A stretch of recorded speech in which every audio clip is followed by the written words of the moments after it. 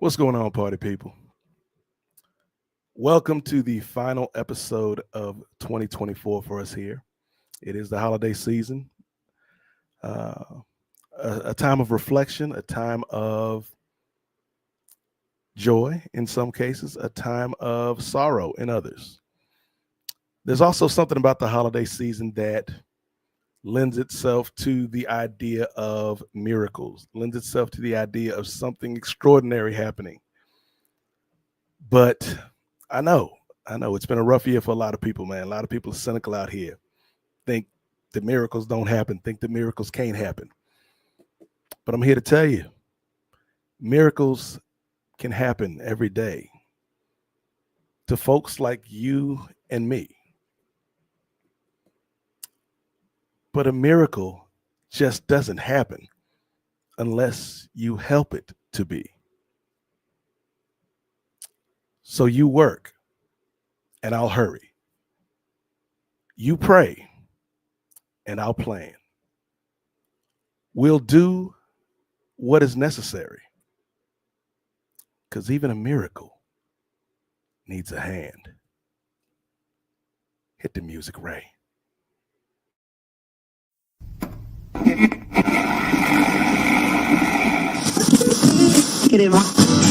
You're listening to the NWA, the Nubian Wrestling Advocates. You are now about to witness the strength of street knowledge.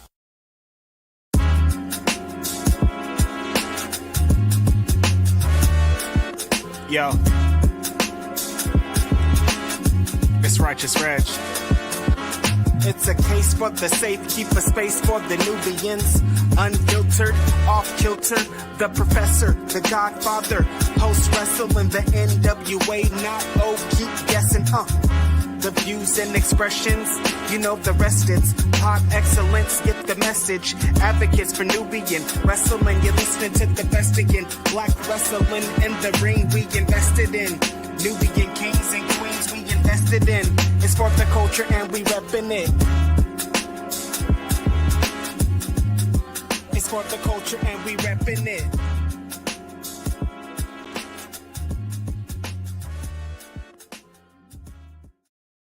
And welcome to the NWA Podcast, the Nubian Wrestling Advocates, the show all about getting color in the professional wrestling business. We are proudly presented by the good people at Post Wrestling, back for our final episode of 2024, if you can believe that, folks. So we have a lot to get into. Tonight, we're not just going to talk about some of the things we like the most in wrestling. We're going to talk about some of the things we like the least in wrestling this year. We're going to talk about maybe some things that we're projecting and predicting for 2025 in the world of professional wrestling. And we're going to talk about that lady coming back to TNA. You know we got to do it. But above all that, this is our 4th annual NWA Holiday Kickback. It's not a party, y'all. It's a kickback, more of an informal gathering amongst friends and colleagues, family members. It ain't a party. It's just a kickback, baby. So we will have several special guests joining us throughout the evening. So let's not waste any time. Let's not dilly-dally. Let's get this party started right. And I can think of no other way to get it started than by bringing on the advocates. Of course, you know, I am the Godfather, Nate Milton, 11 years in the game.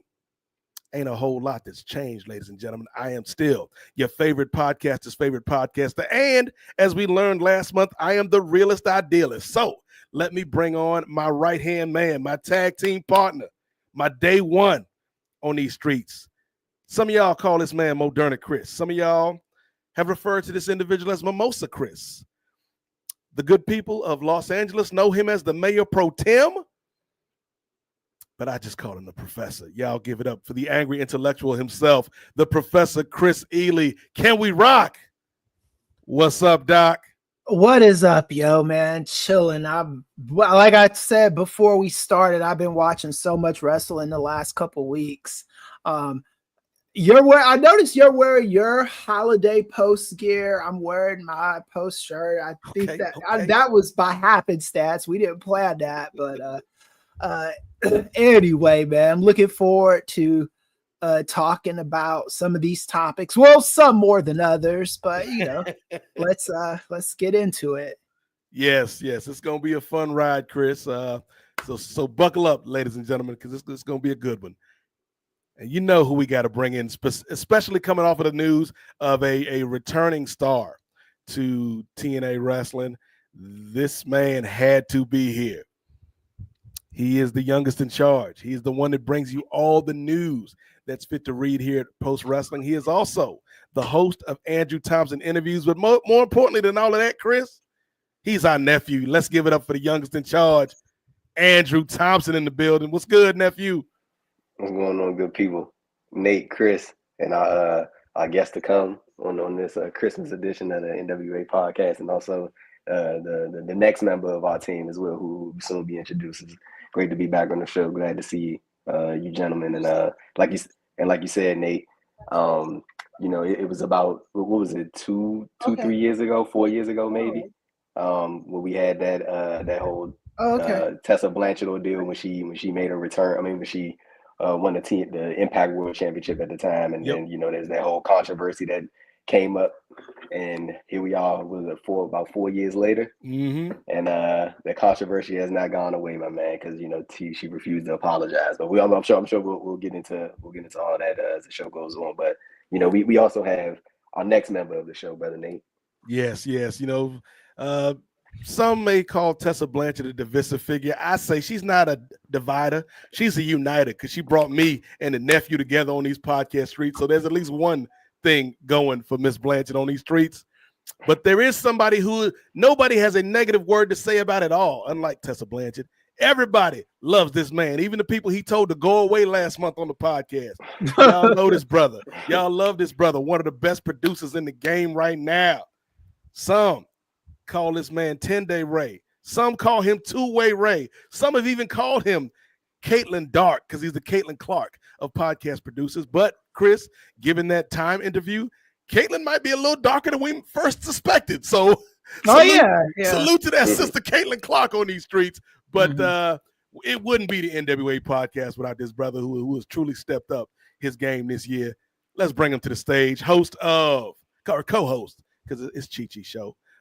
Co-host of the Spinning Blackfist, the SBF podcast over at the Kings of Sport Network. Y'all give it up for our producer, our brother, and our friend, Two-Way Ray Williams. How's it going, good people? I appreciate you. Every chance I get to take to join you guys is a blessing and an honor and a privilege. So thank you guys once again for allowing, especially after last week, allowing me to come back. Please excuse my voice. I'm in my it is amateur wrestling season, and I do help out my high school team that I teach at as well. So I am undergoing my fall winter transformation into Doc Rivers. So please excuse my voice. But yeah. Why are you yelling at them kids for, Ray? Stop yelling at the kids, man. Because they don't listen. No, yeah. But I know we're gonna have a lot to talk about, and imagine that, controversial figures that are returning to prominence after a 4-year absence. Imagine that in the year 2024. That's a bar. Okay, Ray. Together, Ray Williams. But yes, this is going to be a fun show, as we said off the top. And it's not just me. It's not just Chris, nephew, Ray. It's our special guest, but it's also you. You have a voice in this show as well. And the quickest way is to hit that super chat button. Smash the super chat button. That jumps you to the front of the line, gets you to the VIP section, gets you to the good eggnog. And we all know what the good eggnog is, Ray Williams. Hit the super chat button to join in the conversation and leave us some comments, man, because we're sure you're going to have thoughts about what we discussed this month. Oh, speaking of. Let's start it off. Money talk. Here comes the money.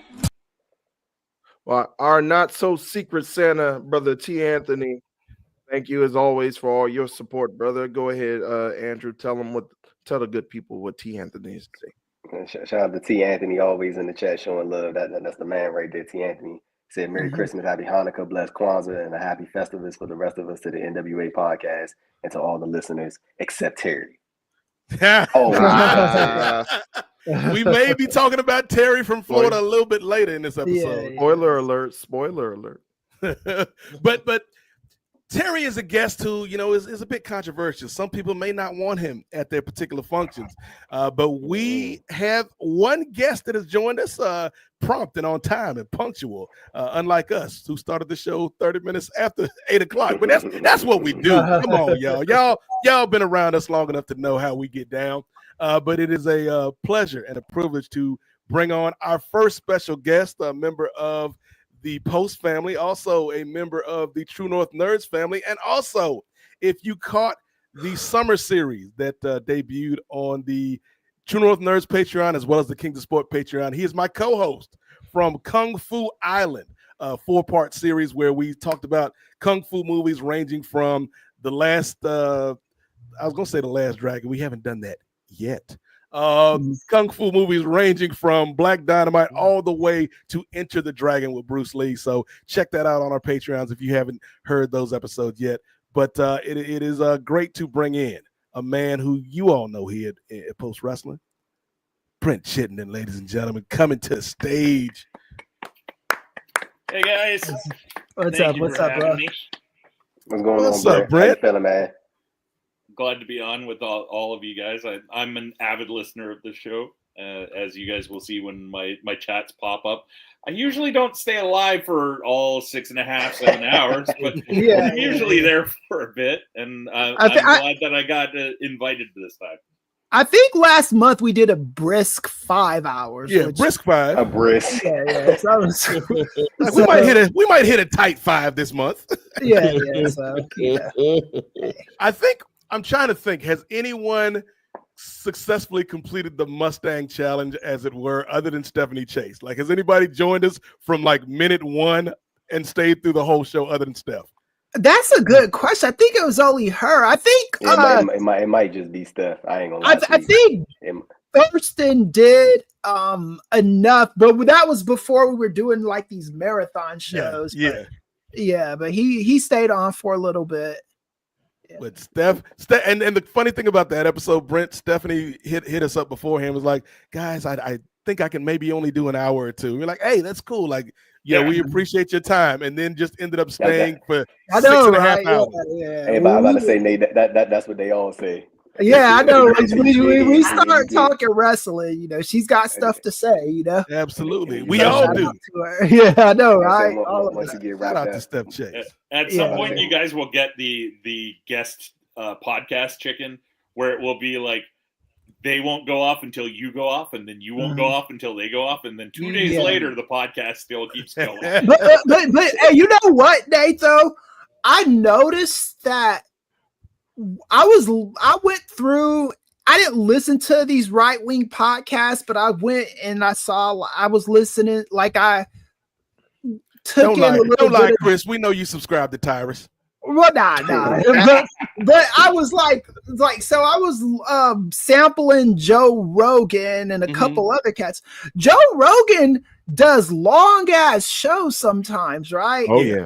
And I'm guessing that's how the right was able to win again, because Donald Trump was on some of these podcasts, and some of these cats are on for like 5-6 hours, man. It's ridiculous how long they do. So I think we might have to, that might be our winning formula for 2026, So what Chris is saying is that, at least this is what I'm hearing, Ray Williams. Every NWA podcast going forward, minimum of 6 hours. If we fall under 6 hours, then as a punishment, we have to go listen to Joe Rogan. I ain't listening to Joe Rogan. Nor should you, nephew. But Brent, talking about wrestling, one of the big things that folks tend to do this time of year is look back and look forward. And we've had a crazy 2024, man. Just going back, like I was going back yesterday of some of the old episodes we've done this year, and just the amount of stories that we covered here on the NWA podcast. So what's one or two things from 2024 in pro wrestling, Brent, that you would mark as good things, highlights, and then maybe something that you would mark as a negative mark. Highlights, Will Ospreay. Like Mm. hands down. Or Zack Sabre Jr., which one? Will Ospreay, Sorry, Zack Sabre Jr. Coming up in there. And actually, to be honest, I throw Swerve in there as well. Swerve's like, especially that run against Hangman, like they burnt down Swerve's house and storyline. Which is weird. Like, maybe it makes me an AEW mark, but for whatever reason, or just dumb, I feel that if WWE had done that storyline, I would have like just sort of like, what the hell are they doing? AEW does it with those two guys. I'm completely invested. Just like he burned his house down, and there's no repercussions other than in wrestling. Apparently, like nobody's going to jail for this. Somebody should. But the AEW on a whole has been my main viewing. I've checked in with WWE, and there's been some good stuff there. But like Will Ospreay and Swerve have been doing really good. Zack Sabre Jr.'s rise to heavyweight and over at New Japan has been like a great watch as well. Negative. I would say all the stuff surrounding Vince that like, while not wrestling per se, and he is technically not involved with the company anymore. That's one of those things that like had a lot of negative press to it, and just like, one of those stories that caught like friends of mine, like, what's going on over here? Like, oh, can we talk about the good stuff first? No, we want to talk about that. Okay. He's an asshole and probably a rapist, allegedly. That should clear your legal. So that I think would be one of them, but also like kind of a positive because he's not with the company anymore. So yeah, like what was to Brent's point about talking about first the AEW aspect of it.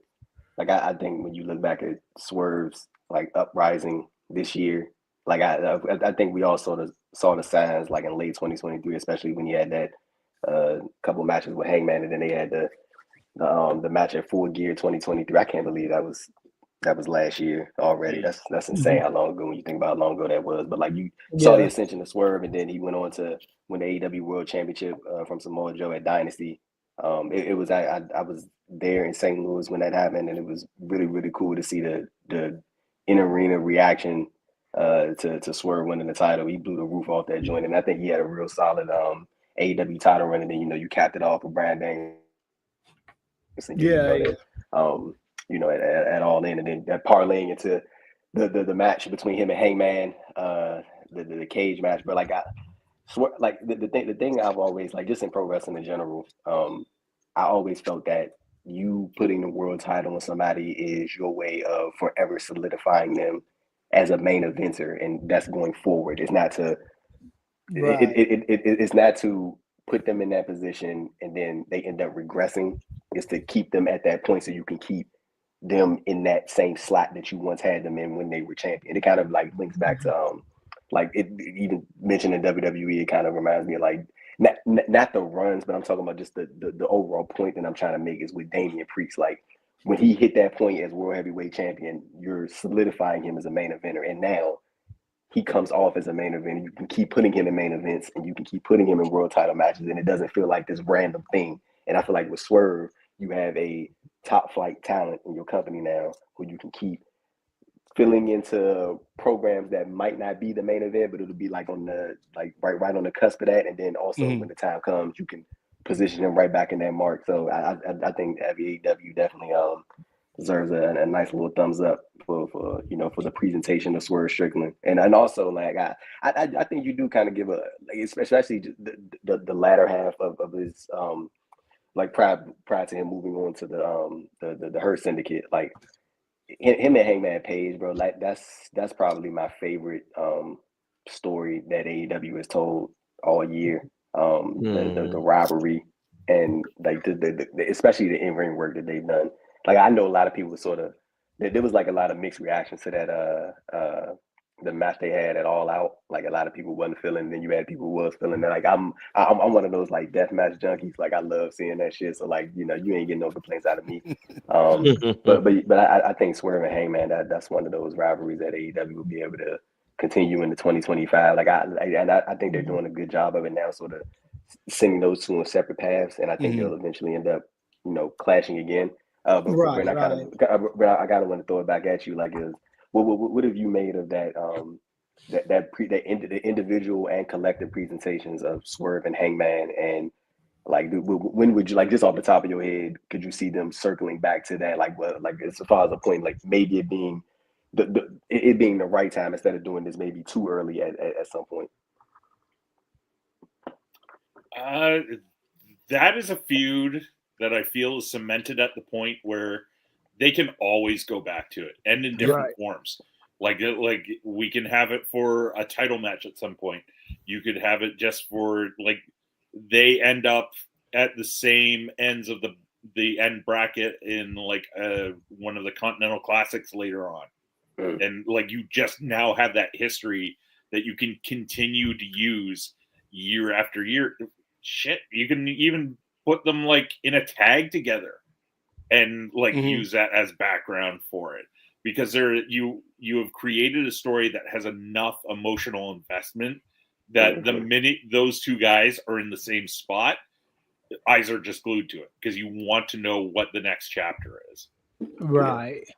Yeah, I think in a way they've kind of created their own, you know, when you look at the great feuds and rivalries over the years, one that always comes back to me is Sting and Flair, you know, because that's what I was raised on. And they've found a way to create their Sting and Flair, but they're both young guys.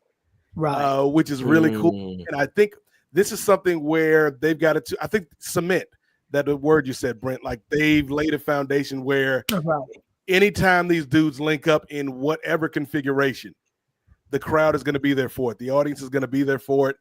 And they've also done this amazing thing, and you got to give credit to Swerve and Hangman, where it doesn't matter what these dudes do. You could burn down a man's house. You could drink another man's blood.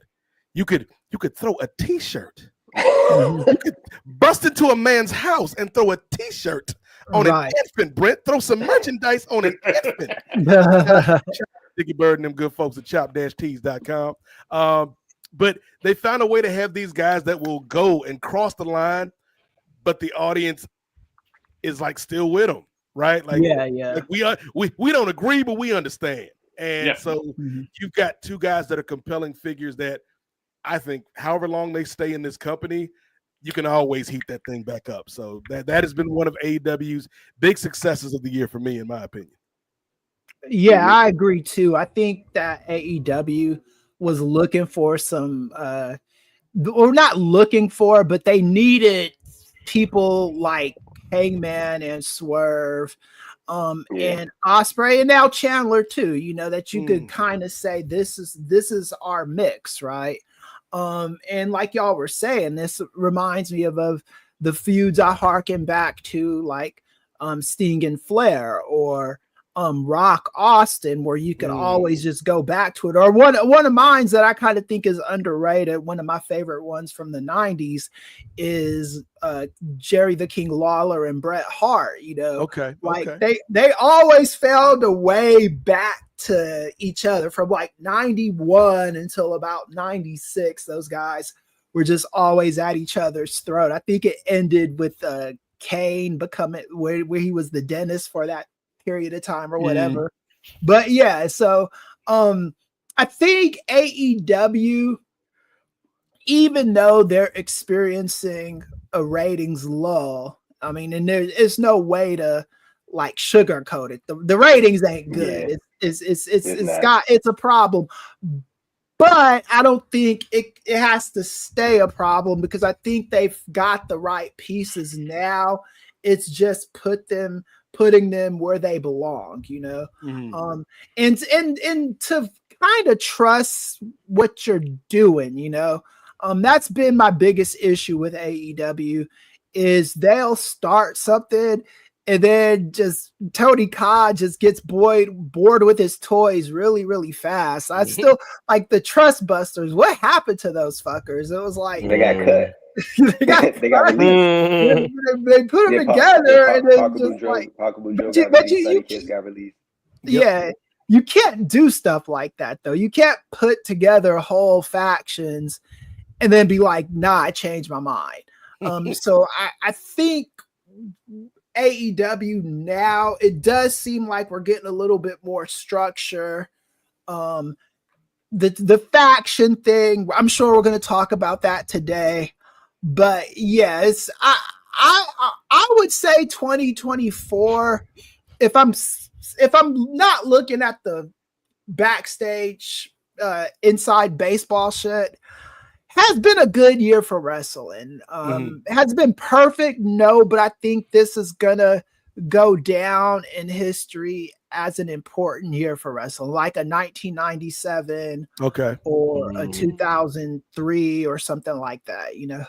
Yeah, I think especially when you take into account, and this is one of the things that I'm always keyed into, kind of giving my background, Ray, is when you look at the broadcasting aspect, when you look at WWE going on Netflix, when you look at AEW, finally, like Warner Brothers, finally, like, hey, we've got this streaming service that needs content, particularly original content. What can we do? Hey, you want to put that Batgirl movie on it? Nah, we ain't talking about that Batgirl movie. You want to put that Wile E. Coyote movie that John Cena was in? Nah, we ain't talking about the Wile E. Coyote movie, man. And finally, like AEW is linking up with Max, and this is something we've been talking about for at least 2 years, fellas. So I think, like Ray, when you look at kind of the changing landscape, especially when it comes to media with these companies, Chris might have a point. Like, this could be a year where 10, 15, 20 years, God willing, if we still here, we look back on it like, oh yeah, that was a year that kind of shifted things and changed things going forward. I think so too. And I think with all the positive things with the new TV deal that's happening for AEW, and with all the success that's been going on with Swerve and with the Hurt Business, I do think, like you mentioned, Chris, that with the ratings being down, I think there is a need to shift things up, especially with Tony Khan and with having some newer folks in the writer's room. I know Jimmy Jacobs left after a while. So just having some newer folks, some newer ideas, because like you said, Chris, it's like, what happened to the elite versus everybody? And then and then all of a sudden, like doggone, I'm about to call him Dean Ambrose, John Moxley out here smothering niggas. Like, what? Right. I don't. Yeah. And then the Young Bucks just walk away like, that's not our problem. Hey Ray, the Young Bucks, they dipped out, but they got a IWGP tag title match at Wrestle Kingdom. I mean, at Wrestle Dynasty. They was like, we heading back. We got out here. But not like, in terms of like, and it's AEW. interesting too, right? And I don't mean to cut you off, but I wanted to add this too. Like, Kenny Omega is going to be on that Wrestle Dynasty card, but you ain't going to be on the main show. So, but go ahead, brother. No, but like, so even I was going to touch on like the AEW ratings. Like, I don't even really know what can be done to add those up. Like, I think that the average that they done for majority of 2024, like they'll kind of fluctuate between that even in 2025. And like, I mean, bro, so especially when you're comparing it to, because there's always going to be that comparison to WWE's ratings, and then like essentially averaging over a million viewers, and then you have AEW, they do their like the 400,000 and 500,000, 600,000. If it's a good night, they do 700,000, and you know what I'm saying. If it's a spectacular night, they hit the 800 mark. But I don't really know what they can do product wise to up the ante on some of those ratings, because like I don't. So the product for the most part, when I'm trying to think, but it's hard to like put everything like in a box when I'm thinking about like 20. It's so much damn wrestling that happened this year. I be forgetting shit that happened last week. But like I don't think the product is bad by any stretch of the imagination. I think sometimes it can be a bit inconsistent, if anything. But like I don't really know what they can do to like, 'cause I mean, you can't just be like, oh yeah, we're going to sign the next big free agent, because I mean that tends to become a thing where you just sort of overload your roster, and you got people waiting on the backside that waiting on opportunities, or people, the public calling for these individuals that have opportunities, like Nate. So something that we didn't talk about last month because it was just a hectic show overall. But I think we glossed over it maybe, but I don't think we like dove in that much into it. But like, the Ricky Starks situation, like I was talking about how he came, like, Ricky hasn't wrestled for AEW since March 31st, I believe. It was an episode of Collision, and he was announced for some GCW shows, and then he did the interview with Chris Van Vliet, and then I think not too long after, he was pulled, and I know Effie had said some things about Tony Khan or something along those lines. And those things came up. So yeah, Ricky got pulled from those shows, and like people were kind of clamoring for for Ricky to be back on television. And he said countless times that he's healthy and he's good to go, and he just doesn't really know what the situation is. I mean, you have, and then you have the Ray Phoenix situation. And I read a report that Phoenix Penta isn't with AEW anymore. He's a free agent. So like, I mean, you have people on your roster that are like waiting in the wings, and I'm specifically referring to Ricky Starks as somebody who could make a difference on television in terms of getting people invested. I don't know how much of a difference it would make ratings wise, but I'm pretty sure it would draw a lot of interest, especially considering the recent months that he's been on television, and like the sort of back and forth situations with him getting pulled from GCW's Hammerstein Ballroom show and all that. Nate. Well, I got some. Go ahead, Chris. I got some bad news for AEW. This isn't bad news completely because it's also good news. Their ratings are about to get a little worse when that HBO Max deal hits, because I'm probably going to be watching on HBO Max for the first few episodes just to see. Now, that doesn't mean that because their ratings drop a little bit, that because I don't know if HBO Max releases their numbers or not as far as who's watching, but I think the biggest problem with AEW at the moment is, I was listening to Alvarez and them a couple weeks ago. WWE has about 200 talent on their roster, 200 talents on their roster. And I think this is both wrestlers and non-wrestling talent that's on TV. And AEW has the same amount of people. With the amount of people AEW has signed, they do need to do some kind of brand split. And I know that not everybody is in favor. More people are in favor of it when I went online than I thought would be. But you can't have as many people on your roster that you have and not do a brand split, because someone's going to get lost in the shuffle. There needs to be wrestlers on AEW where, if I want to watch the Hurt Business, I've got to tune in to Dynamite on Wednesdays. If I want to watch Moxley's crew, I got to tune in to Collision on Saturdays, and AEW has done a really bad job of setting up appointment television for every single show. I do think Dynamite is still appointment television. Collision I watched Collision and Saturday Night's Main Event simultaneous last week. I was flipping channels like it was 1990. The Saturday Night War is alive, Chris. Right, yeah. NBC. And I gotta say, for a lot of Collision, I was on Collision more than I was Saturday Night's Main Events, especially for the match with Leo Rush and Action Andretti. That tag match, that was an awesome match. And then there was the main event was pretty good too on AEW Collision. So I mean, they gotta make appointment television, and this is just something that Tony Khan is not doing at the moment. And I think once they do that, once you know where you can find stars, what nights you need to watch these stars, because I used to say, oh, Collision is Saturday night, and that's the problem. I don't think Saturday night's the problem. I think it's just a show that you don't put any stock. Hey, Chris.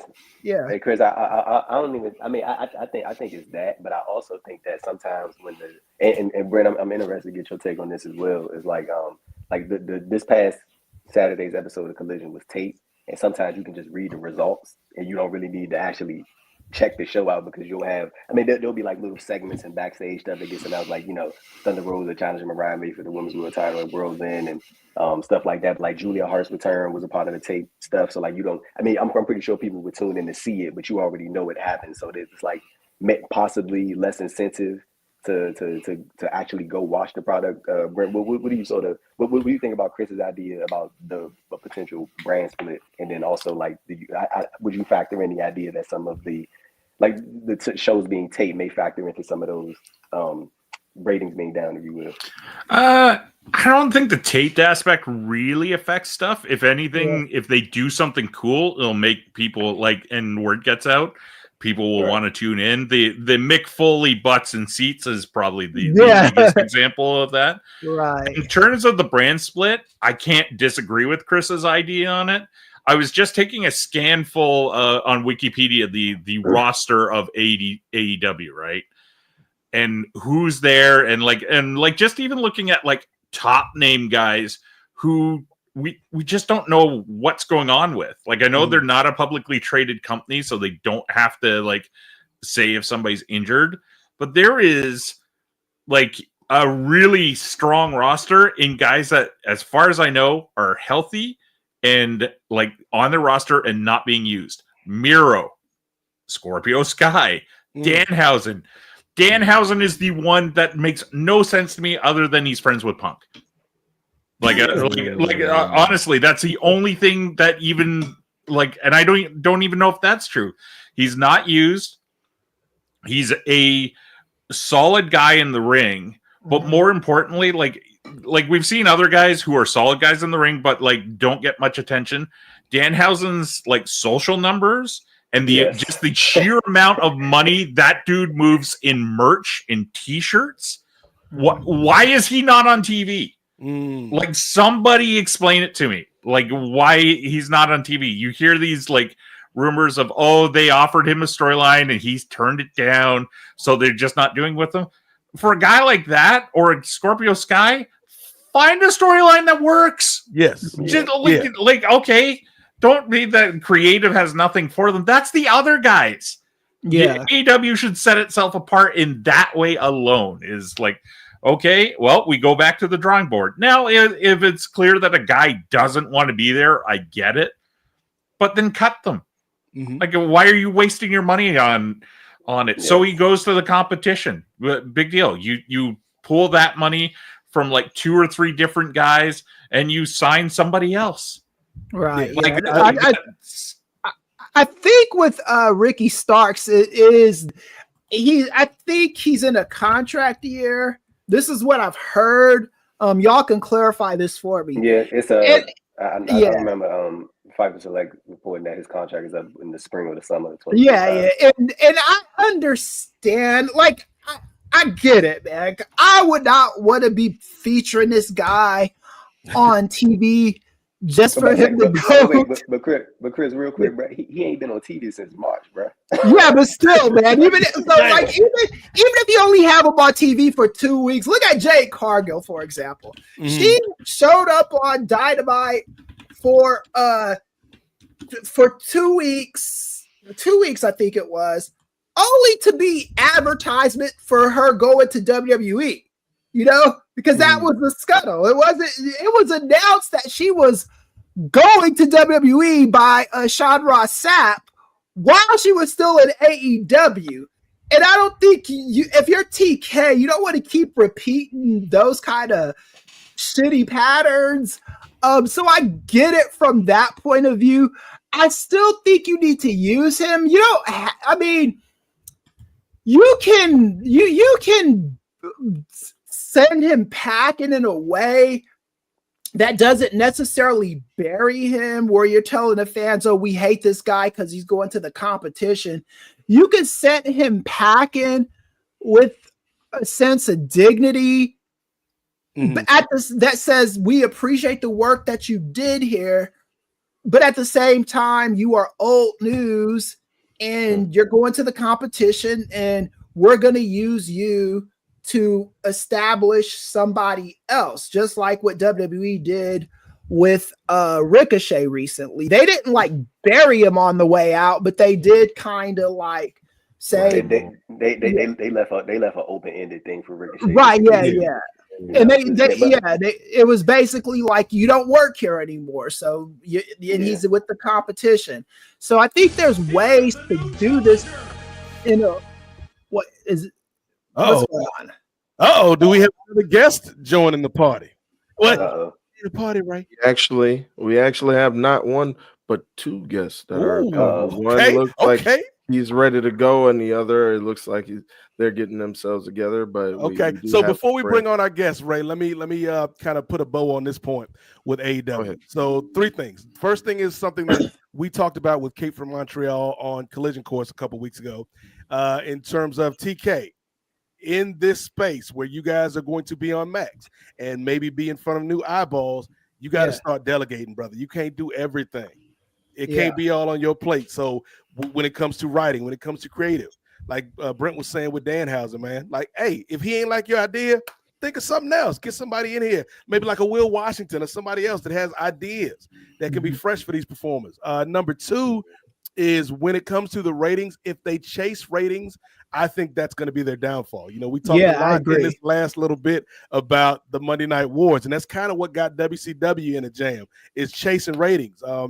I believe it's called Goodnight's Law, Chris, where you know, it's like the when a measure becomes a target, it ceases to become a good measure. Basically meaning when, like, if we're only measuring the quality of our product by the ratings, then the quality of the product will inevitably become stagnant. It will cease to grow because that's the only thing we focused on. And so they've kind of got to run their race. TK's got to get more help in the writer's room. And then, in terms of Ricky Starks, it's old school territory, man. Territory booking. You build him up on the way out to give that push to somebody else on the way out.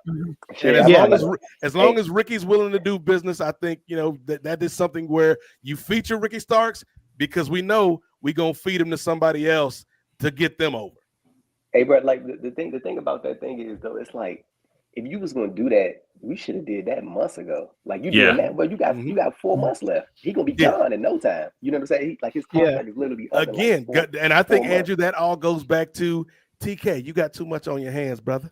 Yeah, man. And then, like, I mean, the only thing that I can see Ricky Starks doing that will have an actual impact right now in AEW is you do the program with Adam Copeland when he comes back, because they had that little interaction on Collision when he like called him like a knockoff Rock, and they was, you know, saying they was doing the little back and forth thing, and Ricky spoke about that during that interview, I think with Chris Van Vliet, and, you know, that wasn't no planned thing. You know, they kind of just went tit for tat or whatever like that, and I guess it, you know, was a little heated moment, but like that's the only thing that I can think of right now that would be like that you can do that, you know, can you know what I'm saying? I mean, I think Ricky Starks' return in general would generate interest, but I'm talking about like something significant that he can do on television. That's, I mean, within a timely manner that you can like sort of, you know, build up to or whatever, and then before you know it, he's gonna be gone. Because, bro, we in December right now.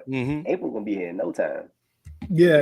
I'd put him, honestly, nephew. I'd put him because, as Kate and I were talking about on Collision Course the other week, the end game for me in terms of the Death Riders is Darby Allin, much like his daddy Sting took down the NWO, has got to be the guy to take down the Death Riders. So, like, if I'm Tony Khan and I'm like, oh, Jiminy Crickets, because I'm in my mind, that's how Tony Khan talks. Jiminy Crickets, fellas. Ricky's contract's coming up and we ain't done nothing with him. I would have him as a heater for Darby. Like, Darby up while Darby's kind of waiting, you know, for Orange Cassidy and all these other cats to deal with the Death Riders. Keep Darby hot by giving him Ricky Starks. It's one of those things where you don't have to have them lose to every single body. Have them like you just said, they heat them up and then have one of your guys beat him on the way out before he goes to WWE, because that's how it should be. If he's going to WWE, he needs to lose. At least get some value. Yeah, you got to get some value out of him. You can't stop him from going to WWE. If that's what he wants to do, that's what he's gonna do. But make sure you get some use out of him. Like, you that guy in WWE. I beat that guy, because that's what they used to do in the 90s all the time.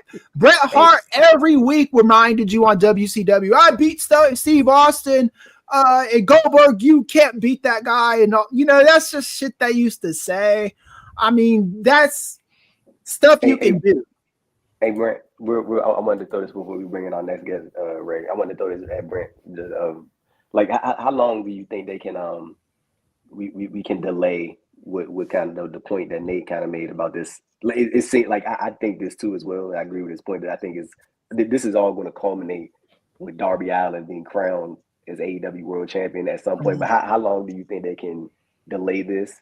And when would be like an ideal spot for you off the top of your head that you could see this like realistically happening? See, I hadn't really thought of Darby being the person to do it. It makes sense. Don't get me wrong.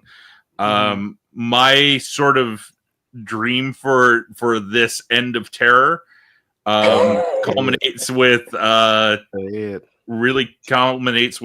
Eddie Kingston coming back. Yeah. Oh, okay. I'm not the only one. Interesting. Yeah.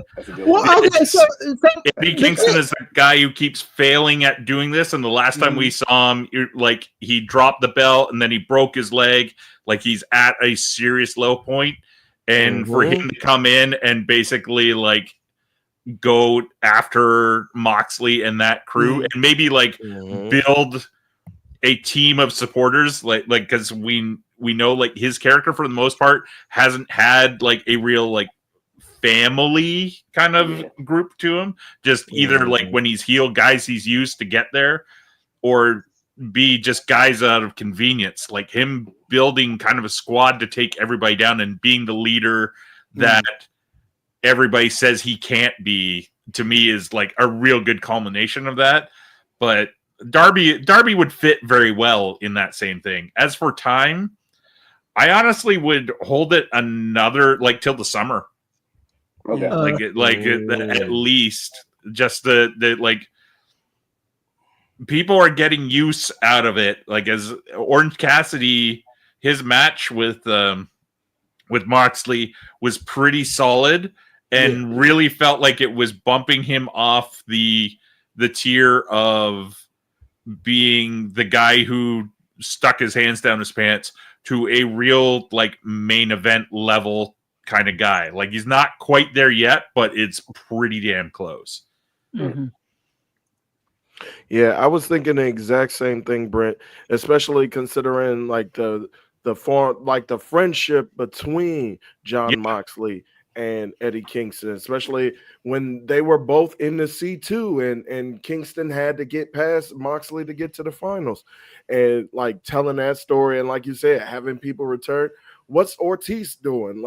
I know Santana's in TNA right now, but what's Ortiz doing? Maybe having him as an ally, maybe getting other people as an ally. He hates Claudio. So it's I thought Eddie, and I'm not the biggest Eddie Kingston fan. I get I get pretty much what the kids say aura, and I get his attitude. So Eddie got the Riz. People like him. I don't know about that. That's a t-shirt. Yeah, Eddie got the but I just think that would be such a perfect full circle moment. So I agree with you wholeheartedly, Brent. But yes, we do have two guests that are waiting backstage to join us. One, as Nate mentioned before, he had to fill in his brother's seat as he was covering TNA earlier. And the other brother, who you can see right here on Post Wrestling with MCU later. So please give a warm welcome for brothers John Cena and Rich Fan. Oh, hey, Rich. Heavy hitters in the building. What's going on? What's going on? Rich is here, audio only people. But yeah, I apologize. I'm not like the ghost. Is Rich is the room? Is Rich in the room? Yes. I'm in the room. I told my Achilles. The Rich is the disembodied voice. Yeah, I can't be like OnlyFans and having my feet all up in the air on video. Like, you can't get me like that before Christmas. Rich doing his best Doja Cat impression, showing feet in the chat. Oh, good to see or hear both of you brothers, man. Cino, of course, I had the unenviable task of filling this brother's shoes a couple weeks ago with the great Kate from Montreal on Collision Course. And then, of course, Rich Fan. Come on. Y'all know this man. Rich Fan is taking time out of his Kansas City Chiefs celebration to be with us this month, ladies and gentlemen. It's regular season, Nate. I don't celebrate till we get to the real season. Come on now. I know that's right. So I was gonna save my best promotion of the year until the end of the show, but I feel like since Cino here, Cino, you know where we going, dog. Best promotion for 2024 for me, not AEW, not TNA, not NWA. Not even WWE. The best promotion, John Cena, of 2024 in the year of our Lord. We got to give it up to David McClain, Jeannie Buss, Penelope Pink, Lana Starr, the Mother Truckers, top tier. We talking wow. Women of wrestling, Cena. Tell the people about this wow. Women of wrestling, man. Wow. You know, like WWE can put Cody Rhodes and Roman Reigns together, right? AEW could even pull a Hangman Page and working together with Orange Cassidy. But what promotion do you know can have a cat, a literal cat, and a dog come together and form Animal Instinct? A cat lady and a dog lady working together. Jakes, Goldie Collins. Come on, no other promotion can do that. Cats and dogs working together. Only women are wrestling. Miami Sweet Heat. You already know, Brayden. Let me tell you, the thing about WoW, it is so simple, fellas. Like, I don't know how much WoW y'all check it out, but here's the thing: the show is an hour, 45 minutes when you take away the commercials. Brent Chittenden. They're gonna give you 3 matches with 3 self-contained storylines that may carry over from the week before. And David McClain and whoever's ringside with him are going to try to tell you some funny jokes. Sometimes they hit, sometimes they miss. And then they're going to give you some solid wrestling action. Like, it's not Tokyo Dome level 16-star action, but it's just good enough. And they give it to you like at 11 o'clock on a Saturday night or a Sunday night. And it's like, you know what? I can relax with some WoW. And they got, man, let me tell you, Rich Fan, when the Beast came out on these streets a couple weeks ago and was like, hey, man, I'm a champion. I'm a fighter. But most of all, before all that, I'm a mother. And that's why I got to relinquish the WoW Women's Championship. I was like, oh, my goodness. They telling stories out here. Look. Tony Khan, hire the people that's writing the damn WoW stories to write your AEW stories and see if your product doesn't improve, brother. What kind of promotion can you see a daughter turn on her tag team partner / mother by hitting her with a sack of rocks? Wasn't that in the South Park episode of wrestling? I think it was. They might have stole that from South Park. Yeah. Bro, Shout out to Trey Parker. Nate and Cino making up some of the WoW fandom is hilarious, bro. Like, let me tell you, the people listening to this, please do not think this is some new thing. Nate and Cino been on this. Like, they've been supporting WoW, man. So they need to supply y'all with some tickets or something, some tapings, something. We've been on these WoW streets, man. Look, here's the crazy thing, because Andrew, it all comes back to Tessa Blanchard. Because part of the reason we got the damn WoW revival in the first place is because when Tessa Blanchard got unceremoniously, that's how you say it, Rich Fan, booted out of Impact Wrestling, David McClain, like any other thinking person, would be like, yo, she got a lot of talent, man. If she could get her head screwed on straight, we might have some money here. So he basically rebuilt WoW from the ashes. Yes, WoW. Come on now. WoW is for the streets. WoW is for the county jail, ladies and gentlemen. Jeannie Buss had Tessa Blanchard at floor seats and in the Yep. skybox at the Lakers game at the crypto arena. So They built a promotion around Tessa Blanchard. Tessa Right, Blanchard yes. does what Tessa Blanchard does, and invariably finds her way out of that promotion due to her attitude. But WoW is still here. They didn't just rebuild John Cena. They reloaded. Mhm. They brought back Abilene Maverick, the governor's daughter, on these streets. They look. They got Candy Crush. They got Coach Campanelli. You don't know nothing about Coach Campanelli, Bro, Andrew. I am like flabbergasted at like the knowledge between Cena and Nate about the WoW product, bro, because I have no idea. Raina Del Rey. They got the greatest attorney in the world, Sophia Lopez, on these streets, you know? Everybody's comparing bars of 2024 from Drake and Kendrick Lamar, but people need to analyze. You got to get on rapgenius.com for one BK Rhythm, because every week she comes out there, she spits some bars, she tries her damn hardest.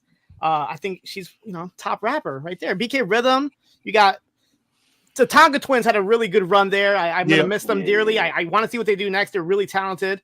A lot of talent came in and out of WoW, and people don't really realize that. Like Thunder Rosa was there, Giselle Shaw was there. Yep. You had Nikita Lyons. She did no wrestling. She started in women wrestling. She got the training there from them. So WoW was a nice little development system, and they let their talent wrestle elsewhere. I know Tootie Lynn was just on an episode of Collision last night. She's part of the Dojo Defenders over there on women wrestling. So it's a really good place to kind of like find your rhythm. And the good part about it is half of them are like independent wrestlers, like a Santana Garrett. And then the other half are like models or like actresses trying to just break in. And they're literally acting in women of wrestling. It's like a sitcom. It's a show. Like I said, you had this dog lady and this cat lady. Neither one of them have had any wrestling experience, but they somehow found chemistry within each other. And now they're actually like a pretty good team for two wrestlers that have been wrestling not even like over a year. It's like Glow back in the day, but with good wrestling. Like that's the easiest way to kind of explain it to people. And here's the other thing, like outside of the wrestling, outside of this great promotion that is WoW Women of Wrestling, the fact that this man, David McClain, like all he do is do women's promotions. We talking about WoW. We talking about Glow. We talking about POW. I think it was like the Powerful Organization of Women's Wrestlers back in the day. Like that's all this man do is women's wrestling companies. And the fact that this brother been doing this for 25, 30 years, Ray, and never came up in speaking out tells me this brother is a good dude, man. He putting these women on, giving them an opportunity, giving them a showcase. He's not being a fan backstage and not the good fan like our brother Rich fan, but like the Kendrick Lamar Drake fan. He ain't being that type of dude backstage. So WoW Women in Wrestling, ladies and gentlemen, that is my promotion of the year for 2025. Hey, 2024 and 2025. I'm calling it now. I'm calling it now. I'd like to fight back, Nate, but I was like, wait a minute.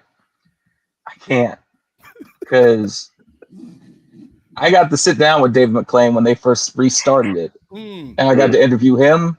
I got to interview Abilene. I got to interview, and this was in the midst of some stuff about to go down, I guess, at the time with Tessa. Like Tessa was already there and she was already wilding and bullying people. And there was an older wrestler who had done WoW and OG WoW, Selena Majors. Yes. And she been wrestling for 30 years. And most of the time on the deep dive over at the Torch, we talked about like, she's like, if I could survive teenage depression and assault and all this other stuff, I'm not going to let some young thing bully me. And I was like, oh. So yeah, I love WoW. I love the Beast. The Beast is spectacular. I'm a big fan. Listen, I'm sorry, youngest in charge. You thought you were going to have some defense here. Adriana Gambino. Yes. After I saw Penguin, I was like, wait a minute. You got some money right here. And then, of course, last but not least, Samantha Smart. I felt like she was Alexandra York 2024. Come on, Wild Women of Wrestling. You be watching that, Ray Williams? Look at that lie.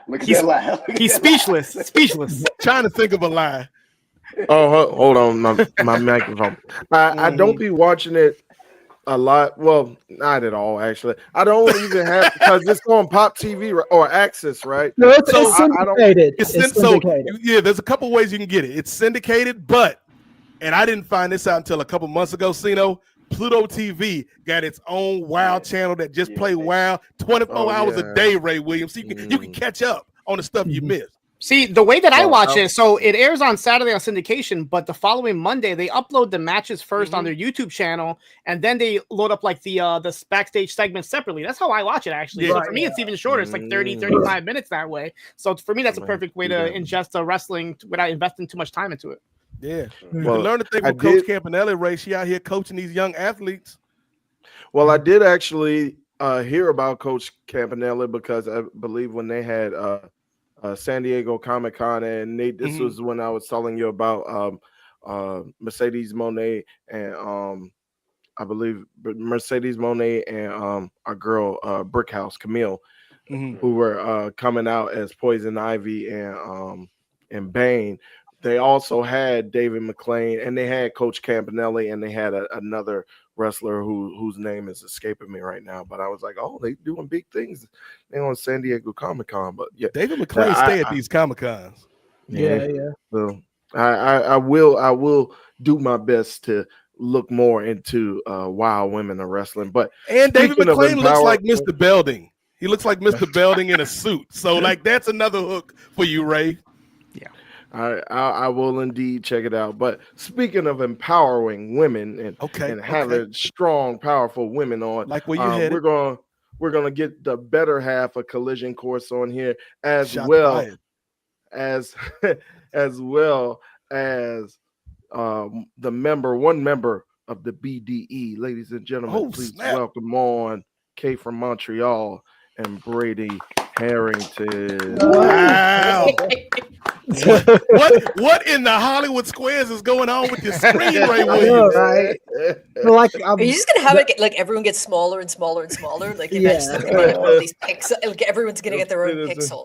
I feel like I'm on the we can do opening. the Brady Bunch. Yeah, that's what I was gonna say. I feel like I'm on the opening credits of the Brady Bunch. The Braden Bunch. There we go. The Right, Braden right Bunch. now, I think I'm the cleaning lady based on where I'm positioned on the screen. So yeah, I can do it. Alice. Alice. Shout out to Alice. I'm gonna go with Braden Harrington for the block. Tic-tac-toe. I mean, I heard you talking about Women of Wrestling. I had to get I never got ready Talk so about quick. my promotion of the year, Braden Harrington. I was getting in, I was listening on the way home, and then I get in, I close the door, and I hear top tier. Whoa. BK Rhythm. Whoa, get my headphones. Let's fucking go. Let's get in this right now. I'm kind of embarrassed to admit that I only found out like this second that I could watch it on their YouTube channel. I just assumed because nothing is available. Like in Canada, we just have the kind of self-defeated attitude. Like, of course it's not. Like, I can't look at it. So, well, I work for a TV station called CHCH Channel 11, baby, and that is where you can watch it in Ontario. But we also syndicate it. So for you wrestling nerds that love your wrestling ratings, you should take some time out of your day and maybe look up just how well Women of Wrestling does. Because I hear all this chat. Oh, is TNA going to make it to number 2? Definitely not after some of the recent things. Let's take a look at WOW, because WOW, their ratings, if you count syndication, it's the number 1 wrestling show no one seems to watch. But top they've tier, done well. We stay up. All right, and I do want to. Well, speaking of Hollywood Squares, we might as well complete this 9-box. This is insane. We're going to get on Rich Fan's partner in crime for MCU later. Hater in the house. Gentlemen and other folks, welcome on WH Park. Oh my God, we are officially in the park spot. Let's go. Only parks. There's a lot of people here. What kind of people, WH? You get a lot of people. Huh? Wrong channel to be saying there's a lot of people. What kind of people, WH? You're outnumbered now, bro. I don't even know who's talking right now. It's your boy Rich Fan. It's my See? boy. I don't even see him in here. Where? He doesn't see color. He can't hear color. This is like the Power Rangers, and Rich is like Zordon, just like talking above us, like Rangers. Yeah, he's disembodied at the moment. There's all these. No, I see. This is 9. amazing. So, hey, real quick, want to shout out to the chat, man. If y'all got questions for this esteemed panel that we've assembled this month, man, send us your comments, your questions, your thoughts, your promotion of 2024, and most importantly, hit that super chat button and show your love. Put something in the collection plate because we having church here Sunday night, ladies and gentlemen. But let's see. All right. So let's go to WH since WH came in last. WH. We've been talking about kind of 2024. We'll go WH, Kate, Braden. WH, Kate, Braden, Rich. That'll be the order. What has been, one of your favorite things about pro wrestling in 2024, and then also something that has grinded your gears? Because I know WH, you are a very patient and tolerant man, very even keeled, never get upset about anything, my brother. But I'm sure there's been something in wrestling this year that's gotten on your nerves. So, what's been your opinion of this year, my man? I don't know. I feel there's continuing deterioration of quality in professional wrestling for people like me who don't like stupidity. There's a lot of stupidity out there in wrestling, but there's a lot of bright spots. I feel women's wrestling in like America and Japan is really good. There's a lot less stupid booking ideas and stuff like that there. I will say probably, I can't believe I'm saying this, probably the WWE women's division is probably a really bright spot in 2024 for wrestling. I look at things like Bayley, Damage Control, like stuff recently with like Rhea Ripley and Liv Morgan, things like that I think are really good. And for me, like if you go to like Japan, I think like the new promotion Marigold and Sendai Girls are really, really fun promotions to watch. And they're easy to watch. I don't have to decide whether I'm going to spend $30 extra fucking dollars on top of a subscription service to watch this fucking pay-per-view, which I'm not going to watch because I'm not going to pay the extra money for it. Because then everyone on this fucking roster is going to get fucking injured, and there's not going to be any consequence to anything. So I don't bother. But beyond that, I think one of my favorite things that I did this year as far as wrestling goes was go see All In at the event Braden and Davey Portman put together. That was a lot of fun. I thought that was like one of the best cards I got to see this year. So, I mean, worst things in this year, I don't know. Like Tony Khan just being an idiot, I suppose, is one of the worst things. Kate from Montreal, what's been your favorite thing about wrestling in 2024 that isn't Collision? Because we know you're a homer, and then something that that left a sour taste in your mouth from wrestling this year. I'd have to, oh God, this is going to be me trying not to be a super downer. I would say that this year probably had fewer high points for me than the last few years. I'm cautiously optimistic about there seeming to be more opportunities for sharing talent, not just now with AEW, but the WWE is kind of looking in that direction. Now I have a few big questions in my mind as to how that's going to work, just because of what happened in the UK when they tried this same model. But I tend to think that wrestling in general is better when you have this very rich ecosystem. So I'm going to say that is something that I'm cautiously optimistic about. I will say that I'm not. I felt like a lot of this year has been kind of a downer for me. I don't know. I think like WH was talking about Tony Khan being an idiot, and just a lot of this.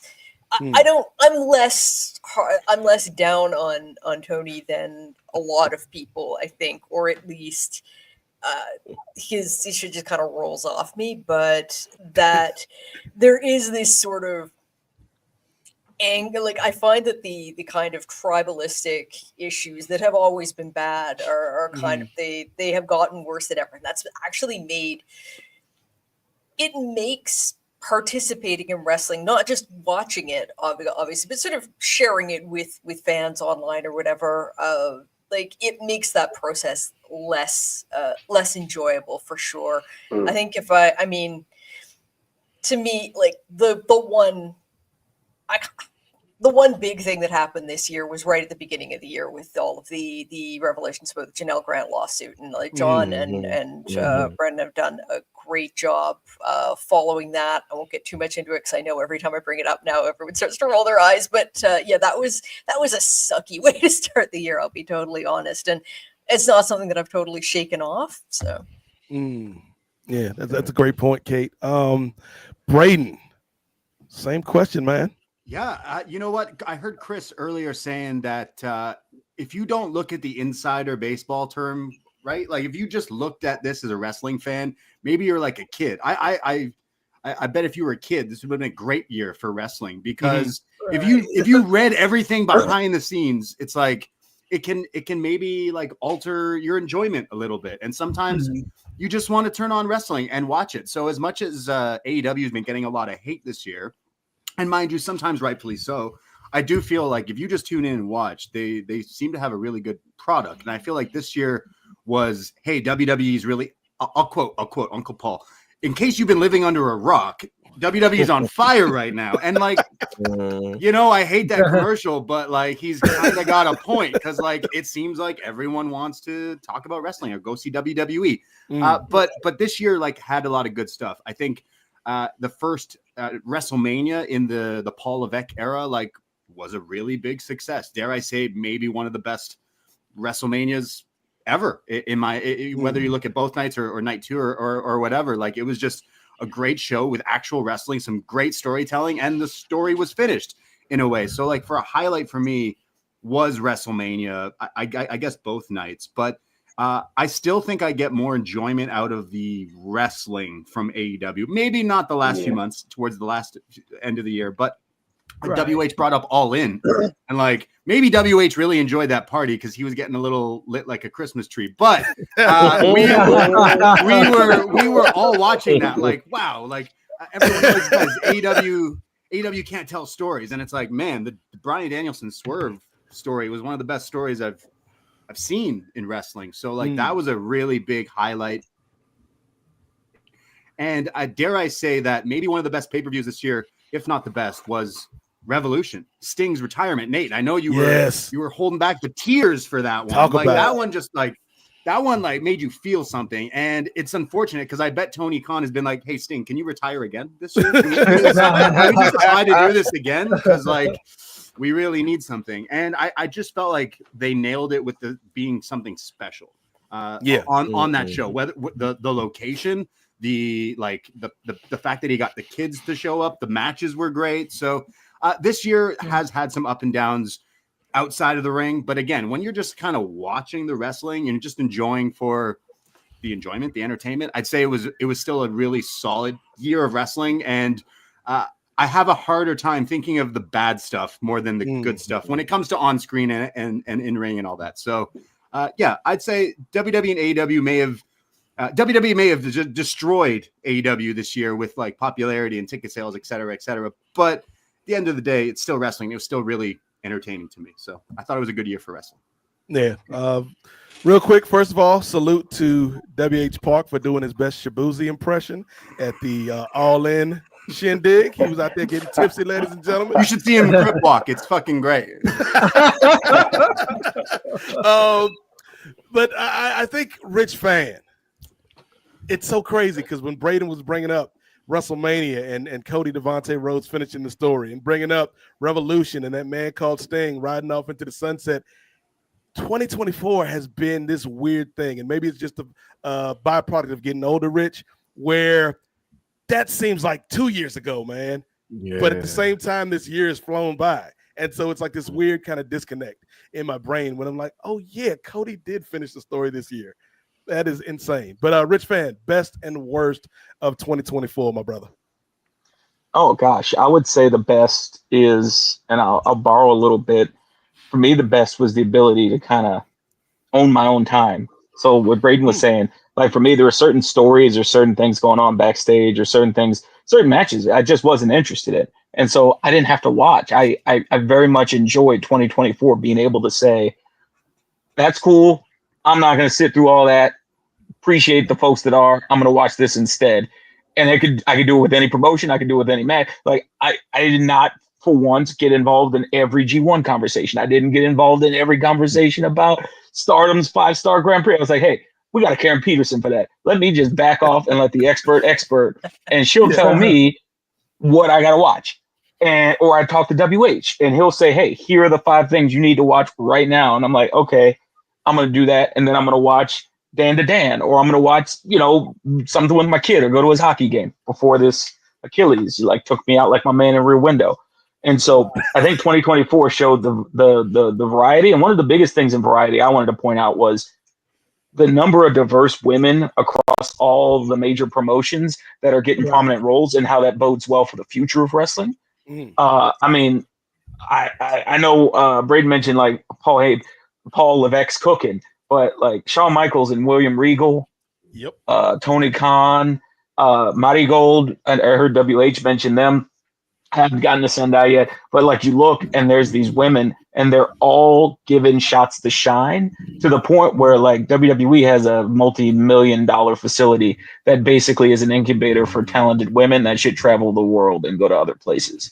That's what's going to happen, because you can't keep them all. There's 90 women on that roster alone out of 200 plus.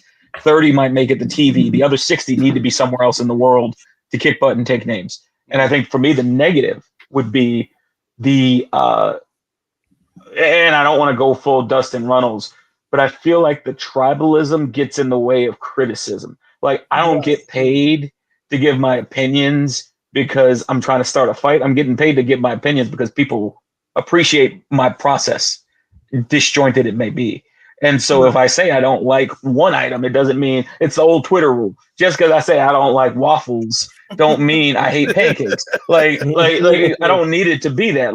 If I could say, hey, right now, I always like the idea, if anyone's ever heard the idea of the rule of cool. Typically we use it with sports. And so if it was a really cool play, even if there was a penalty or something, let it go because it's cool. I don't mind what's going on right now with Timeless Tony Storm and Tony Storm, because I think this is very ridiculous. And in the spirit of wow, I want to roll with it.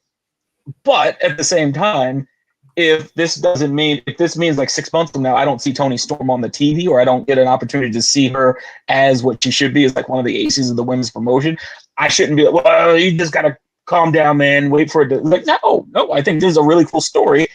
Show it and continue it, and don't let it be something where you need a Dakota ring to figure it out. Have folks just God bless him, Mark Briscoe, look crazy. I feel like I died. You put that picture up. Wow, in memory of Rich Man. Go to the crossroads. Is Grandma about to boot me? Am I getting booped on the nose? Yo, and I'm gonna miss everybody. Oh man, I thought it was like that. It was we'll be right back, and I was like, oh no, I've been kicked to the. Okay, I'm sorry. Gone too soon. Tell my wife I love her. I had to get some visual representation. Wow. That's all. Okay. That kind of look like you, man. Rich was a good dude, man. I appreciate you, Ray. I appreciate you. Speaking to us from the beyond. But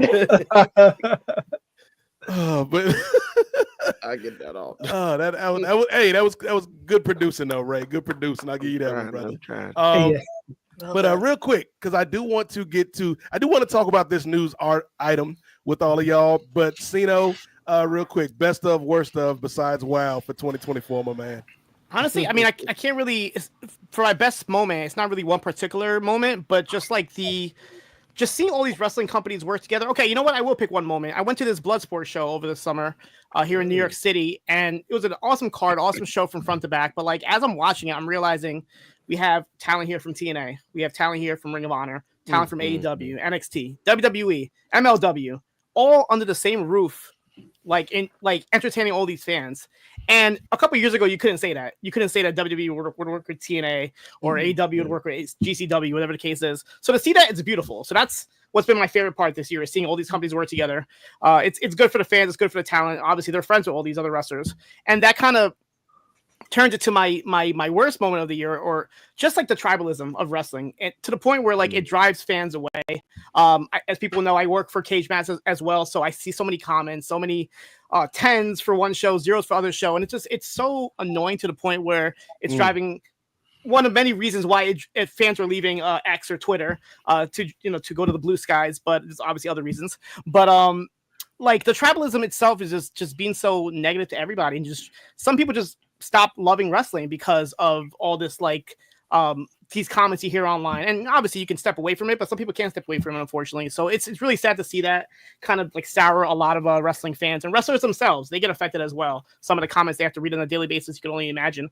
So that's my worst part, is just seeing people ruining something that could be really special for a person. And that's kind of sad to see. Sino, you have no idea how good of a teammate you just were. Because I want to talk about someone who has ruined things that could have been special right now. I want to talk about someone who had the world at her feet and just stomped all over it like Rick James stomping on Eddie Murphy's couch.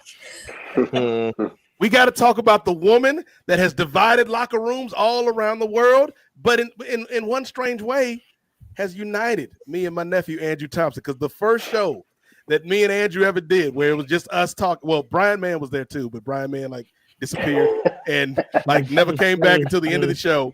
But nephew and I did the review for Impact 4 years ago on the show where Tessa Blanchard squared off against who was my guy? Sammy Callahan. And in what should have been a great moment, what should have been an empowering moment, but it ended up being an awkward moment because Tessa Blanchard did not know when to keep her damn mouth shut on social media. For those that forget what happened that day, Tessa Blanchard tweeted out, "Women should support other women," which is a great statement in a vacuum, Kate from Montreal. But not when you're the woman that's been stepping on all these other women. You can't be the one to say that, because then people are going to voice their opinions of you, and they did loudly and vociferously. And we all saw how that shook out. There's been other things, like we said, with WOW, where she was bullying people and being unprofessional. And now Andrew Thompson, she is back. She is back home in TNA. What were your thoughts when you saw that news come across the wire, my man?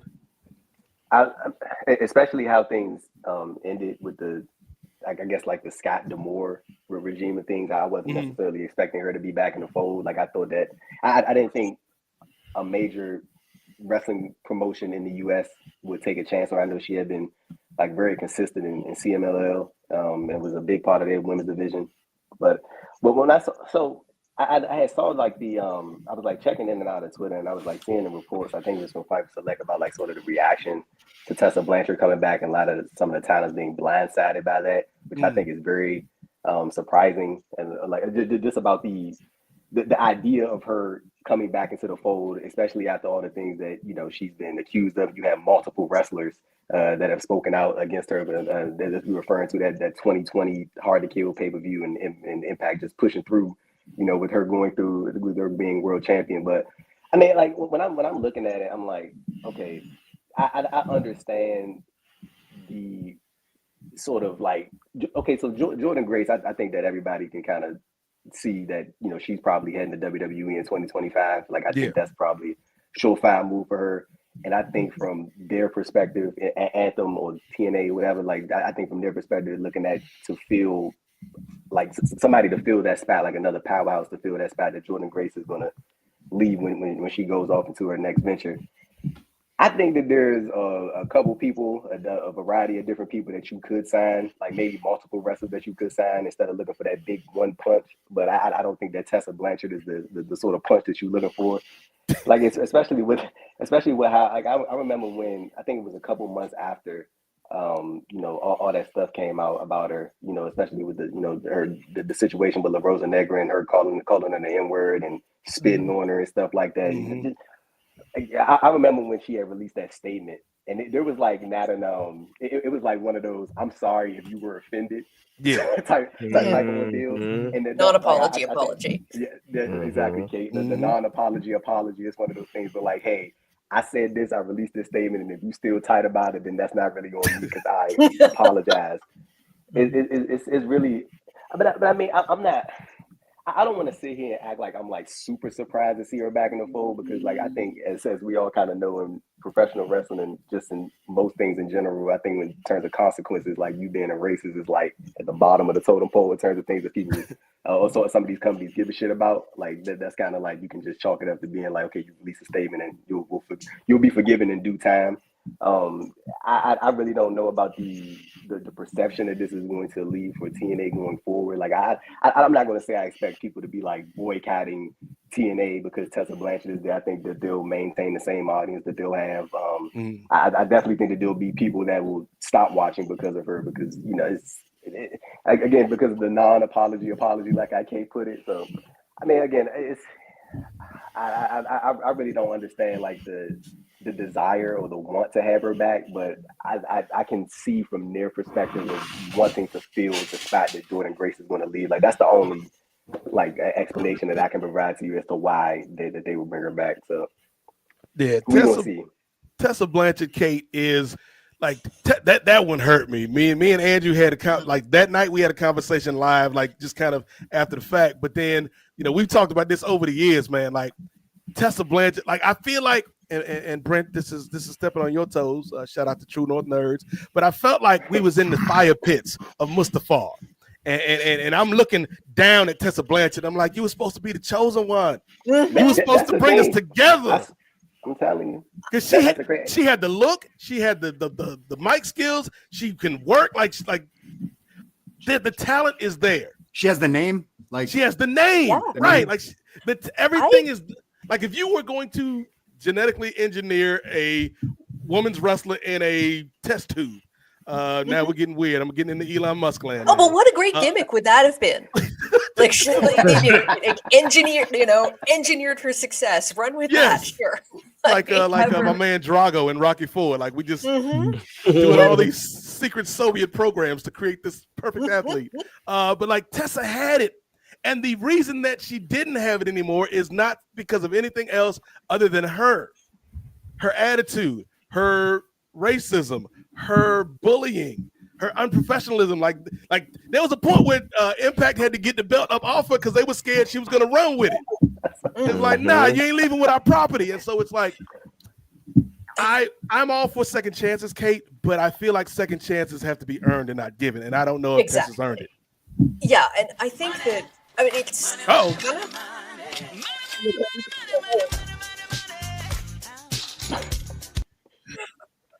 T. Anthony with another super chat. Yeah, shout out to T. Anthony, my good brother, always showing love in the chat. He said, I'm simply giving my donation to the Rich Fan Memorial Fund. There you go. Oh, my God. I said, but please continue, Kate. Oh, pour one out for the homie Rich Fan. I was just gonna say, like the thing with Tessa is I got into Tessa. I remember seeing her back in the very first Mae Young Classic, the WWE did. And she was in there early. She got knocked out. She got knocked out fairly quickly. I think she lost to might have been Kairi Sane. I am testing the limits of my knowledge right now, but she was just so impressive. You could already see that this is someone to keep an eye on. But I remember even at the time, it sort of raised eyebrows. Okay, so why didn't WWE want to sign her? Because that was a layup for them.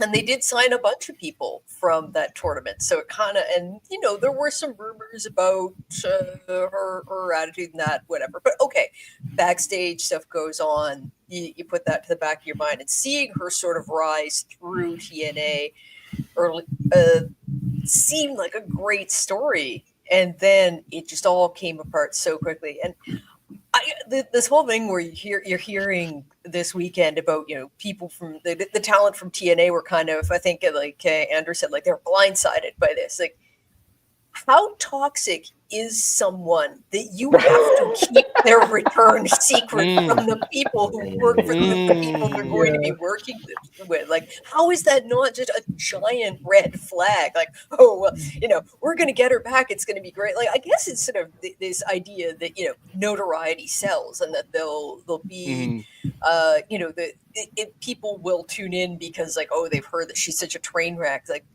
I don't know. Like, I don't know that she is that big a draw, and I don't know that many people outside sort of hardcore wrestling fans know who she is, and the people who do know who she is generally don't like her. And the sad thing is, Kate, she could have been that draw. Like if I'm the WWE, like I'm looking at her like, girl, you know how much money you cost us? Because her and Charlotte would have headlined a damn WrestleMania at some point. Like that's money to be printed that you threw away because you can't get along with people. Chris, what you got to say about this situation, man? I mean, like, I wasn't surprised at all that TNA hired her. I've said this, I don't know how many times I can count. The wrestling industry is a trash industry. It just is what it is. Tessa Blanchard is never going to admit to what several witnesses said that she said, because it's a shameful thing that she did and nobody wants to be attached to that. And if she's always going to have some kind of plausible deniability because there was no video camera or audio tape present, so she's just not going to admit to it. So what has to happen now, I guess, with the talent in TNA, the people that she offended, there's got to be some kind of come to Jesus moment or some kind of reconciliation that if maybe they can have, and if they can't have that, then I guess management in TNA is going to have to figure out how important it is to have someone like Tessa Blanchard on the roster. You know, to me, if you like, I don't know what I don't think there was anything broken about TNA that they needed to fix necessarily. They're never going to be first or second place. They're kind of comfortably in the, you know, bottom tier. They're comfortably RC Cola to Coke and Pepsi. You know what I'm saying? They're Shasta. They're, you know, Shasta. Yeah, Rock Creek. Yeah, Mountain Lightning. Lightning, yes. They're comfortably there. So I don't know why you need Tessa Blanchard. Just bringing her in seems like more of a like disruption kind of thing. But I think the most important thing for Tessa Blanchard and the talent in TNA is just to find some kind of workaround, because she ain't ever gonna apologize. Just get that out the fucking head. Well, here's the thing, like WH, like not only is she never going to apologize, but the part that disheartens me about Tessa Blanchard is I don't think she feels like she needs to, and I don't feel like she thinks that she needs to change her other behaviors in terms of bullying people, in terms of thinking that she's better than people. It's like, you have so much talent, and you are wasting it. She would need a P. Diddy Cassie tape to come out. I was wondering where you was going with that. I was getting a little nervous on Chris. Because I was getting real concerned about it. That you should still be concerned, because I said P. Diddy and Cassie, what he did to that woman wasn't great. But she's going to need that kind of tape to come out before she admits to anything. That she's not going to admit to this thing. So what do we do now?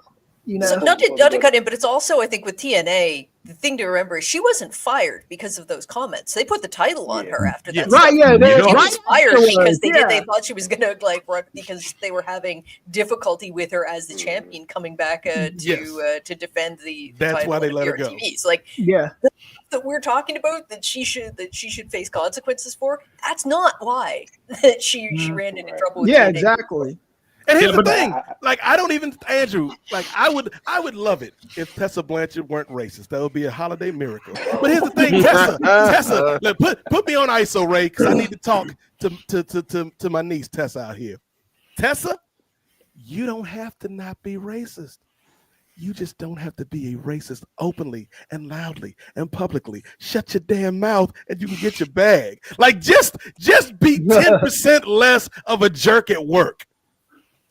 And you can keep your job. You can make your bag. And it's like, it's never been something, WH, that I've understood, man. It's like, if I'm a racist or a bigot or a homophobe or whatever, how do I let that overshadow the money? Like, how do I, like, am I that, like, that is just, incompetence. That is short-sightedness. That is foolishness. That is the fuckery, as Chris would eloquently put it. Well, it's racism is a disease, right? And I mean, that's the thing about it. It's people don't care when you are racist and you are a bigot. You care about preserving those thoughts more than any kind of public adoration that you get. Like, look at Megyn Kelly, for example. You know what I'm saying?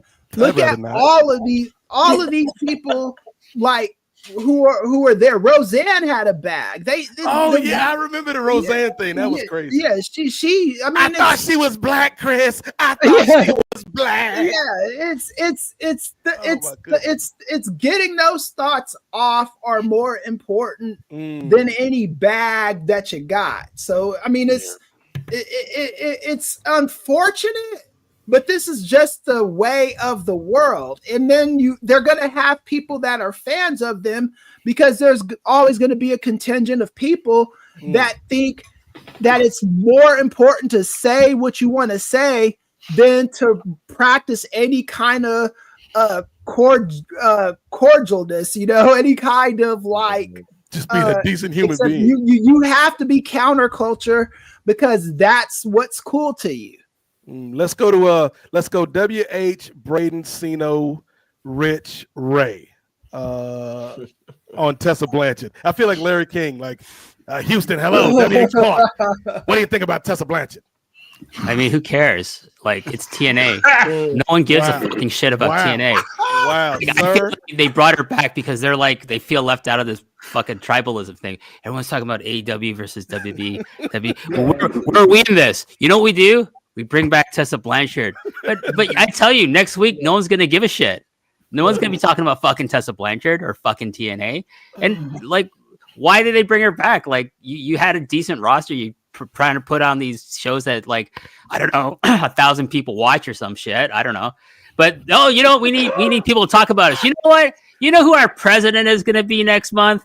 We'll bring her back. It doesn't matter. That's what they fucking think. Yeah, exactly. But like, why? I don't even know why I'm wasting my breath on this topic, to be honest with you, because she's fucking inconsequential. TNA is inconsequential. No one gives a shit about either of these entities. And that's all I'm going to say about it. Damn. Yeah, I'll let the TNA slander slide on Christmas. WH. No. I'm going to continue on that train, actually. So WH is on. Braden. Let WH cook a little here because he's right. This show won't make me watch TNA because nothing they did in 2024 made me watch TNA. And I can tell you that I probably won't watch TNA in 2025. And WH, you asked a question. They brought in Tessa. What's next? I don't know. What's Marty doing? What's is Hogan's I guess tied up. But like what's next for them? It doesn't matter to them because like no one's talking about them anyways. So this is the most press I guess they get. Like we said, they're not even at a number 3. They're behind Women of Wrestling. They are behind NWA. So I'm not really sure what they are doing. I don't like this decision. I think she had way too many chances. Now I think someone brought up that she never got caught with these things. So what is the saying? The apology needs to be louder than the whatever. As loud as that goes. We don't know because we don't know exactly what she said. Allegedly this, allegedly that. However, like multiple women wrestlers have come out in like not her defense over the years. And is that not enough that like they're probably onto something? They're probably telling us that like, hey, this girl's no good. She's a bad apple. And I look at it in the ways of Hollywood or like think of your favorite actor, singer, whoever who's in trouble for something. When they know they're in trouble, they usually change their attitude. They usually start donating some things, showing up at toy drives, saying sorry. The most Tessa did was say, I love God now. And then post a photo with the person that she allegedly, yelled at. It was like a hostage photo. Like, you better take this fucking photo with me. I'm going to post this. So everyone thinks I'm okay again. I think that's the issue. She hasn't really owned up to it. So I don't think she deserves a second chance. Like, I don't know how many times TNA can like lull TNA, but like they continue to do that. And I will continue to not watch it. I will say it's not because of Tessa, but this also adds to it. Cause I'm like, okay, that's your mentality. She's not been found guilty of anything, but like we all know she kind of smells. She stinks a little bit of just not being a good person. Like, why would you even bother? You know how many other good wrestlers there are in this world right now? Like, fuck, why do I need to spend time wasting watching her? So I feel like it's a big joke on TNA, because no matter how many times she like fools them, you know, she just keeps coming back. They take one on the chin, and it should be the other way around, I think. But I'm just like not really sure why they would do this. And while on the topic, independent wrestling feds, they do this thing lately where they say, hey, we have a surprise wrestler who's going to be wrestling later tonight. And then it's Marty Scurll. And it's like, sorry, did I sign up for this? Did I sign up for any of this? So like, I'm not only thinking of people tuning in to watch and like join in and everything, or like tuning in, but like, what about the wrestlers? You know what I mean? Like, what about people who don't want her there? Like, there must be some like backlash from that. And I know people, we can forgive people, we can move on, but she's done absolutely nothing to make us think that she's, you know, evolved. So she can get in. She can get in the bin. Get out of here, bro. I remember. I think this was over the summer. There was an interview that she had did, and I know I think I covered it on the post site. And I remember this. She had this. I think this was like her attempt at like some type of reconciliation, or like get some type of like public support behind her, because she talked about like the situation and everything that unfolded afterwards. And she made this point, like she kept stressing this point about how she told Impact at the time, like right before Hard to Kill, to not put the world title on her. And they was like, no, we gotta, because that was the plan. But then when the backlash came about, I guess she was like, oh, I don't want to do that. And she was very persistent about not winning the world title, and that's what she was claiming, and the Impact wanted to keep going through with it. And then she went the route of like, and this is the thing, like, because when you talk about like mental health and stuff like that, I don't want to do that thing where I'm like knocking her mental health and stuff like that, because I feel like that's going to, you know, that's going to spark like a whole other conversation in terms of like, you know, how that affects different people and how different people, you know, navigate that. But I remember she was talking about like how she wanted to, you know, in all, you know, end everything and stuff like that, and talking about that whole ordeal. And Matthew, there was no apology or anything like that within this. There was like a long, like 8-minute portion of this interview that she was talking about this, and she was mentioning these things about like how she feels the public still doesn't know the real truth about what happened regarding her and these individuals. And I'm like, you're so full of shit, bro. Like, you talk about the public don't know the full truth. And like she was just like, it was like a mix of like rambling around the point, her talking about her mental health, which I don't want to discredit anybody's mental health, but it definitely just felt like a bunch of rambling to avoid the point. The reason I'm saying, Chris, I don't want to discredit nobody's mental health is because like I'm pretty sure everybody in this chat has gone through some type of like mental struggle or whatever like that. So I don't know.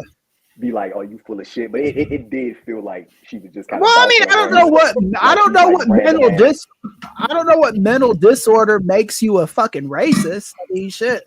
Like, what do you? She said she was anxious. It was economic anxiety. She said anxiety in the interview, but I will file it under economic anxiety. Oh, okay. I mean, maybe she could take some. What do they give you for racism? Racetrol? Racelax? I don't know, but I mean, That's what she said. She had like some side effect pills that made her racist. Yeah, no, right. Her race problems have absolutely nothing to do with her mental anxiety or whatever. Don't take Racelax unless it's prescribed by a doctor. Right. Hold on, wait. Racelax is crazy. Yeah, she's got a problem. She's got a race issue allegedly, and that's what she needs to fix. Well, it's a race issue, and it's also just being a good coworker issue. Like, why are you bullying these people, man? Being a good coworker, just being a better person, you know.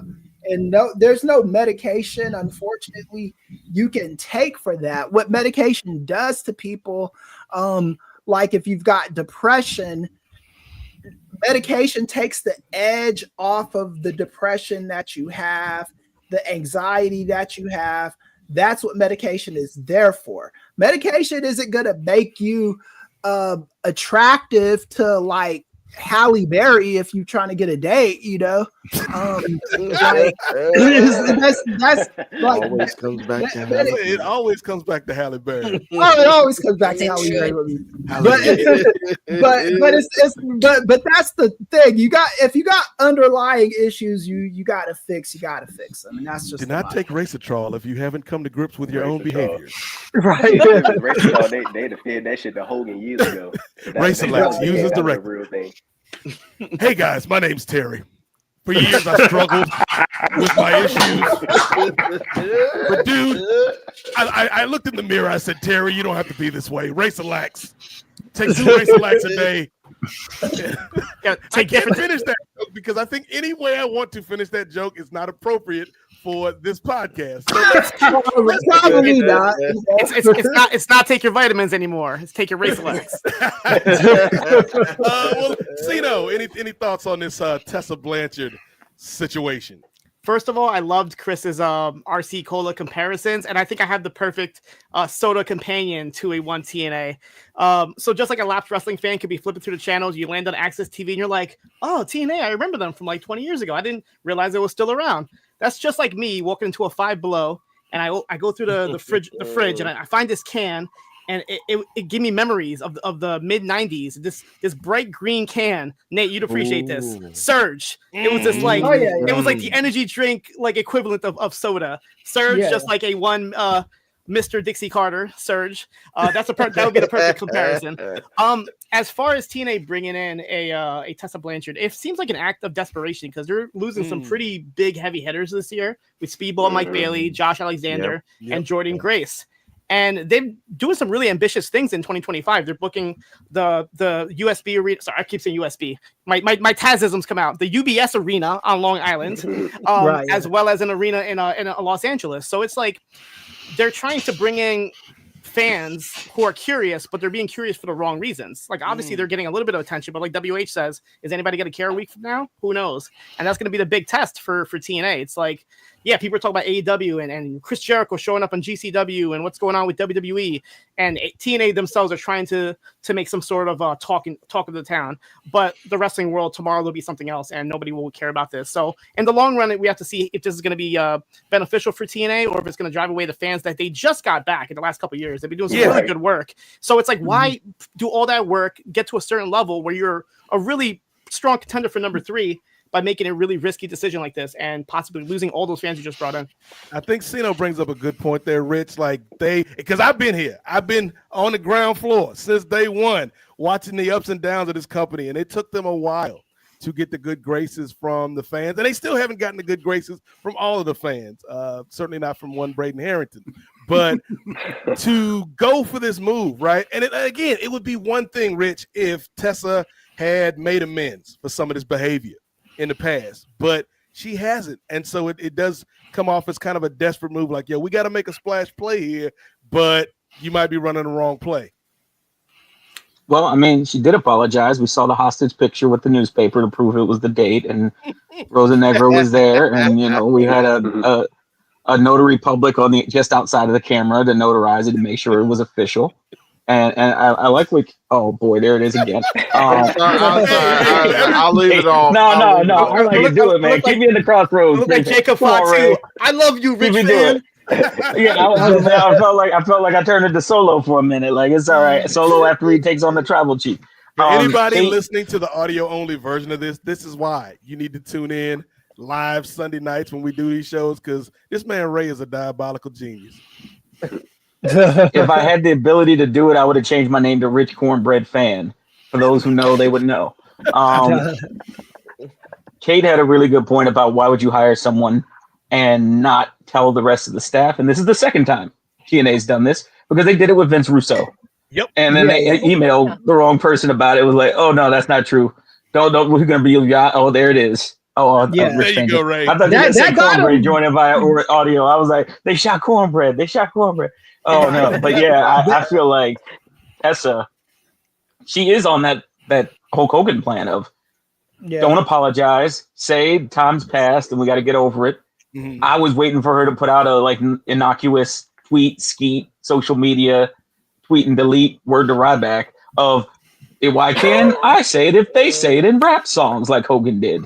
Like she could just go through all the hits. Like I was just listening to SZA and this Gnix album, and I heard this Kendrick Lamar talk about squabbling up, and I want to squabble up with you people. Let's squabble up in 2025. This has been paid for by Tessa Blanchard for president. You think Tessa's driving around listening to Gucci like Hogan did on CD on repeat? I don't know. hey, Braden, bro, that video of Hogan listening to Jeezy infuriates me, bro. I hate seeing that shit. I hate it. Yeah. So is it from his show? Hogan Knows Best? Like, yes. Yeah. He's like, wow, I love this music. Maybe that's where he picked up some lingo. I'm not sure. They're so rhythmic. Right. Yeah, I feel like is this a gateway? Will we be talking about Tessa joining WWE in like 2 years? Nope. No. But the next time we talk about her is when she gets fired from TNA. Speak on it, Brent. Or whatever. Honestly, like I don't know. I can see it. Really? Yeah. I think if they were going to take her, they would have taken her by now. Mm-hmm. Yeah. Like it's one of those things that they had first shot and they've had multiple shots. Like she's been in Mexico for how long now? They could have signed her any point then if they thought it was worth it. And I think this is one of the few times where they've gone, the risks don't outweigh the rewards at this point. It's just, Right. we get her. What do we get with her? Yeah, she's a great talent. Yeah, like we can do stuff with her, but how long until that blows up? And I'm pretty sure we will see that with like kind of what WH said. I will add the caveat: we're not going to talk about her again until whatever happens in TNA happens. Like she says the wrong thing, she goes off and goes back to Mexico and takes whatever title belt she's got with her that time with her as well. The thing I'm kind of curious about is, they have a very decent working relationship with WWE right now. Mm-hmm. There are a bunch of the people who came out against her are all working there right now, and like in semi-prominent spots. Like Chelsea Green is U.S. champion now, right? That happened this weekend or something. Yeah. Is she going to work with her? Probably not, because the other thing is in that agreement and like that sort of stature, TNA is on the bottom end, not on the top. They're not getting to say who goes over what or who does what. And if they make her a champion, she'll be persona non grata in anything that they do with one another, I think. That's just sort of my take on it. Right. What was Will's super chat? Want to make sure we don't ignore. Got that money from Will Chisholm in the building. What he saying, nephew? Yeah, Will Chisholm. Shout out to Will for the super chat. He said TNA told Jordan Grace, "Thanks for all you've done. We know you're leaving gorgeous. We know you're leaving for gorgeous WWE. So before you put over Tessa, sorry, not sorry." Yeah, basically. Yeah. Thanks for the super chat. Go ahead, nephew, real quick. I was about to say something that Tessa is probably not too happy about is seeing a dominant Black women's champion. I was going to put this over to Cino because he's going to be in. I'm assuming Cino's probably going to be there or might be at one of the shows. AEW/ROH is going to be at the Hammerstein Ballroom. Summer 20th final battle. Cino, what do you make of the final battle card? And of course, I assume that Athena versus Billy Starks is probably going to headline that show. Her 2-year reign, officially 2 years, ROH Women's World Champion. Do you think this is the end for Athena? And do you think we'll finally see her transition back to AEW programming once this concludes?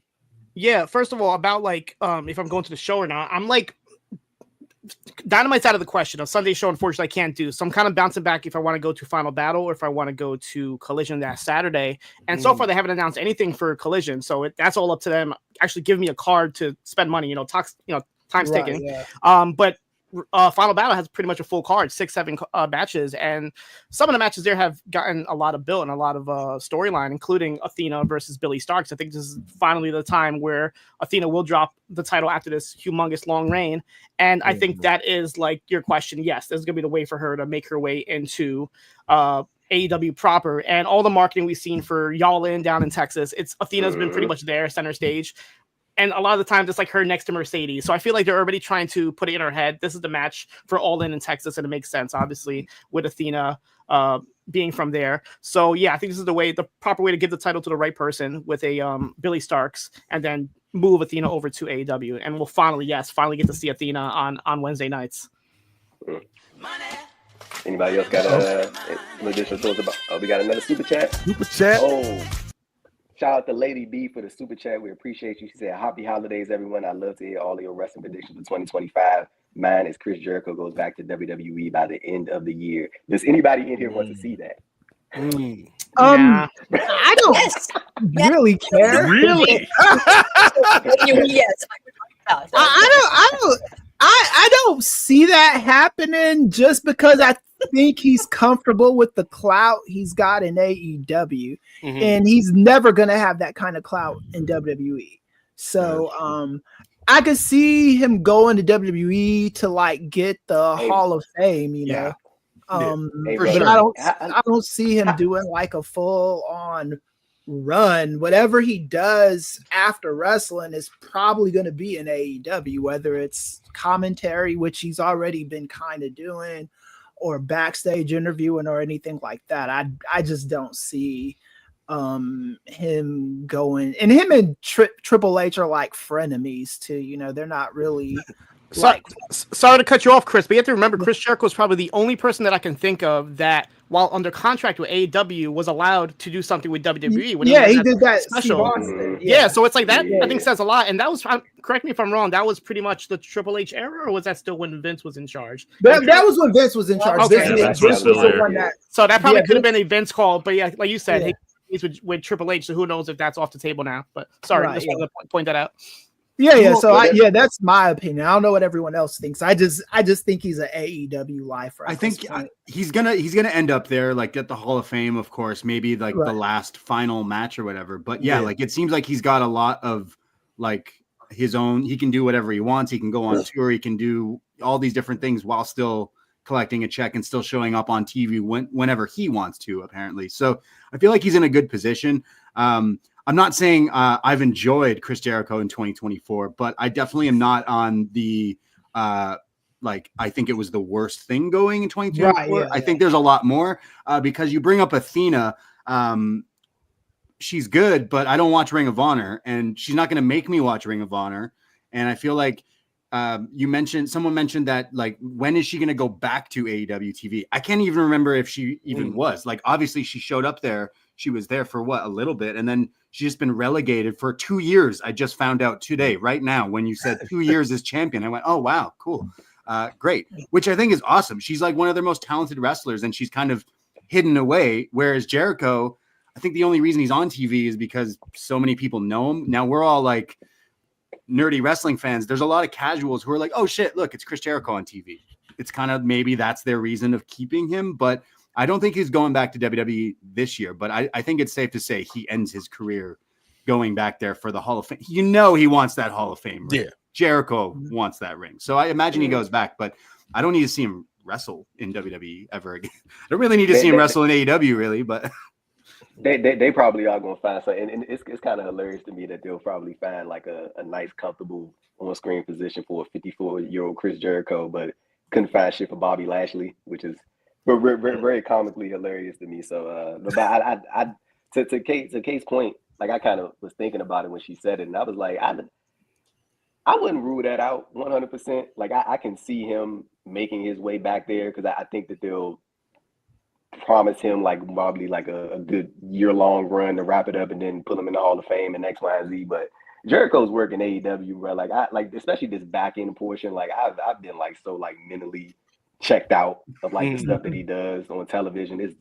It's not like remotely interesting to me. Like there have been times, like even there have been instances where I've been like, oh, that was kind of cool. Like the match he had with Suzuki at Blood and Guts, I thought that was real solid. I enjoyed that. But it's for the most part, it's kind of, I just feel like this Jericho back end run. It feels like he has like some dirt on Tony Khan, and it's like he's being forced to put him on television. Like that's kind of like exactly what it feels like. So. I mean, it's cool. He's in his MJ with the Wizards phase right now, nephew. That's a good point. But like, it's cool. I like seeing Brian Keith on television, and I've been like really high on Big Bill. Like especially this past year, I've been like really enjoying the work that he's been doing. I'm not gonna lie, but I don't know, man. I feel like Jericho. He has these points where it really feels like he's like overstaying his welcome, and it's like he's like being forced on television. Like there's been spots, man, on Dynamite where he's taking up 10 minutes of television where I'm thinking like you could put so many different things right there. Like I'd be like, you can easily slot the most of his stuff on the Rampage and fill whatever time slot that you need to fill on that. But I feel like when you throw him with some of these Dynamite segments, I like when I'm thinking about the past year, I just don't think some of it has been working when you could obviously fit in so many other different people into those slots.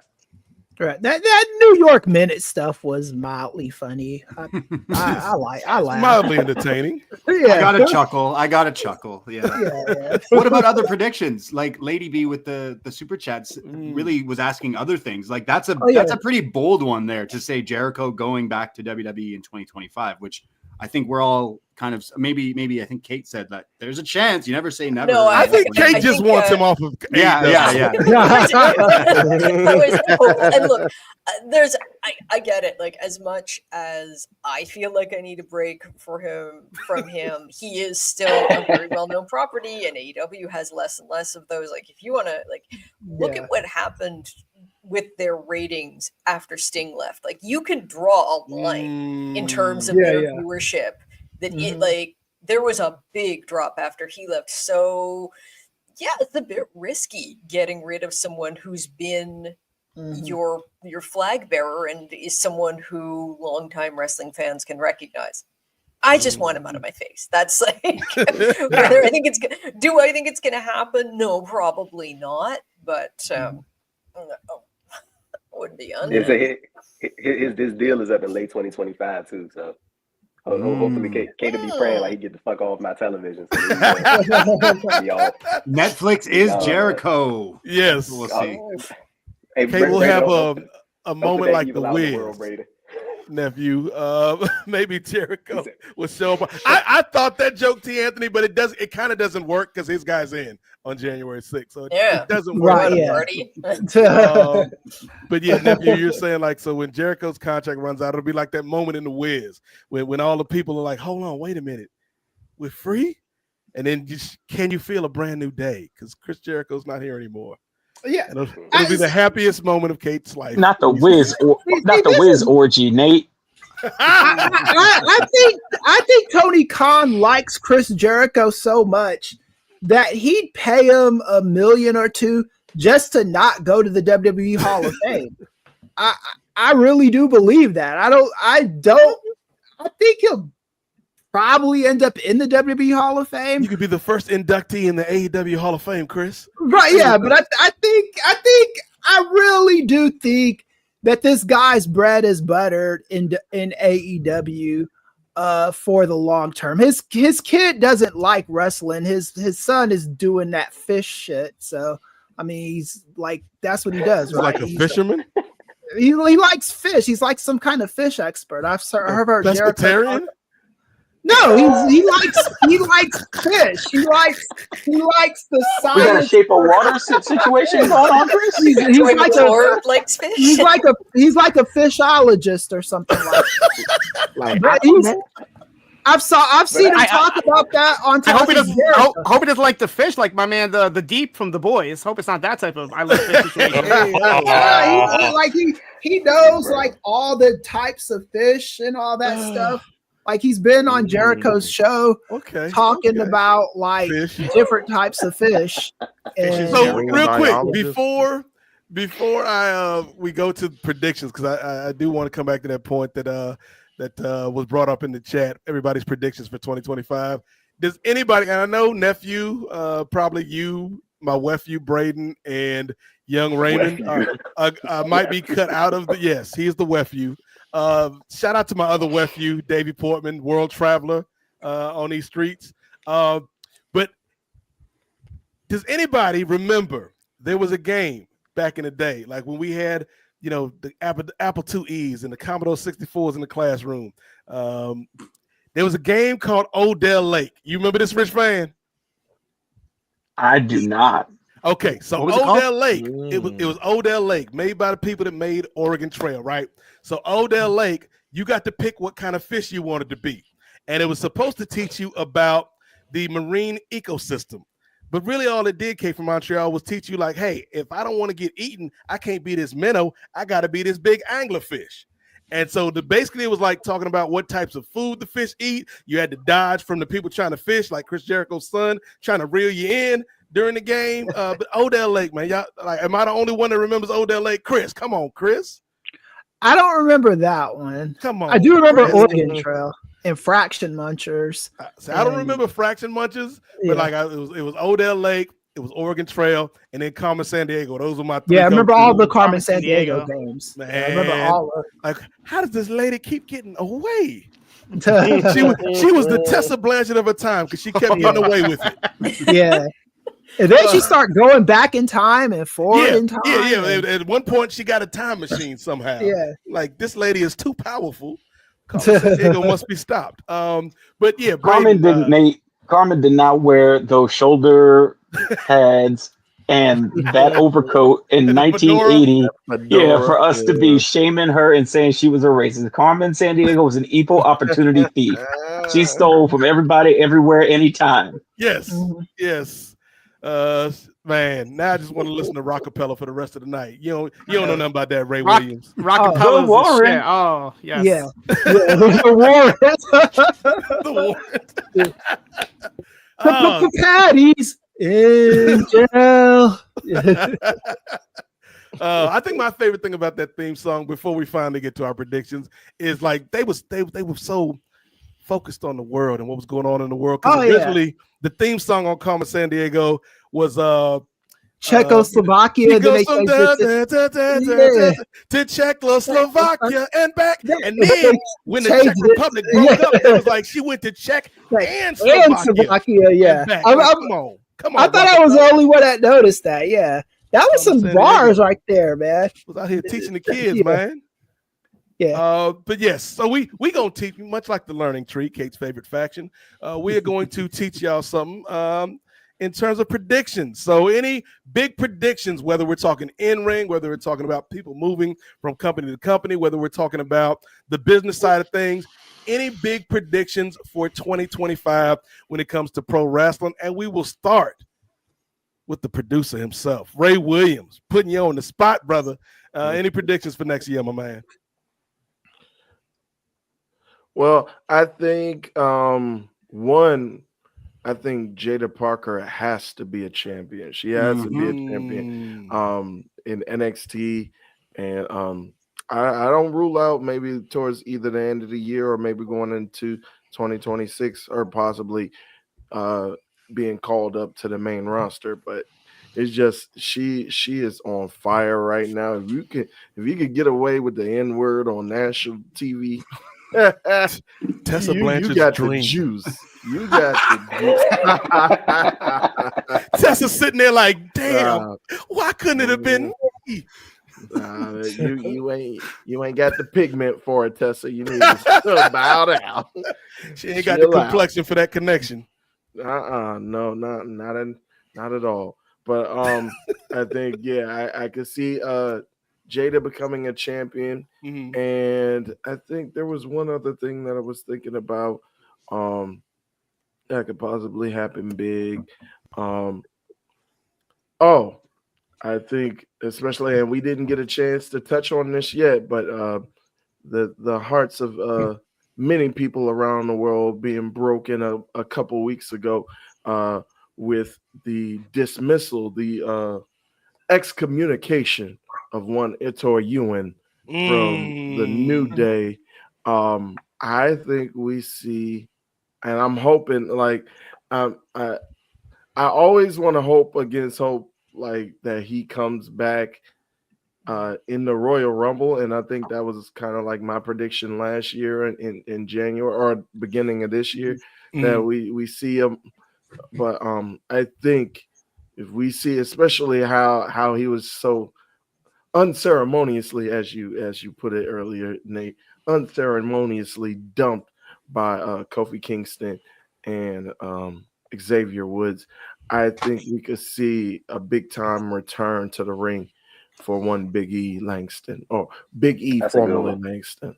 Okay, I like that, Ray. Hey, to piggyback on Ray, they kind of put the battery in my back about Big E coming back. Like he said in so many interviews over the last several years, bro, like he just doesn't know like if he'll be cleared. But like when he said it on television, like he was like, you know, the me coming back and things like that, when he was using that verbiage, it kind of there's a part of me that doesn't think they would let him say that on television if there wasn't at least like a 70% chance that it was happening. Like I think that at some point, I won't say early 2025, I'll say probably March, April, May, maybe. Like I think Big E will make his in-ring return at some point. And but to sort of go back on what Ray was saying, like I really enjoyed the way that they did the New Day segment, that because I initially I thought that they was going to go the route of Big E coming back and then everybody acts like everything's all good, and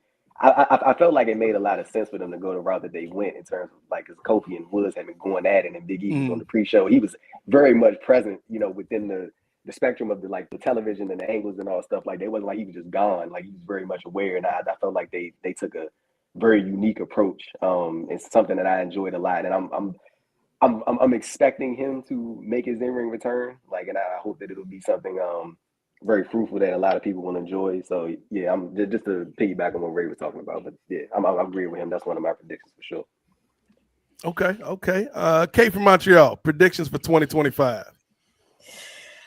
I don't know. Kind of hard to call. I will say one. And this is almost easy because I think it's going to happen pretty soon. But I've been saying for a while that I think Konosuke Takeshita is going to end up holding a belt in New Japan. I can actually see him in 2025 doing a more extended run there. But yeah, for sure, he's going to hold some kind of title there.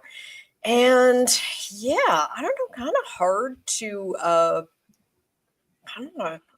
I feel like things are sort of in flux a lot. I'm curious. I'm curious to see. I'm kind of tempted to say that at some point, WWE or TKO is going to officially put a financial stake in Marigold, because I think that relationship is already pretty close. And Marigold has been struggling with live attendance. From what I understand, they are not. So at this point, money is going to become an issue for them, and obviously, there has been that openness to sharing talent. Triple H and Rossi seem to have a very good relationship, so I would say that I think you're going to get a more formalized relationship in 2025. Yes, and then real quick, shout out to Rich Fan. Follow that man on Blue Sky for educating the people. You're spreading the gospel of Odell Lake on these streets, man. Because here's the thing, man. You might think in life that you're an anglerfish, but you really might just be a minnow. And conversely, John Cena, you might think that you're a lowly minnow, but you're a big-ass shark, man. You just got to let that shark out, brother. W.H. Park. I know there's got to be some type of emulator or something that'll let you. Here's the thing. I was going to say, WH, I wish there was an emulator that would allow me to play Odell Lake right now, but I'd probably play it and just be like, this ain't how I remembered it, man. I should have left the memories alone. But WH, predictions for 2025. Predictions for 2025. Well, I'm hoping Vince McMahon goes to jail. That's my wish.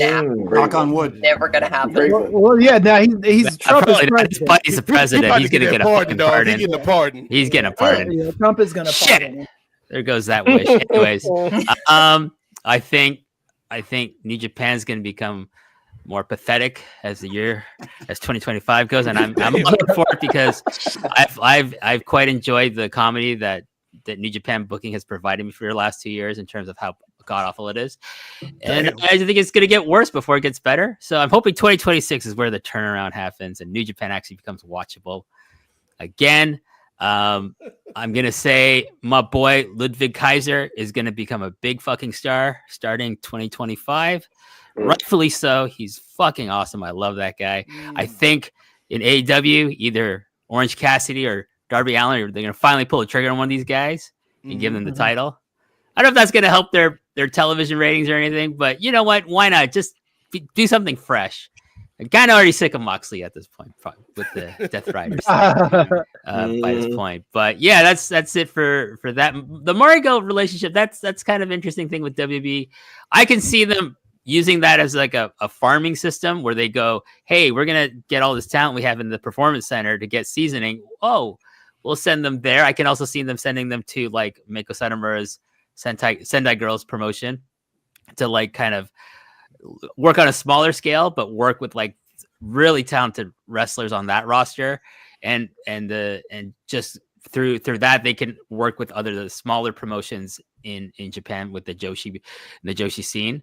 But other than that, I don't know. I just take it as it goes. I'm looking forward to hopefully seeing some good wrestling in 2025 and laughing at all the stupidity that will definitely happen in 2025 in American wrestling and in Japanese wrestling. Ever the optimist. Yes, I'm going to piggyback off of WH Park before I spin it around to Brent Chittenden because he picked up on something that I'm going to say. For AEW, my predictions are Darby Allin will be world champion at some point in 2025. I also feel, going to something the professor said earlier, it would behoove AEW to maybe consider a brand split because you got a lot of guys in that top mix when we're talking about Darby, when we're talking about Swerve, when we're talking about Mox, when we're talking about Hangman, when we're talking about somebody like Ray's favorite, Zack Sabre Ospreay Jr. On these streets. Hey, we never letting it go, Ray. We never letting it go, brother. But I think they're so top heavy in terms of the main event talent. Like you might need to, and it alleviates the problem that Kate and I bemoaned on Collision, where they just got too many damn factions and stables. Like maybe splitting things up a little bit would help ease that. So that's my prediction for AEW. When it comes to WWE, this might shock y'all. Go ahead, bring me out, Ray, because I want everybody to see me, and I want to see everybody's faces when I say this, because it's gonna shock the world right here. In 2025, the hero of millions, the man that is part of the creative team that created Race-A-Trawl to help end racism in the world. Cody Devontae Rhodes is going heel. Ladies and gentlemen, this man gonna turn his back on the people at some point in 2025. I'm thinking maybe when we get closer to the Rumble. Not the Rumble. Too early. I'm gonna say by SummerSlam. By SummerSlam, Cody Rhodes will be a heel, and I'll be here for it because this man Cody Rhodes is the best storyteller in the game right now, and he got some stories for you coming from this heel perspective of Cody. We getting the hair? Is he gonna dye the hair black again? I mean, you don't know what this man Cody got. And I'll tell you, the hair might not be dyed black, but Brandy Rhodes gonna show up on your TV screen when Cody Rhodes turns what a heel. She got more than a black belt, y'all. Shout out to Sister Brandy Rhodes. So Cody Rhodes is going heel at some point this year. Wow. In regards to the New Day, like I'm really fascinated with the New Day because I think what they did, like Andrew said, man, is a creative way to kind of do this thing, and they're kind of stepping out, man, because this is a group that nobody wants to boo because we know how good these guys have been as performers, but also more importantly as people. And it's like you got a lot of work to do to get people to boo the New Day. And so I think what we saw on Raw last week was great because it's like, yeah, you took all that sympathy that folks had for Big E, and now these dudes is getting, like, we living in a world, Rich fan, where Dominic Mysterio getting cheers and the New Day is getting them Dominic Mysterio heat. And so I'm intrigued to see what they do because I think there's it's got to lead to more than just another tag team title run, because it's kind of like, y'all could have did that as faces too. But like, I think it's got to be something more for those guys. And then my final prediction, David McClain and Wow. David McClain and Wow, ladies and gentlemen. Brace yourself. Let me come back out, Ray. Cino, Braden, Rich Fan, brace yourself. At some point in 2025, probably towards the end of the year, David McClain and Wow gonna come back with another pay-per-view. Oh. I said it. I said it. It's happening. Wow. Nate, you know who's gonna have to review that, right? I mean, we have to do a review. I'm in, brother. Top tier all day. I like that one. You know what? They kind of need it. It's like their weekly big TV specials don't hit the same way. If you had something to go towards, then maybe like put it on Fight. Put it on Fight TV. Do it in LA at a different venue. Yeah, like I feel like doing a special one night show. I mean, they do tapings where they tape like 8 in a row in like one day or something. But if they were to do like one night where they do like an actual show, a special, I think that would be really good for them. That's a great shout there, Nate, because I didn't even think of that. Yeah, like they tried one back in the day in the original WoW with Bobby the Brain Heenan was calling it, and it was all right. It was what it was. But now with this production, with Jeannie Buss money behind this thing, Jeannie Bussin'. Jeannie, that's Chris's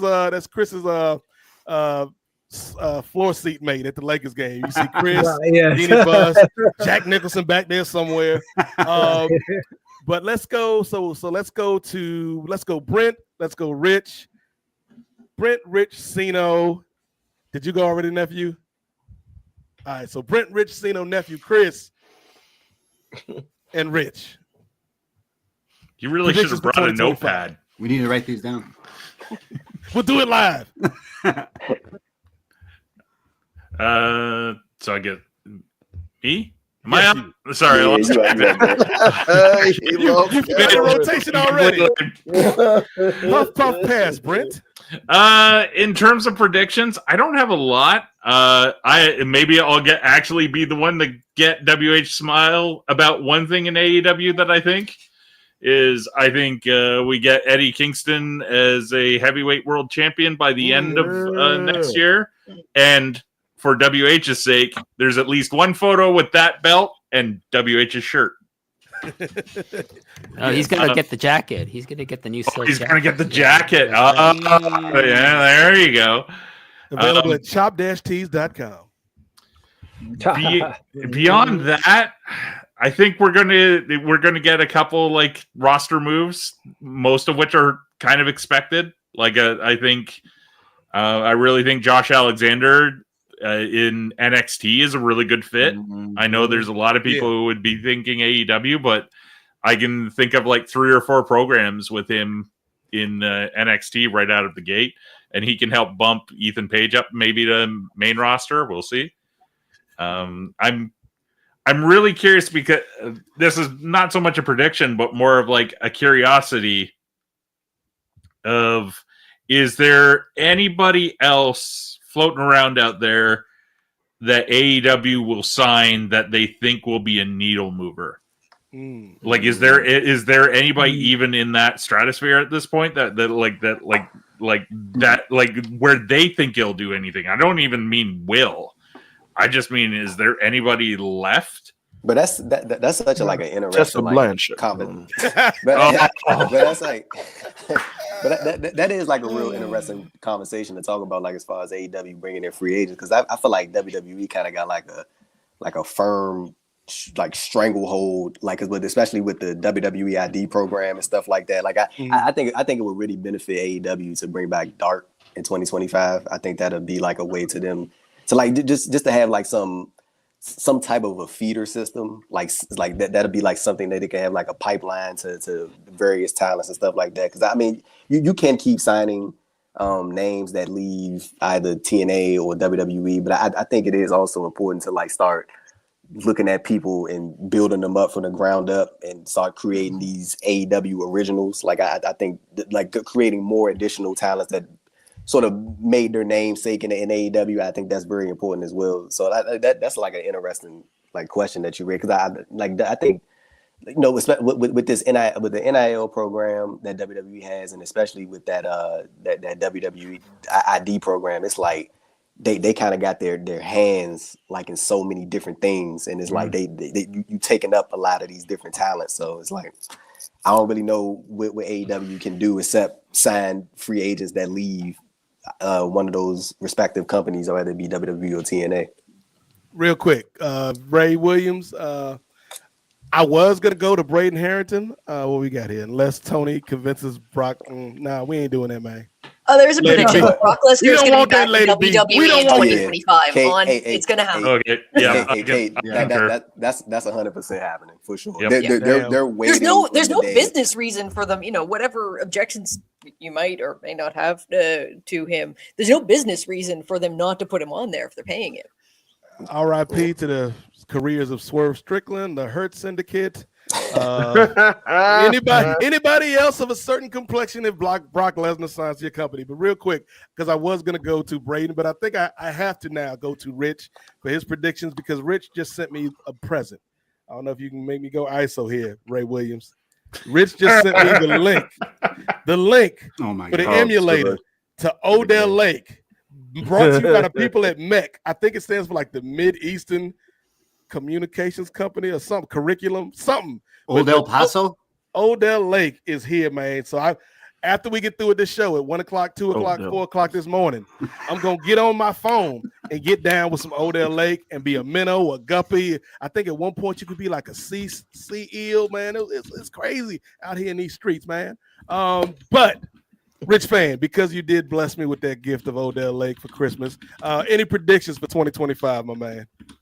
Sure, and this will probably be my departure because it's about time for me to take my pain meds. And like I said, my standing rule doing podcasts is I don't need to be doing a notes app apology, unlike Tessa and some of these folks, for what I said when I was on pain pills.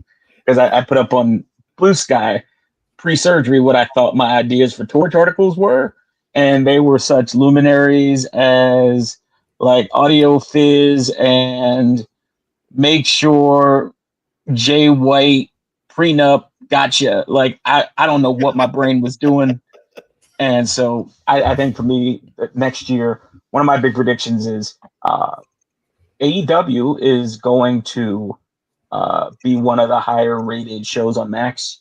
And as a result, be more comfortable with that brand split, because they'll be able to tout those stats and not have to deal with the constant ratings dialogue every Thursday, Monday, every third Tuesday when there's NBA, cricket, whatever. So I think that'll be a lot easier for them, and I think a lot easier for all of us. And then I think on the WWE side of things, my prediction would be they're going to let a lot of people go by mid-year, and it's going to be one of those not like, look at this horrible company, but I think they're going to try to shame Tony Khan, because if there's one thing I figured out about Paul Levesque, he is a petty dude, and if he can find a button to push, even though he's 6'4" and Tony's like 5'8", he will push it. Right. Ladies and gentlemen, this man never pushes anybody's buttons. Always a good guest to call on, man. Ladies and gentlemen, y'all give it up for the good brother Rich Fan joining us via audio, the disembodied voice of one Rich Fan. Rich, let the people know where we can find you on these social media streets, where we can listen to all of your good work. And while he does that, Ray Williams, throw up the Rich Fan Crossroads picture one last time. Yeah, and remember, at my memorial, we want the money that crinkles, not jingles, as we can say from Coming to America. Just like the building fund. Yes. So yeah, you can always find me on Blue Sky now. Rich Fan. I finally got one word, not Rich _, not Rich Fan 2. Like I finally got Rich Fan, and then so I write and podcast over at the Pro Wrestling Torch. Been doing that for a couple of years now, almost 11, 12 years. It's insane. The more Wade puts up the like X year audio, and I'm like, I'm on there. Wait, I'm getting older. That's how time works, idiot. And of course, over here at Post, when you guys don't have me wrangled in here at the NWA, my main man, my Canadian brother from another mother,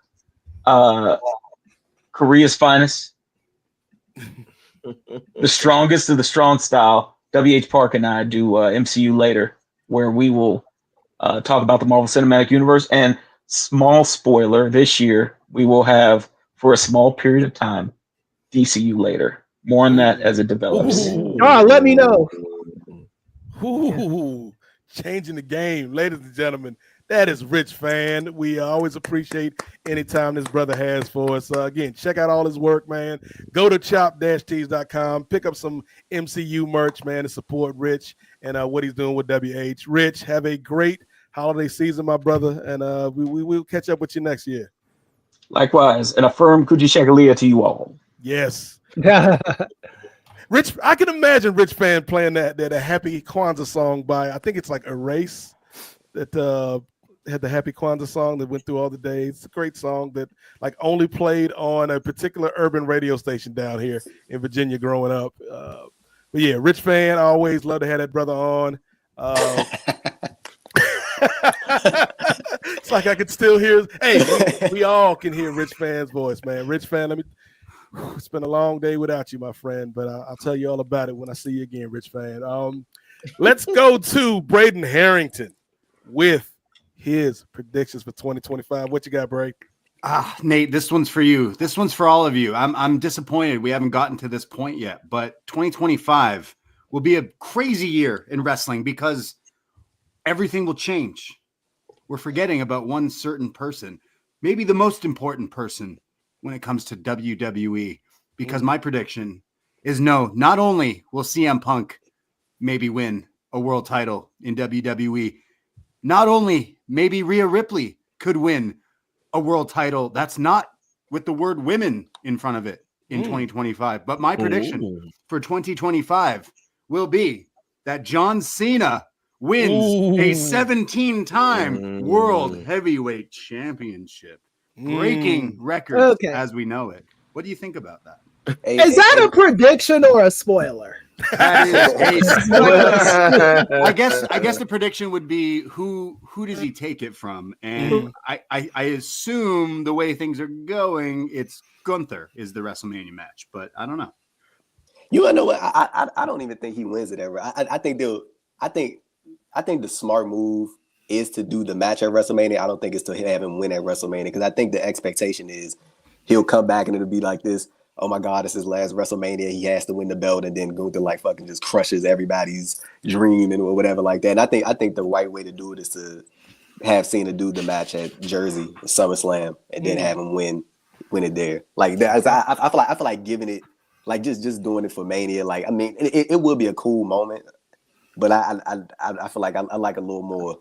You know what I'm saying? A little more spice to it. I need this thing like stretched out a little bit because I feel like if you just give it to him right away, I don't even necessarily know because like we also got to factor in the Cena has to actually wrestle.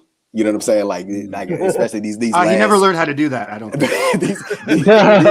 these like last little soirees that he's had. Like I haven't really been like haven't really been that invested in it. So like I don't know, man. But I mean, I definitely think he's gonna win the world title this year. I don't think there's no way that his retirement tour ends without him winning the world title. No. But SummerSlam is where I mark it at. And you can hear all about it on The Champ Is Here. Oh, look at that. Hey, Braden, who was on episode 1? The kings of this shit. Nate Milton, Andrew Thompson. What a podcast. We almost went as long as you guys go on Sundays. We went like 4.5 hours or something like that, talking about John Cena. And his ad libs, yes. Here's the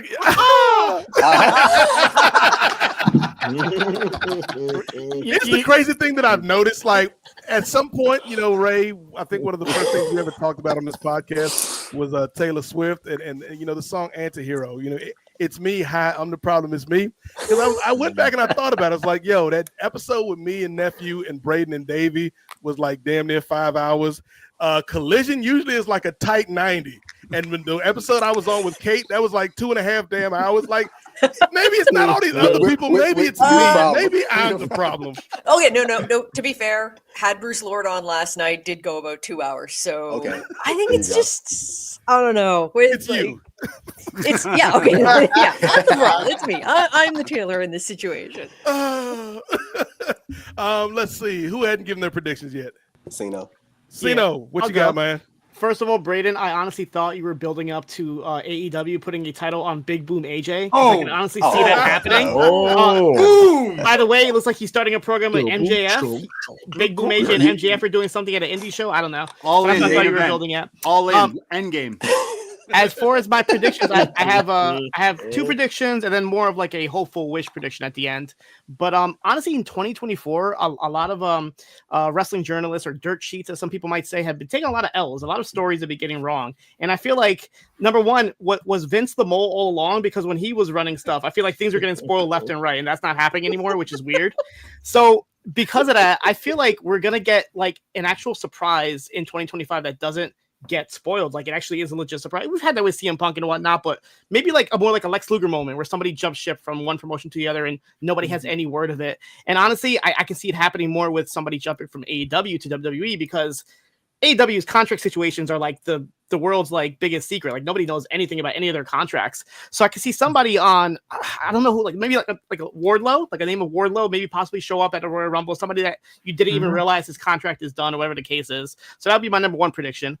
My number two prediction is to see WWE actually do a super show for the first time with a different company. All signs kind of point to TNA because they've been obviously working together. So they could possibly get a Charlotte versus Tessa match without Tessa actually working for their company, but still delivering that match without, getting the repercussions.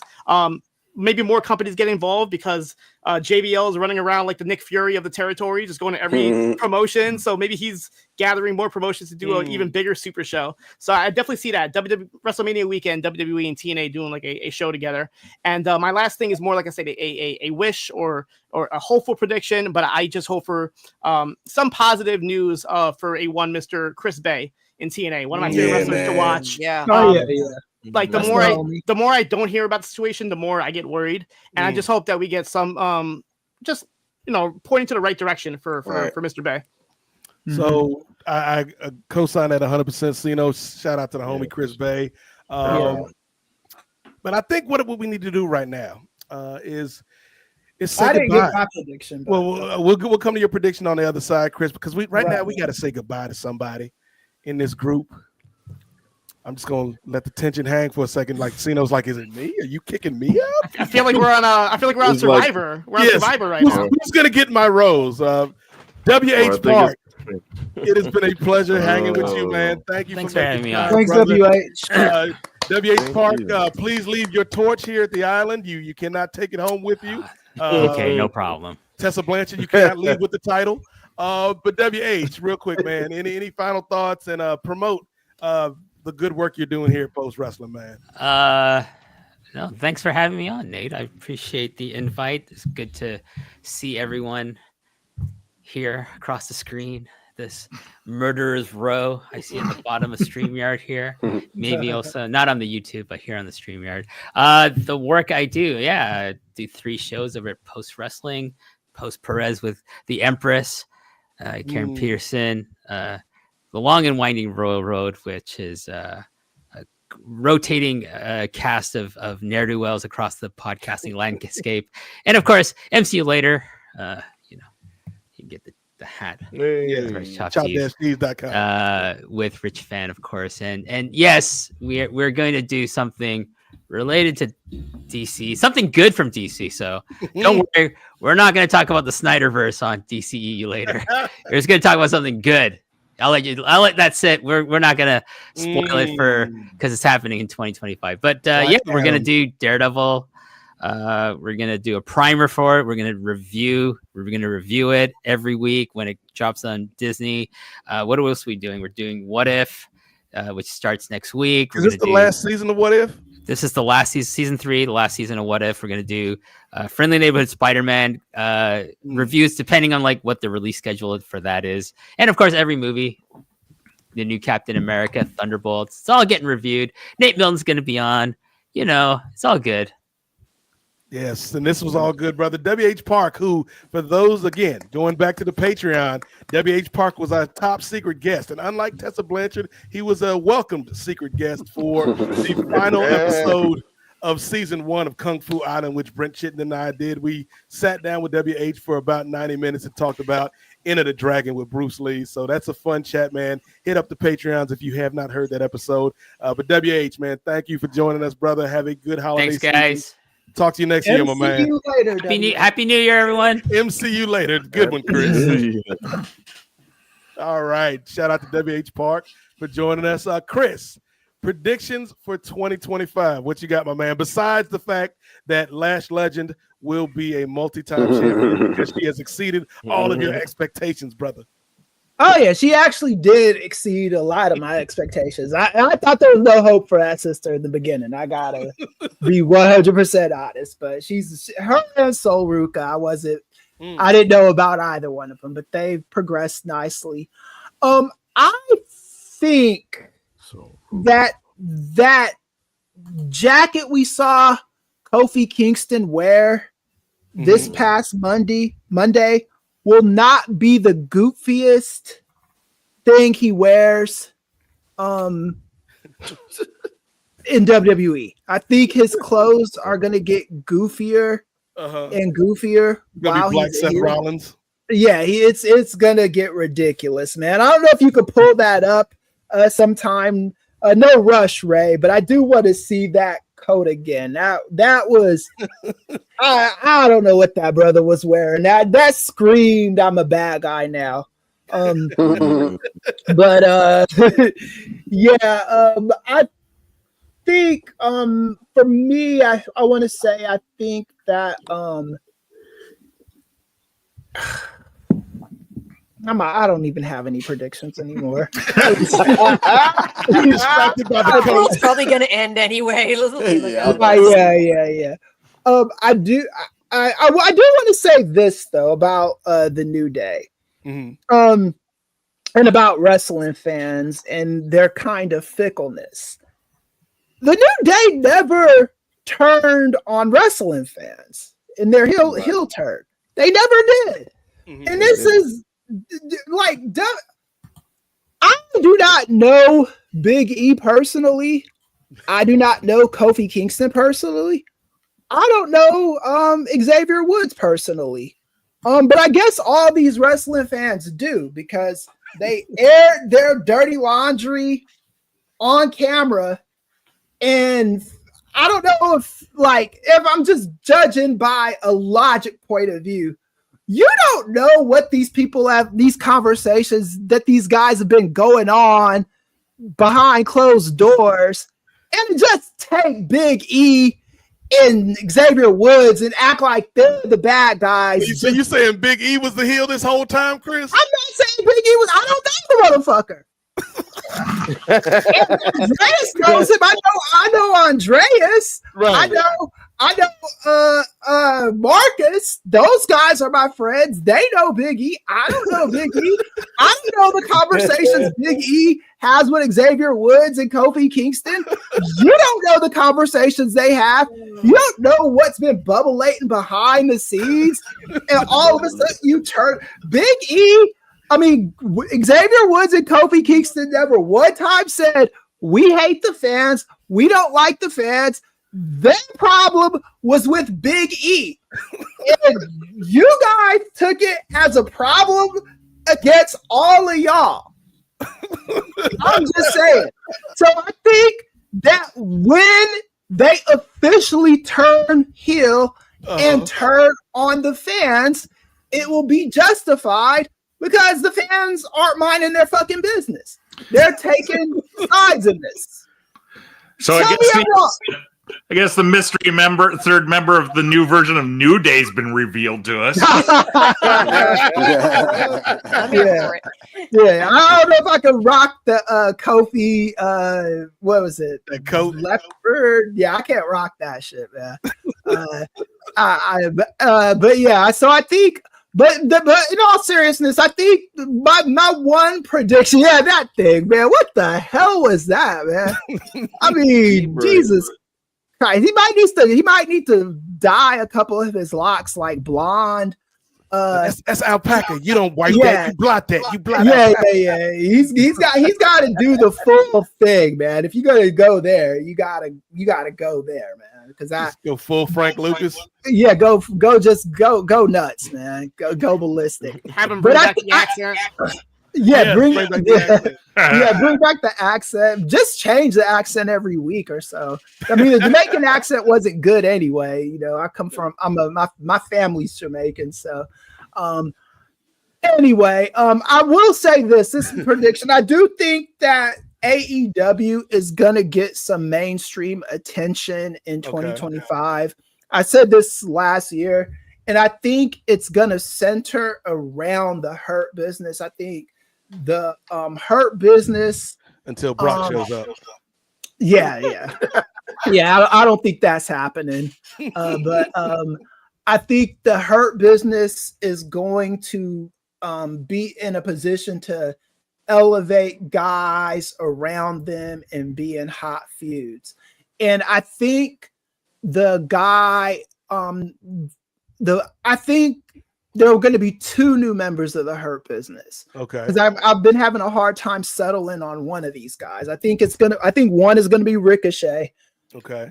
And I think Leo Rush is going to be the other guy. And I still think it'll be a 4-man wrestling group because I just don't think MVP is going to be a regular wrestler. He's just going to be the mouthpiece. So I think it's going to round out at 5 guys. And I think it's going to be a big deal. I think they're going to get in hot feuds. I'm looking for, and Darby Allin is going to win the world title in AEW. I don't think it's going to be a long run, but I think it's just going to be a run to say he had it. Yeah. I could see him being in some classic matches with guys like Swerve, with guys like Bobby Lashley. I could see a Lashley Darby match. Bubba Layton, and I think this streaming era is going to be good for WWE and AEW, and I think AEW will finally get consistent. I don't think we'll get any more groups like the Trust Busters who waste all that time forming and then disband the next episode. I think we're done with that era of AEW. At least I hope we are. Chris Gordon said he wanted Hobbs and the Hurt Syndicate. Well, I mean, usually with these factions, there's always one muscle guy. It's never 2 muscle guys. So, like, with Evolution, Batista was the muscle guy. With what's it? The one that Wardlow was just in. He was the muscle guy. It's always one. The Pinnacle. The Pinnacle, yeah. Yeah. So I think the muscle guy is going to be Bobby Lashley, unless they, in a year or so, they decide to turn on him and make Hobbs the muscle guy in the group. You know, that could happen. You said that this year was like a year for like AEW bringing in finally like outside viewers, because like this year, like I know people hate to agree, but I'll wave that flag for them again. The Costco guys, they got that house for Tony Khan last month. Right, that was awesome. Yeah, that was, and like you see it all over. Like the week after was like ESPN, Sports Center. They were on the Tonight Show. Like, it was it was on the Tonight Show with Fallon. I saw that. Yeah. I think that it's gonna be a sustainable amount of mainstream press for 2025. I don't think it's going to be a one-off thing. I think they're going to find what makes them hit, and it's going to last for at least a season. And when I say a season, I mean like spring or fall or summer, something like that. They'll get a season out of it. Okay. Anybody else that hadn't done predictions? Yeah, I ain't do like some things I was like kind of thinking about. Like I could see, I think Kevin Owens going to beat Cody Rhodes for the undisputed WWE title before WrestleMania. Like before, I think that it'll be. I could see Sami Zayn winning the Rumble, and then they go KO versus Sami at Mania for the undisputed WWE. So that's like a bold prediction. Maybe that's what sparks Devontae's heel turn, nephew. Yeah. Oh, I have a prediction. You kind of put that idea in my head when you said that. I was kind of thinking about that. You go ahead, Chris. No, you jogged my memory, nephew. So thank you for that. I don't think Kevin Owens is winning the WWE World Title. I think he's going to go back to he's going to go to AEW. That's the bold prediction that I'm making for 2025. You think KO could be that needle mover? This is a contract. 2025 is a contract year from him, from what everyone tells me. So I think like 2 years ago. See, I thought he'd already re-signed, and now you're just giving me hope because as he's my guy. Like he's from Montreal. He and his family used to go grocery shopping at my father-in-law's store. Like they know them well. Like so wow. The idea that I would get to see him every week is there's a bigger chance that we get Kevin Steen in WWE rather than Kevin Steen in AEW. Oh, if you know what I mean. Wow. You know what I mean? We'll bet on the next post reunion. I owe me some drinks, or you owe me some drinks. I feel like if he were to have jumped, he would have done it already when the timing was right. Now you must be an absolute lunatic to jump from one place to the other. Like you got to main event with Stone Cold. You got to main event with your best friend, WrestleMania, 2 years in a row. I feel like he's a lifer for now. The only thing that would change is if the storyline with him being a dick again. Like he could change his name back to Steen as like a flip on the character. But I don't know if you'll ever see him fully leave. I think that ship has sailed like 2 years ago when that was the big topic of like, oh my God, if he jumped 2 years ago, I think that would have been like, wow, holy shit, this guy was a big star in WWE. But right now, like he's been buttered up and sweetened up by Trips so much. Like you main evented with Stone Cold. This guy is never leaving ever, I think. I don't believe that. I don't ever believe in nobody ever leaving ever. That's something that the wrestling industry has just drilled into me. Anytime I thought it's just I think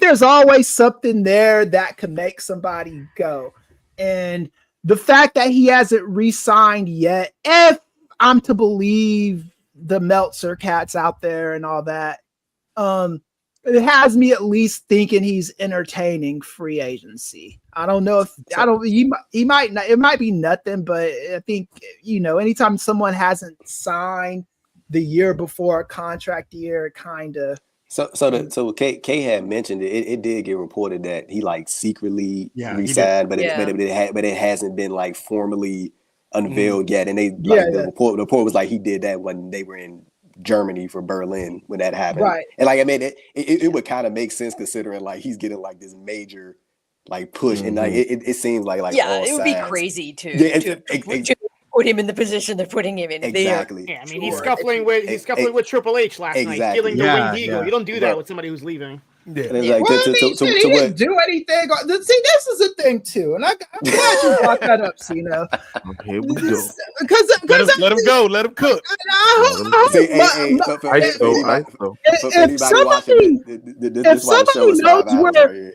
If somebody knows where Muggin is right now, tell him to watch. Not just Muggin, and Muggin is a good guy. I like that dude. But it's just the predictions I was seeing about Saturday night's main events last night were just the most ridiculous, like pie in the sky predictions that I ever heard. Like Kevin Owens was never gonna be beating Cody Rhodes on NBC for the title on Saturday night's main events. That's not what Saturday night's main events is for. Saturday night's main event is the equivalent of an 80s and 90s Saturday morning cartoon. Saturday morning cartoons were made as 30-minute commercials for toys that you beg your parents to buy. Whatever Transformer, G.I. Joe, He-Man, Batman, the animated series, whatever it was, X-Men. That's what those shows. Yeah, My Little Pony. My Little Pony, Rainbow Let's be Bright, inclusive, Chris. Let's be inclusive, brother. Rainbow Bright, the Care Bears, all Care that. Bears. That's what those cartoons were made for. Saturday Night's Main Event is not made to move storylines in that way. Saturday Night's Main Event is made to make people watch Netflix and USA. So whatever grandiose, I want to see whatever you thought, like they might do something every once in a while, but it's all to sell pay-per-views and sell premium live events. It's all to sell Netflix and USA. So don't think Saturday Night's Main Events is going to be some shit where shit major is going to happen. Yeah. I saw so many people on my Twitter and my Blue Sky, more so Blue Sky because I don't fuck with Twitter no more.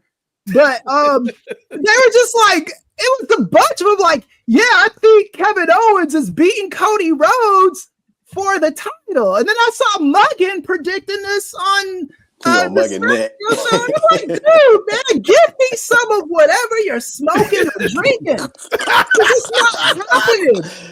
There's algorithms. There are some algorithms that WWE follows that they just will always follow. It's a continuum. It's not anything you got to think about. You know, it's not even something you have to predict. It's just how it is. Like they barely do anything on that. They got the title off of. I think they had like maybe 3 title changes on Saturday Night's Main Event. Yeah. The Brainbusters beat Demolition, right? Tag titles. And HBK beat somebody for the IC. Bulldog. He beat British Bulldog. And then they did the thing with Hulk Hogan and Andre the Giant too. So, and all of that stuff was made to build pay-per-views. You know, it was made to build. So if it's close to a pay-per-view, you could kind of predict that. But if nothing is in sight, nothing is changing on Saturday Night's Main Event. Yeah. Like going back to is that Muggin said the super chat? Gordon, shout out to Gordon for the super chat. He said, I know we were predicting and we gotta wait for the theme song to finish playing. But he said Gordon said, I know we're predicting 2025 and in 2027 I need a Moxley WWE return in a 3-way Rollins Reigns face off. Yeah. It wouldn't be a Moxley WWE return, it'd be a Moxley in WWE for the first time. It would be an Ambrose WWE return. Let's call it thing. I feel like if he went back, I feel like he'd be John Moxley. Same thing. Yeah, he would be John Moxley, but he wouldn't. But that would be the first time John Moxley was in. It would be like Christian Cage going to WWE. It'd be the first time Christian Cage was in. Chris said, "Don't play these semantics game with me, man. I know what you're talking about." You're dealing with a professor. No, I'm just saying, man. I'm just saying. Moxley has never been in WWE. Dean Ambrose was the guy that was beefing with plants and shit. That was in WWE. But going back to what Kate and Cena had mentioned about the Kevin Owens thing, like I just don't see like a world where, especially under Triple H, who is like King Petty, I can't see him having this sustained push for Kevin Owens if he hasn't already signed with the company. I'm pretty sure he's like in some type of new deal. Like he's with them for the long run. And I do think that he'll beat Cody for the title before WrestleMania. I think Cody's going to pick. Like I don't believe the whole The Rock isn't going to be at WrestleMania thing. I think that's definitely like Cody's probably, his road there. No pun intended. But I mean, I can maybe see Kevin Owens winning in Toronto for Elimination Chamber. I can see him winning it there. You win it back. Like you can win it back before WrestleMania. You can always do whatever. Anything, that type of thing. I think Punk is going to win the world title. I think Ricky Starks and Penn are going to be in WWE in 2025. Gunther versus Goldberg, Mania 41. I can see that. That'd be his retirement match. If it's not Goldberg, sorry Andrew, but what would you do for Cena? Because like a lot of people here for Toronto, they assume Cena's gonna wrestle in the chamber. Yeah, in the chamber. Would you have him? Because we kind of said earlier, like, hey, it would actually be amazing if you think Cena's winning at Mania and then just gets crushed and destroyed. Finally taking an L at WrestleMania for someone. maybe they can do something similar to what they did last year. You know how they did like the number one contender chamber match. Like you can do that. Like I think they'll probably go. Yeah, like, exactly. If you do Gunther versus Goldberg for the world title at the Elimination Chamber, and then you have Cena in the Elimination Chamber to be the number one contender, and then that's how you like that could be like your vehicle to Gunther versus Cena and Mania. So I can kind of see that happening. That's actually a good point that you made. You got you put that in my brain now, so I think that's kind of like what the promotion for this Elimination Chamber here in Toronto is like last time Cena's ever going to be in Toronto. I'm like, all right, maybe change the wording on that, but clearly he's going to be.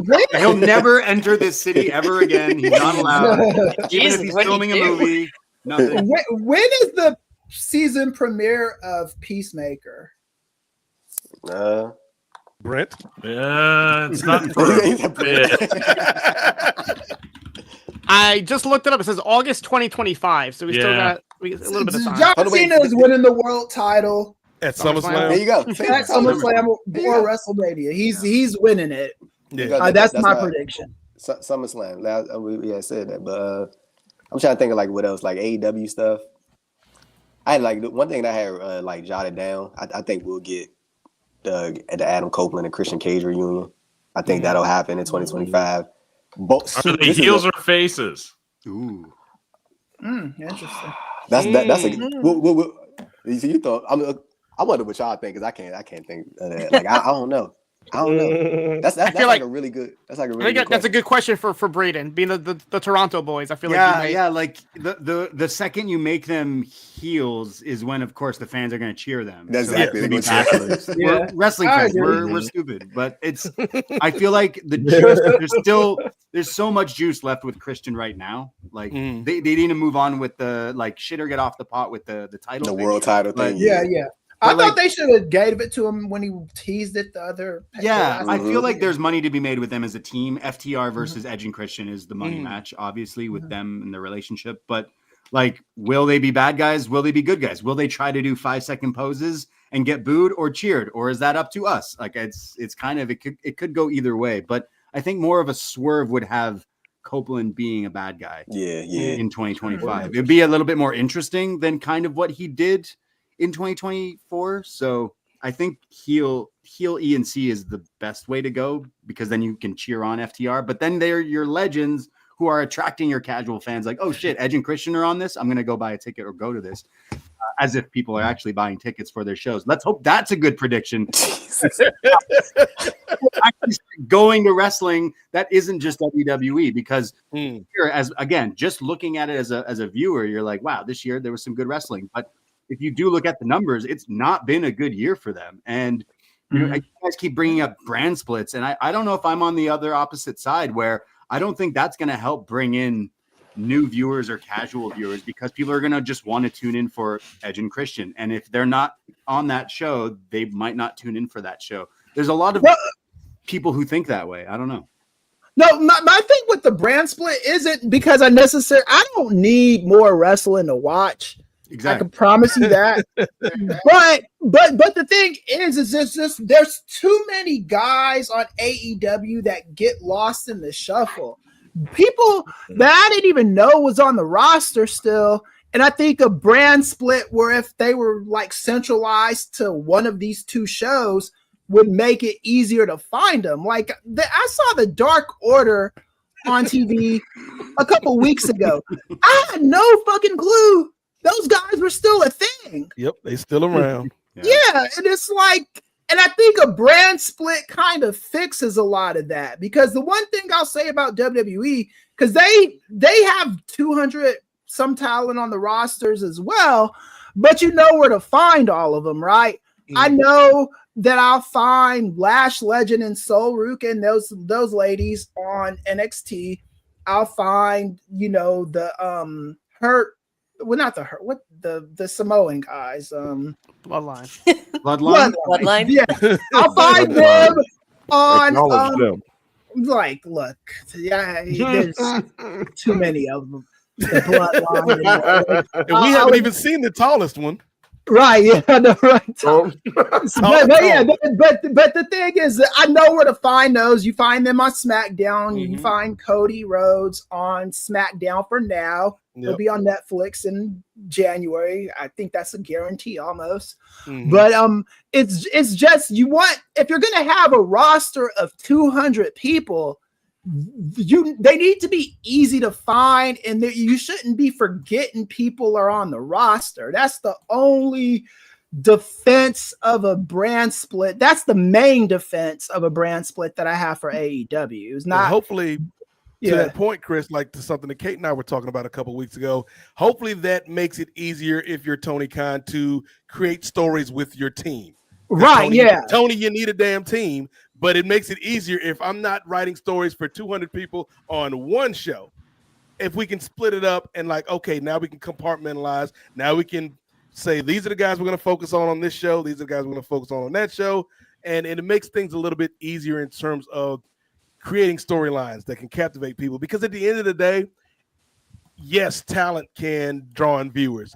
At the end of the day, yes, how you promote them can draw in viewers, but this is storytelling, man. This is drama, right? Like, so you have to have a hook for the people. Yes, somebody like Kevin Owens could get people in the door. Edge and Christian can get people in the door. But if they don't like the story that they're being told once they're seated, they can leave. And so you can't just chase it. You can't chase that high of the ratings. Eric Bischoff tried that, ladies and gentlemen. Yeah. We see what happened to that man. Like we don't see this man at no point in modern history until he shows up on NXT just to do his Eric Bischoff thing. And then we forget about him for the next 5 years until they bring him back again. See, Eric Bischoff had his MLW one-shot show. Did you? I didn't even attend because he did absolutely nothing on that NXT Tuesday.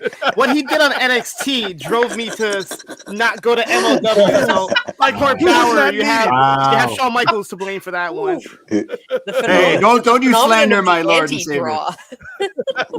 No Shawn Michaels slander on this podcast. And to piggyback off of Nate with having the writers, not only do you have writers for AEW on the brand split, but you have different writers for different shows, so each show feels different, has a different look and a different feel. Yeah. When me and Kate started Collision Course, our number one request was to have it seem different, to have people tune in. Like, okay, a brand split is one thing, but if you tell me that Collision is going to be like filmed in special venues, malls across America, at the beach down in Florida, something totally different, have a different camera look, different feel, that gives me like the reason to tune into a Collision, because I'm not getting the same thing that I'm getting on Dynamite. Hey. So yeah, different writers could solve that issue. Hey, Kay and Sino, I'm interested to hear you guys like take us be like way far out from this. Like this always, you always see that the verbiage used, Punk's Collision versus the modern day Collision, like suspension. It's Yep. like for you two who cover Collision since like its inception, like how it's we had the benefit of hindsight now, but like how do you two like compare those two? And do you think there's like a vast difference between those two, like the Punk Collision versus the modern day installment of like the product? Kate? I think I spent the entire Punk version of Collision kind of popping antacids and waiting for things to melt down. Like I was never convinced that was a functional environment, and anything that came out of it indicated that it really wasn't. I think that the one thing that he did or that they did in that early stage was establish this is going to be like your wrestling show. It's going to be more like your old-fashioned wrestling show. I like the sort of promos that they used on the top. Like it had a kind of a retro feel, which I thought that had some possibilities. I would say that it's still the wrestling heavy show. It has become more integrated into AEW programming because the people involved don't actually hate each other. Yeah. that makes things easier. But yeah, I found that I spent that first, I guess, couple of months, like it was only a couple of months. It was like 2 months. You can't really talk about like what the show was then versus now, because it had barely gotten out of the gates when he left. When he left, that's about that's a euphemism there. Like when he passed on, moved on to anyway. That I would say that it has retained some of its like of what seemed to be it's original raison d'être, but it has drifted more towards being like other AEW programming. I think there's room to kind of differentiate it and make it. I was just saying to someone the other day, like that time slot is a death sentence unto itself. Well, being dramatic there, but it is not somewhere you're ever going to draw an audience like you get on Wednesday nights. It just isn't. And so I think you need to kind of play around with making it a different sort of show so that it kind of feels like an important part and something that's not just a repeat of what you're getting on Dynamite. If I'm gonna miss clubbing, I need to have a reason. Exactly. That you're going to be over Saturday night karaoke. Yes. Give me a reason to do it, AEW. If I'm gonna miss Cougar night at the Smash Club, I need a reason to do it. Okay, Chris. While you're on it, I want to say it somewhere. Who actually thinks wrestling pay-per-views should happen on Saturday nights? Because I am on total Sundays. I am an old man. Me. I second that, Brent. I second that. I don't work until 11 on Sunday, so it means I can actually sit through an 8.5 hour AEW pay-per-view, get home for 2, and then go to bed and work up for work. Bro, I am officially team that every major wrestling company officially needs to hold all pay-per-views internationally so they can start at 1 p.m. Eastern, and we can pack this shit up at 6 sharp. Let's get out of here. All these Saturday pay-per-views. Chris is right. We need to go out on Saturday. Chris, you just solved the question why I'm a 40-year-old single dad. Is because I'm missing Cougar nights every Saturday. So thank you. I'm a married man. I'm just saying, if I was still in my single days, they might have to switch. They might have to switch Collision to a Thursday night just so I can get that night. Yeah, for YouTube right there. About to say, when Chris is talking about Cougars, you saw that door handle open a little bit. I know. But no, we talked this about man about to eat a Hungry Man dinner for. We talked about how Collision should have its own identity, and when CM Punk was there in the beginning, it felt like a different show. It felt like it really did. Yeah, it felt like Collision was like the Melrose Place to Dynamite's Beverly Hills. It was like Bad Kids Club. Yeah, AEW the new class. You know what I mean? It was all these new rebels or whatever. You had Thunder Rosa, you had Andrade and all that. And honestly, one of the biggest takeaways from that CM Punk era is him leaving all that controversy. Did he punch somebody in the face? Did he eat muffins in front of Tony Khan? That brought all these eyeballs and all these fans over that were watching AEW on a weekly basis over to WWE because they like the drama. They like seeing this and hearing about this. So they switched over. You saw that instant change when CM Punk left. The fans stopped showing up to shows. A lot of fans stopped watching. The core sickos are still there, but the fans that came in for CM Punk migrated with CM Punk, and because of that, WWE spiked in attendance. So that's the biggest takeaway of the CM Punk Collision era is, wow, this guy's exciting. And we come to find out a year into this, everything's A-okay so far in WWE land with CM Punk. So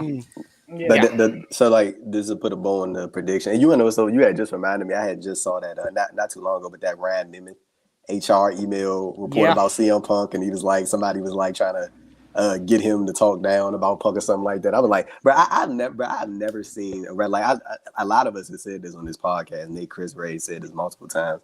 I've never seen a wrestler that has somehow CM Punk has he's like a cloud over AEW.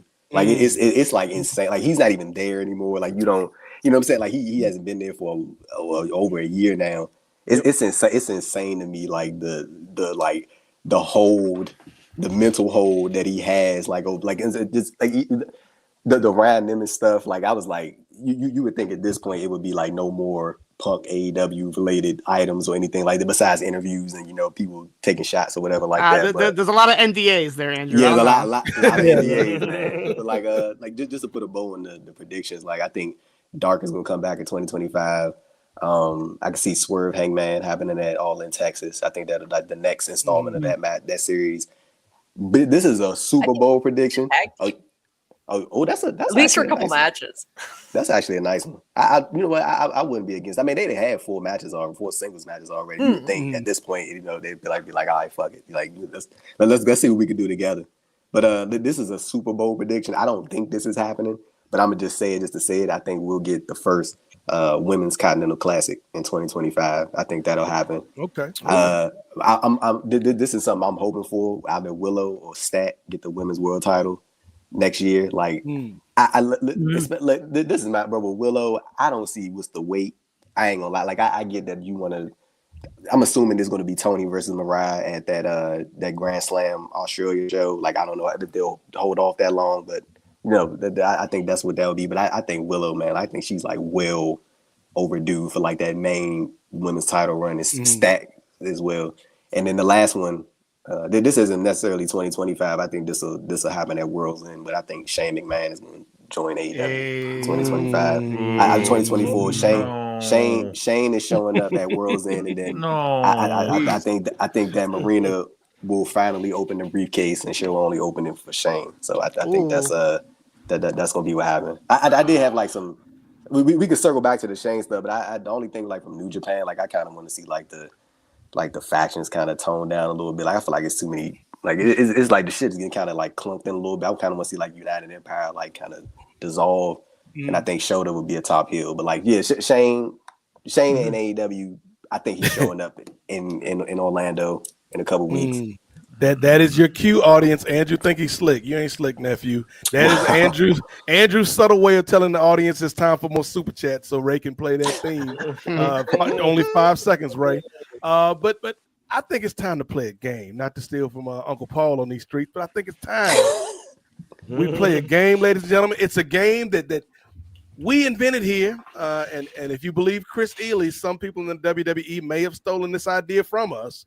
But it's a little something we like to call the cookout game, aka who all gonna be there. And so, simple premise: we go through a list of luminaries and notable figures in the wrestling world, and we have 3 options.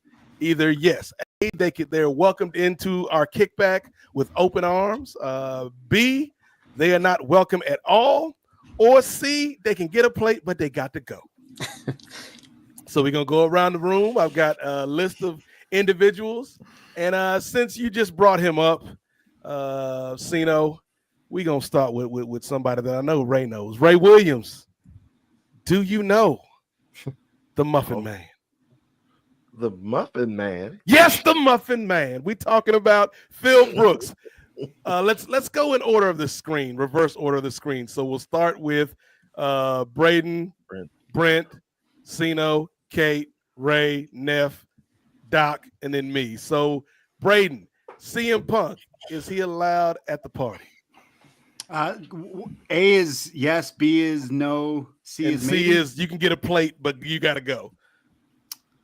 I'm gonna go with he can get a plate because it's Christmas time. I don't want to see anyone go hungry during the holidays. You can get him some muffins or something. I'm sure that he'll really like, or Pepsi. Mindy's Bakery. He seems like a Pepsi kind of guy. Yeah, I'm kind of I'm not the biggest fan of that guy, but I acknowledge that wrestling fans love him and are attracted to him, and he brings money.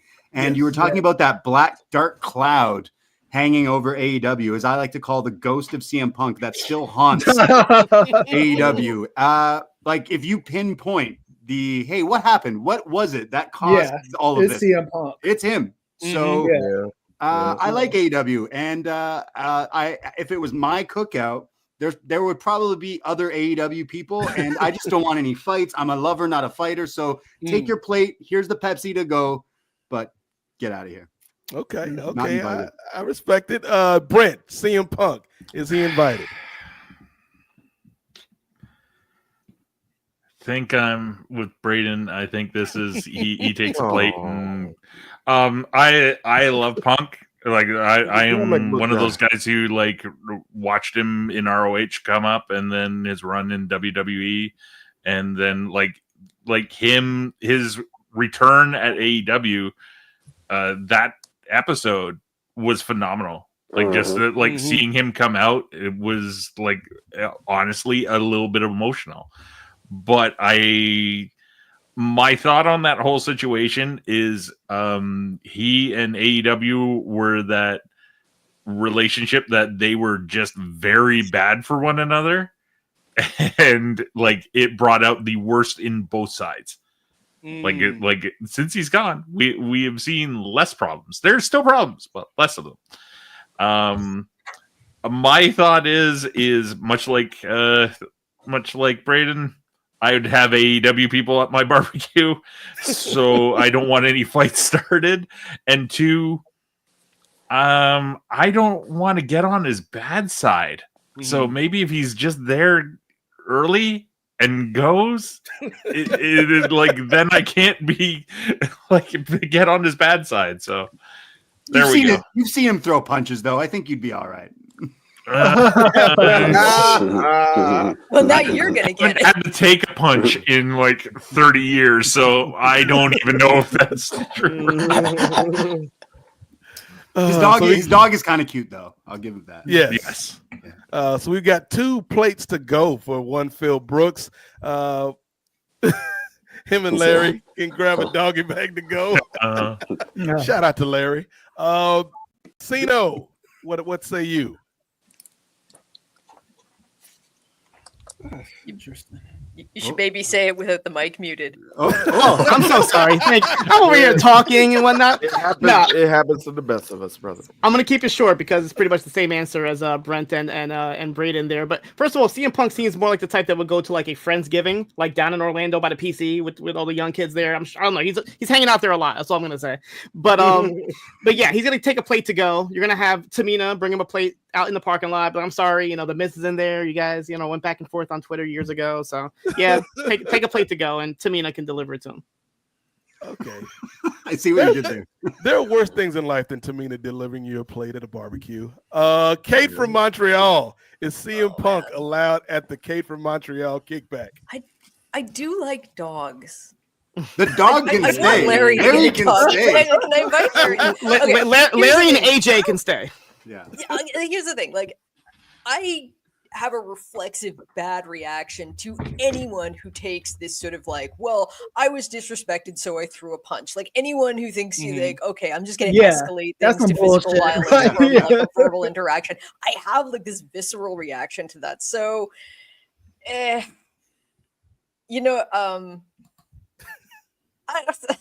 sort of teetering. So I got there's part of me is just like who wants to agree with everyone, and no, you know what? Too much risk, too high risk. He can, I'll send Larry some biscuits, but no, he's not invited.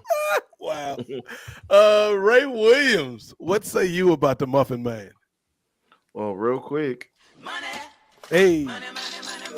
Super chat.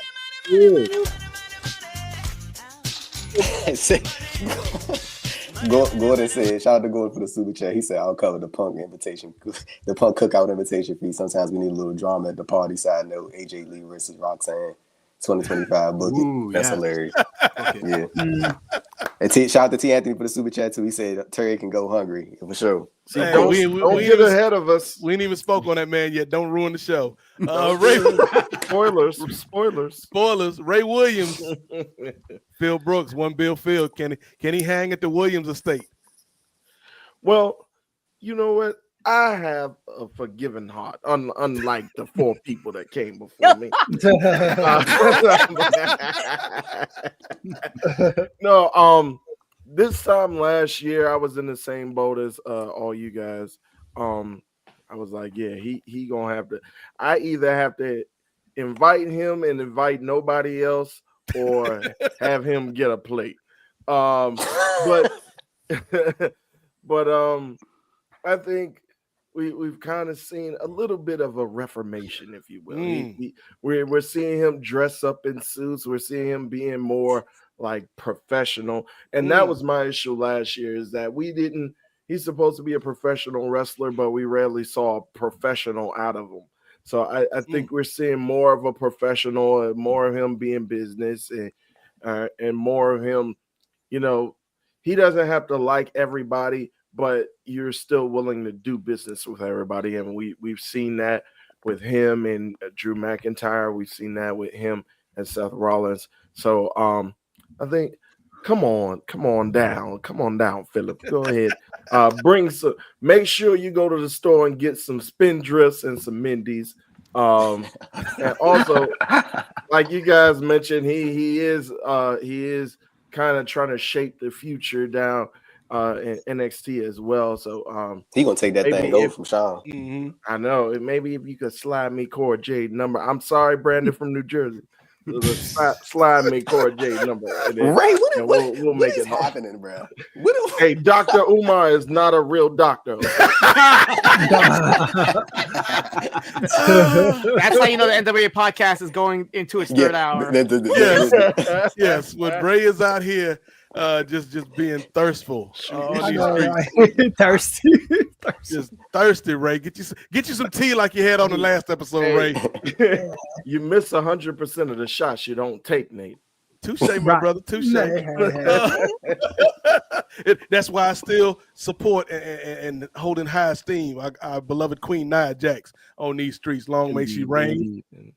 Nephew Phil Brooks, is he invited at the Thompson Estate? Of course, man. You gotta have a little drama at the party. Come on, man. What party is it if it ain't? Listen, man, I'm all in favor of drama as long as it ain't my drama. So we got to have some fun. As long as it ain't got to do with you. As long as it ain't got nothing to do with me, we good. But like even like going back on what Ray was talking about, like about the Punk thing. See, my whole thing, especially with the Jack Perry situation, I think it more so parlays into how I take on real life stuff as well. And he said, Gordon said, he said, get Miss Parker number for me too, Ray. I got you. Ray and Gordon shooting shots at the NXT locker room right now. but like even with I've said this on like previous episodes of the podcast. Like I think it's more so about like how I approach things. Like I've never been a fan of people initiating conflict and then not liking the final result of said conflict. Like I've always been up, and I think this is more so like a individual, like how like I grew up type thing. Like when you start something with somebody, I don't think that you get any say so in how that person reacts. I don't care what they do. Like if you don't want an issue to continue on, you shouldn't start that issue, because like once you start it, then you never get to control how that person reacts. And like again, you are in a professional setting, so like I think there are rules and regulations that you need to be abiding by. But again, I think that's more so like my mindset that applies to those situations. It's like you're in a law-breaking mindset. You say some shit I don't like, I'm hitting you, motherfucker. I'm not saying that. I'm just saying if you don't want an issue, don't start no issue. Don't start no stuff. Won't be no stuff.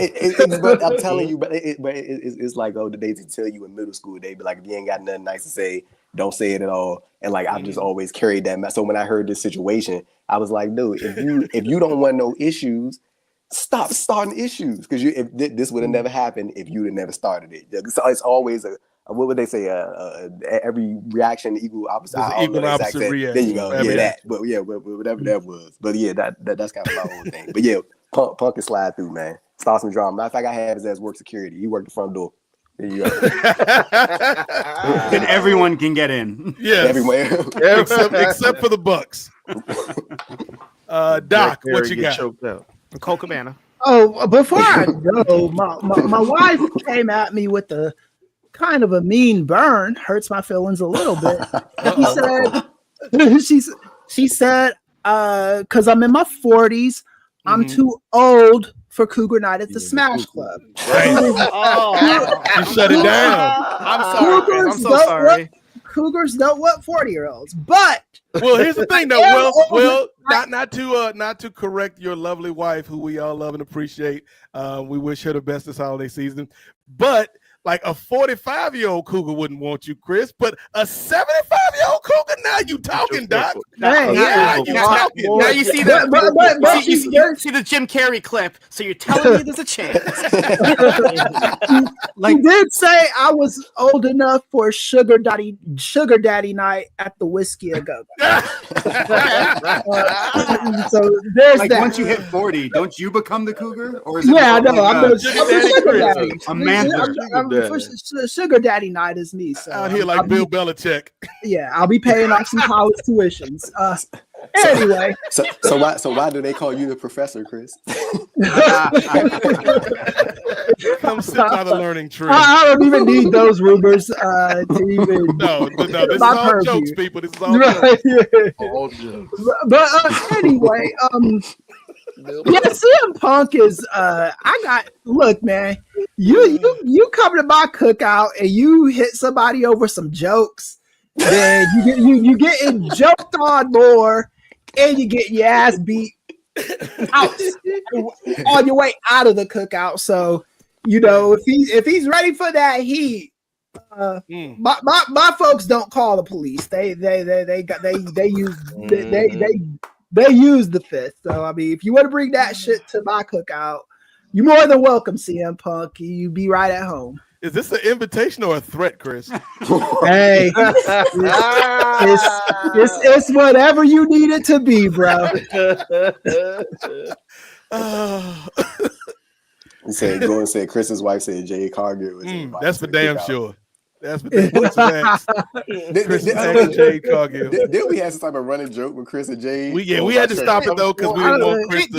Didn't he ask her to the junior prom or something? Yeah, I don't know. I don't want it with Brandon Phillips. Yeah, we had to stop the joke because we didn't want Chris getting yelled at by a former MLB player.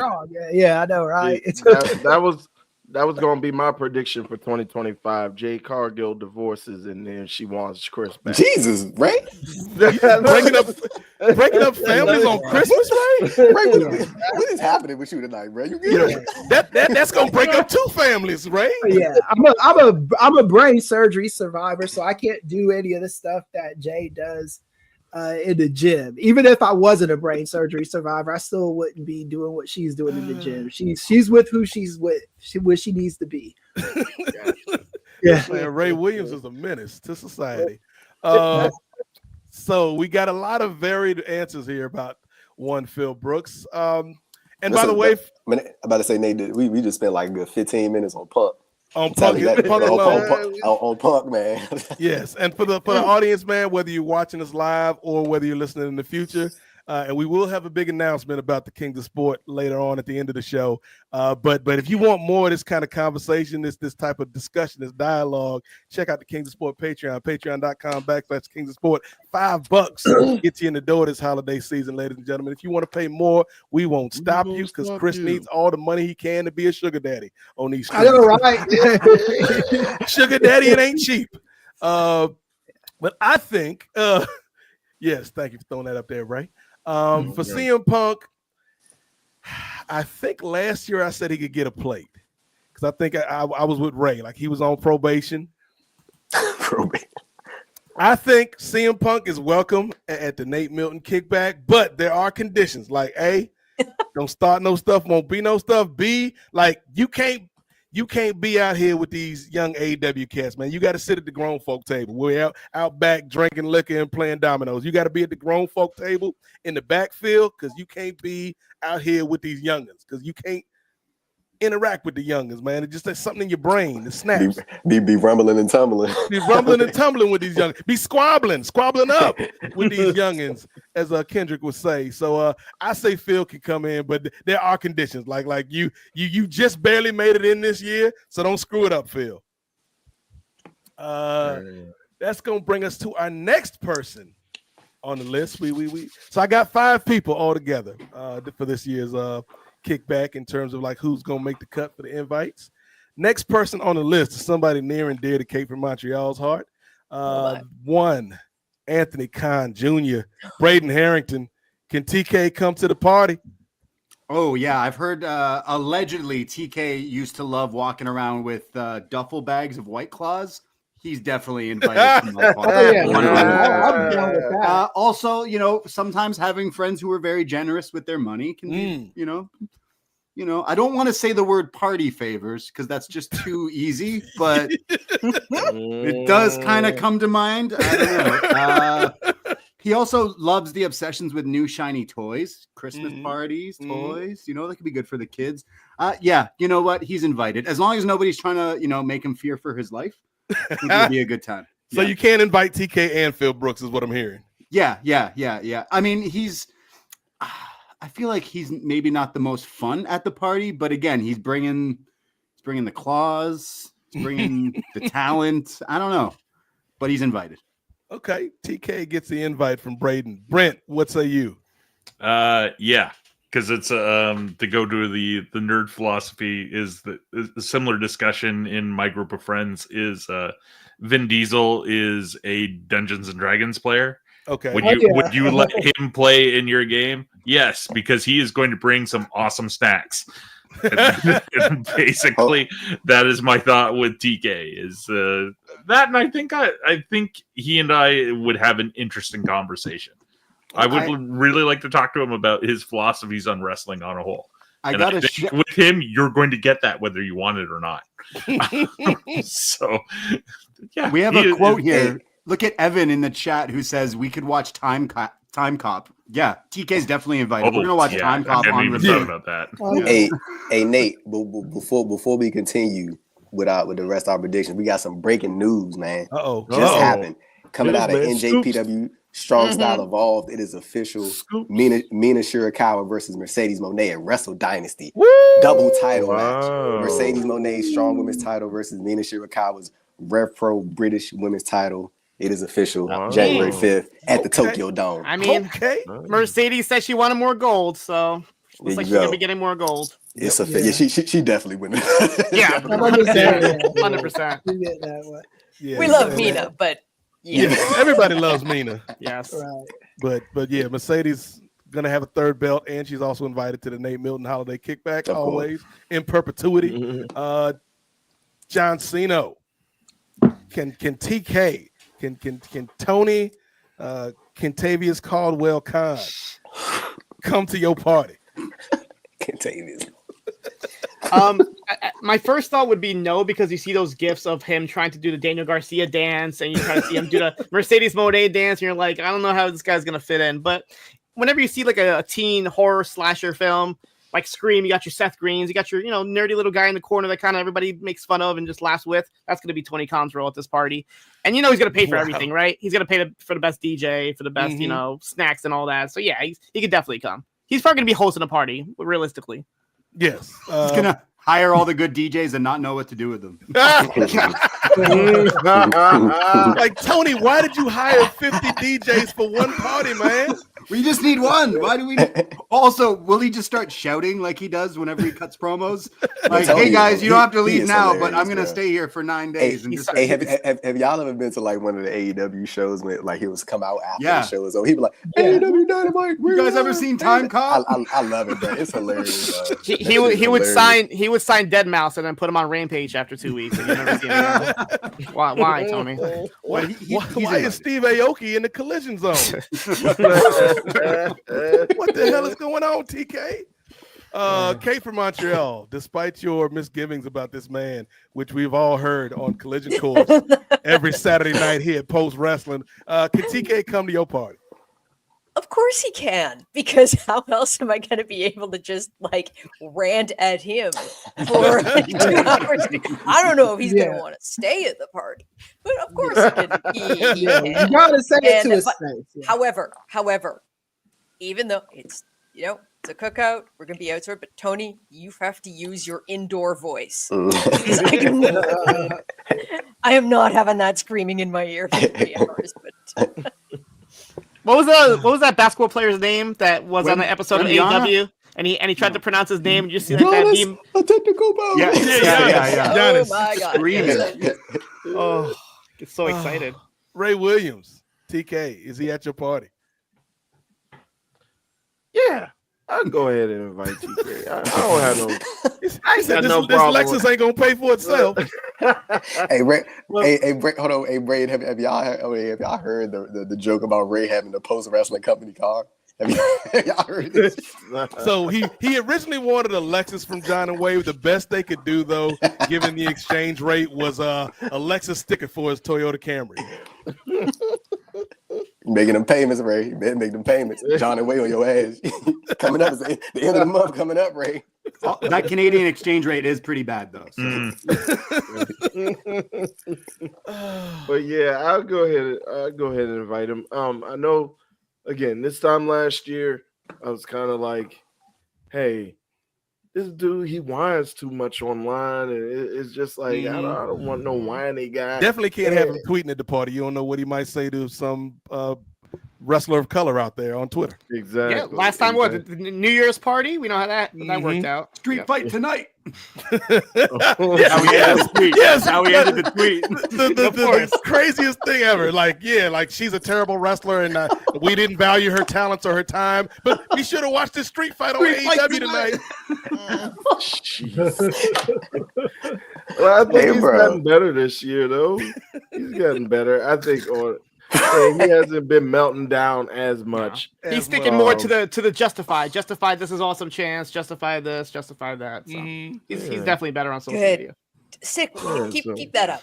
Keep that up. Does that mean Walton Goggins is showing up on AEW? It was justified.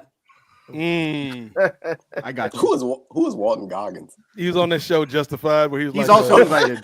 He's also invited to the cookout. Oh, he's definitely invited to my cookout. Yeah, Walton Goggins is cool.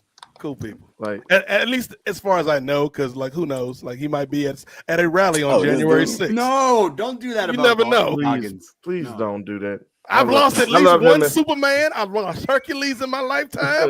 Gina Carano done left me. All for this Hulk. Well, I never was with Hulk Hogan, but Hulk Hogan. So many people that you wouldn't believe, but now you believe. I've loved Walton since. I've loved Walton since the Shield, so please don't. Yeah. That's good. I don't want that to be the never meet your heroes moment. So. Well, if Tessa can say it, so can I. But we'll go ahead and pass it up to nephew. Nephew, TK. Of course, man. Tony Khan and CM Punk at the same party. That's the drama I was talking about. There you go. Well played. Well played. Chris Ely, can TK, the ultimate sugar daddy, come to your party? I'm not going there, but yeah. That was reckless of me, but it's the holiday. I got no problem with TK coming. He especially if he has a White Claws. I'm cutting calories at the moment. My extra large shirts are starting to fit snug around my stomach. That means I need to start hitting the elliptical and working out. And, so yeah. I never got into the claws, Chris, but I'm gonna tell you something, man. Like a beer that I didn't think I would like, but it's. And here's the thing, because I don't like it like starting off with it, but like I need to have like a regular, like I need to have a real beer, Ray. Have one real beer, but then I get into the Budweiser, the Bud Light next. It's like calories. I'm trying to think. I only had one beer before. I had a Heineken. I was 6. Damn. Wait, you were sick or you were 6? 6. He said he was 6. And then somebody said something to him, and he busted the Heineken bottle over their head because that's what Andrew Thompson does. I was chilling with my uncle, and he gave me one of them little swig. That's my dog though. We cool. Yeah, Heineken at 6, man. With a life. There you go. Look where you are now, nephew. Look how ain't turned out too bad, man. Ain't turned out halfway decent.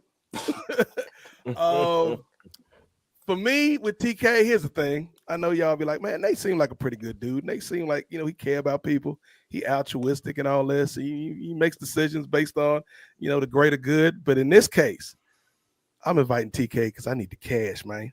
Because here's the thing. You got to play it right, Braden. You don't start the evening talking business. You just like, hey, TK, man, I didn't know you. Man, tough break for the Jags this season, but they're going to get better, man. Oh, AEW has been awesome lately. But then TK get about, an hour or two deep into the party. Just slide over to the table.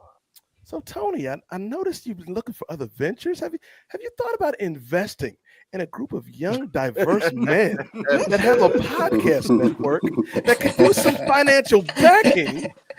We even have a beige forefather in the background that you can consult with. And by the end of the party, Kings of Sport, official podcast of AEW. That's how you play it, Ray Williams. Well played, sir. And speaking of money, TK, is that?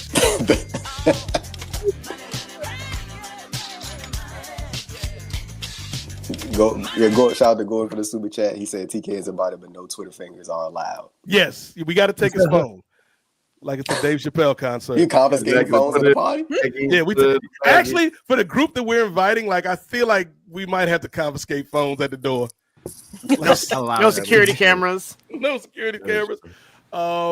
So this next person number 3 on our list of 5, we're getting close to the end. This person is somebody who I already know Braden's answer because he spoke so highly of him earlier. But this person, man, I don't know how y'all gonna feel about him. But Ray, when I think of this person, like when I see him on NXT, right? When I see him standing next to Sexy Red, I believe that he sees 2 bad bitches. Can Shawn Michaels, HBK, can he come to the party, Braden Harrington? Oh my goodness, I've been waiting for this discussion. You might know I do a show called NXT Up Next here on Post Wrestling. Yes, NXT is my bread and butter here. I know a lot about NXT. Now I want a little public service announcement. Shawn Michaels deserves to be put in the Hall of Fame. Now I know what you're thinking. You're probably thinking, wait, Braden, he's already in the Hall of Fame. Put him in the Hall of Fame again. Put him in the Hall of Fame a 3rd time because that man don't miss. That man has been curating the greatest roster in professional wrestling. Yeah, I ain't gonna lie.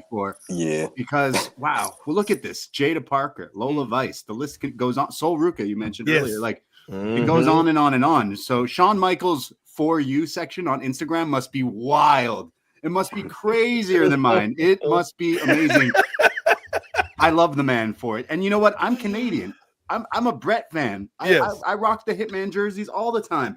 But Shawn Michaels has turned over a new leaf because he has made NXT great again. So Hey, man, ladies and gentlemen, I think that's going to conclude the Inner Brain time. He went one step too far. Sean has been killing it. Braden, too much dip on his chip. Braden, your cookout pass has been removed. You are officially off the island. Braden had way too much fun at the American Dream Mall at that Shrek water slide. He came out there, I love America. I'm like, dude, love America now. No, but Shawn Michaels, Shawn Michaels used to get booed here for a reason in Canada, and he still does. But you know what? Like, I think he's actually helped a lot, and he's definitely got an eye for talent. I used the word "eye" sparingly there, but he's been doing a really good job. That's fucked up. I really think he's been doing a good job, and actually. Stepped up because NXT 2.0 when that really kicked off, that was it. That was it. It was done, and somehow they've managed to turn that ship around a little bit. So I'm really into what's been going on with them. And you mentioned Punk. I could see Punk also joining that team of teaching the young people down the line and everything. Yeah. So I'm really into what's been going on with Shawn Michaels, and again, I'm Canadian. We hate him, so he's a new he got a new fan. I mean, I always love Shawn too, but I really think that him this year, he's invited to the cookout. I don't know if he'd necessarily bring anything that'd be great. He'd wear a cowboy hat. He might want to go hunting or something. I'm not really sure, but maybe he brings I feel like he'd bring some experimental potato salad. No, he'd bring one of those animals he used to kill on McMillan River adventures, right? Go hunting or something. I don't know. I feel like he's got stories. I'd probably ask him about Marty Jannetty a lot. I don't know. He's invited. Bring him into the one thing I asked Sean at that party is how the fuck is he better at these media scrums than Paul Levesque is? That's what I want. I know, right? Why are you so good and he's so bad at this? Yeah. Do you two not have briefings or something like that? Brent Chittenden, are you going to turn your back on your country like Braden Harrington? Is Shawn Michaels invited to the party? Yes, I am. I'm going to explain this in a little bit of a story because one of the reasons I would have him there is the most immature, dumb reason you would have anybody at a party. I'm not sure if any of you guys are aware of this, but it's widely known that Shawn Michaels, when he does his signatures most of the time, works a dick into it. Like he draws like a cock and balls into the signature. Wow. And I just want to ask him why and like how how he's managed to get away with this long. So regular listeners might know I work at a comic book shop. And one of our customers, he's a card dealer, and he got a signed Shawn Michaels card. He told me like he had pulled it from a pack. He was really happy about this because it's like a 1 in 1,000 or whatever. And I looked at him like, so is there a dick in it? He's like, what do you mean? And I told him the story, and he's like, oh, I didn't even notice. I'm like, he does it most of the time in his signatures. 2 weeks later, he comes back into the story. He's like, I don't know how I didn't see it. Like that is the main reason I wanted to like pick his brain on that and like I think he's truly one of those guys who whether it's totally religion, his wife or whatever, he really did turn over a new leaf, or at least like it, and I think he'd be okay.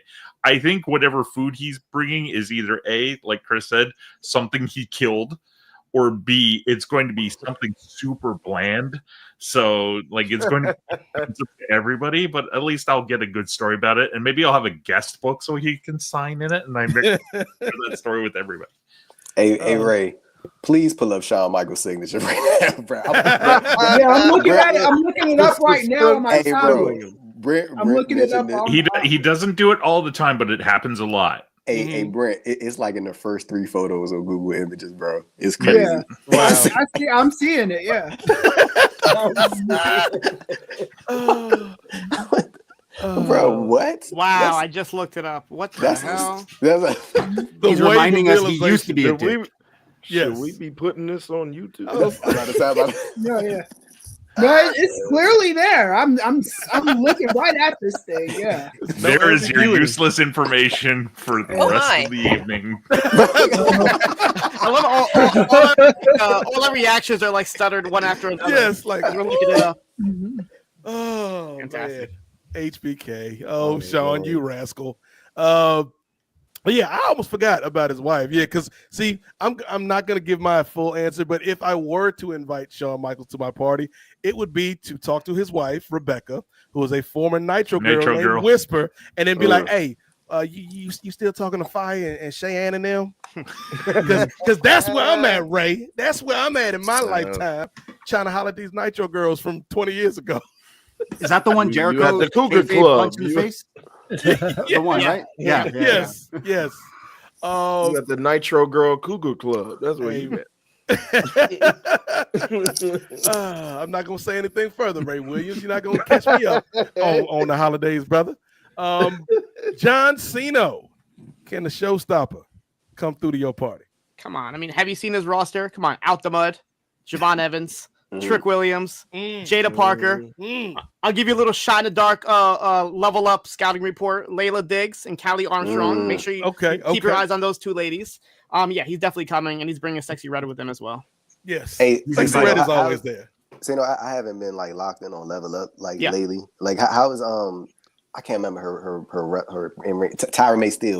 Tyra May Steele, yes, she's improved a lot. Like in the beginning, she was a little like her, and she got paired up with Layla Diggs, who's somebody who I mentioned who has a lot of potential. They both were very shy in the mic, but like on Level Up, they've been consistently on a weekly basis, just like practicing to the point where they seem really like comfortable with it. So yeah, she definitely has a bright future. I feel like she kind of gives me like Kurt Angle vibes, where she's coming in with the gold medal and all that. She's shoving it in people's faces. I'm like, she seems like she'd be a really good heel. So I'm kind of like leaning towards that. And on Level Up, they've been doing that. Like they had Lainey Reed, who's been like stuck in Level Up for like a year, and she went from babyface to heel, and now she's like totally developed this amazing persona. So yeah, Level Up is a really good play. It's like developmental for NXT, which is crazy to think. But Tyra May Steele for sure. She's gonna have a bright future. Oh wow! And yes, I have finally verified Brent's statement. And Shawn, you sir. And it's not like it's old, like drunken Sean. Like this is found Jesus Sean. Yeah, this is Maybe it's the a last fish. 5 years. Maybe it's supposed to be a fish. There's like a, I don't want to get in. There's like a tip on it and everything. Yes. This is nuts. Literally. Yes. On the left side, there is some nuts. Yes. I really want to know if he does it in one motion, like a signature, like if he has managed to skillfully get like, or if he has to like go back in and like top it up. This is like an ink blot for this dude. I think he just randomly, when he scribbles his name, this is just where his mind subconsciously goes to or something. Now we have weird. Hey man, I'm gonna say this for myself. I'm a clip this. We gonna yes, we have to clip this. See, I'm on. It's the holiday, so I'm not gonna say the joke I was gonna make when you said clip it. Kate from Montreal. Can Shawn Michaels come to the party? Oh God! I gotta follow. It's a terrible segue. Cut it out. Snip, snip. Okay, I'm not a parent. I'm child free. The cookout's probably going to be adults only. There won't be any underage girls around. So yeah, what the hell? Sure, Shawn Michaels can come. I wouldn't roll with the signature now. Have him sign one of your paintings. So can you give me your signature? And stuff? Yes. Ray Williams. Yeah, I mean, despite the whole signature thing, I think brother is born again. He's a fellow brother of the cloth. Hey, bro, hold on, wait. Y'all calling this man "Found Jesus Sean"? I don't know why that is so funny to me. He lost a smile and he found a savior. That's how it goes.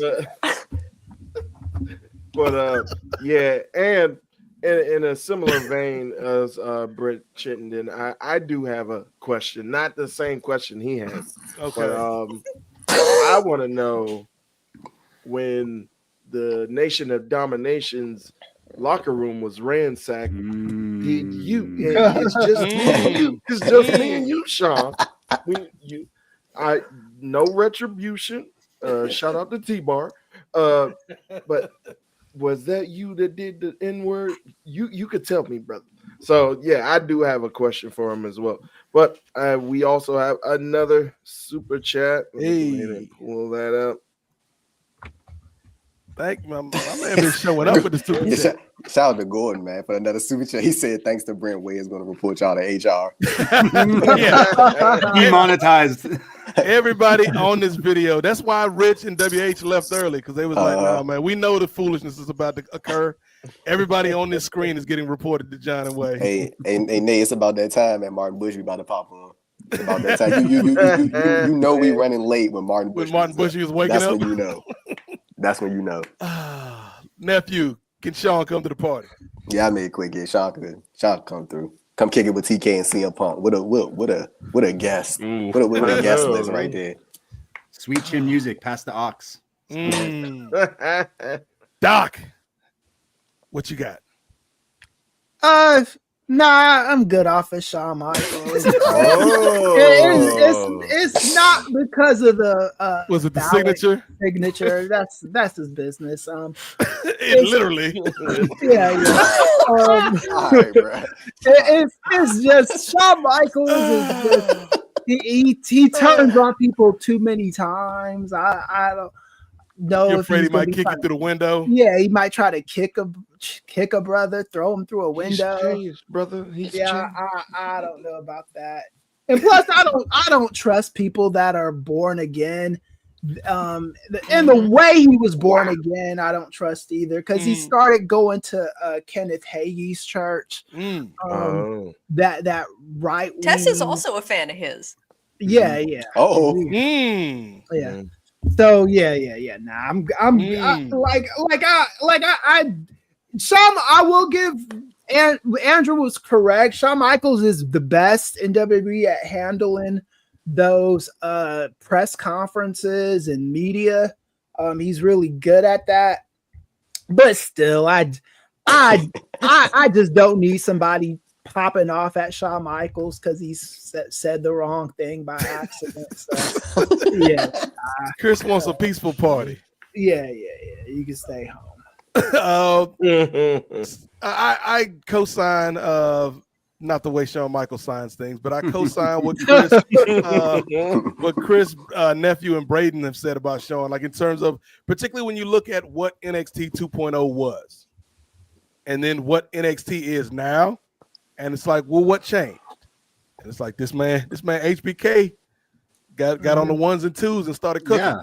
He opened up his playbook and he was like, "Oh, you haven't done this in a while. Let's do it this one. Oh, you want to get super kicked and get the pin? Okay, cool. Oh yeah, like he's doing the best of hits, but it works. So yeah, definitely. Like he's turned that brand around. He has Sexy Red just showing up for no reason all the time, which is cool. They might as well add it to the talent roles at this point. I ain't gonna lie to you. And I'll say about what's her name? Blanking. The Jada Parker. Annual Howard. What's her name? Oh, Lash Legend. He's got her wrestling a style where I don't think it's dangerous, like before I was seriously afraid of her hurting herself or hurting somebody else. And I think, like Shawn Michaels is one of those guys with wrestlers, you're good at this. Okay. Do that a bunch, or do some variation of that a bunch, Okay. And that's something I think that for some reason they don't get that with Jade Cargill, but with Lash Legend, Shawn Michaels is really, I got to give him credit for what he's done on NXT. Yeah, I would say with Lash, he like definitely presents her as like the powerhouse of that like metaphor duo with her and Jakar, and like even that like that spot that went viral at Crown Jewel, she like deadlifted Kyrie Sane out of the air, right? Like that shit is crazy. Like I think that Lash, like I like Jakar too, but I like just from how they have been presenting Lash, I think that at some like whenever she gets the call up to the main roster, I think that it'll be like a solo type things. I think they see something in her. Like she got the size, got the looks. She's clearly improving in the ring.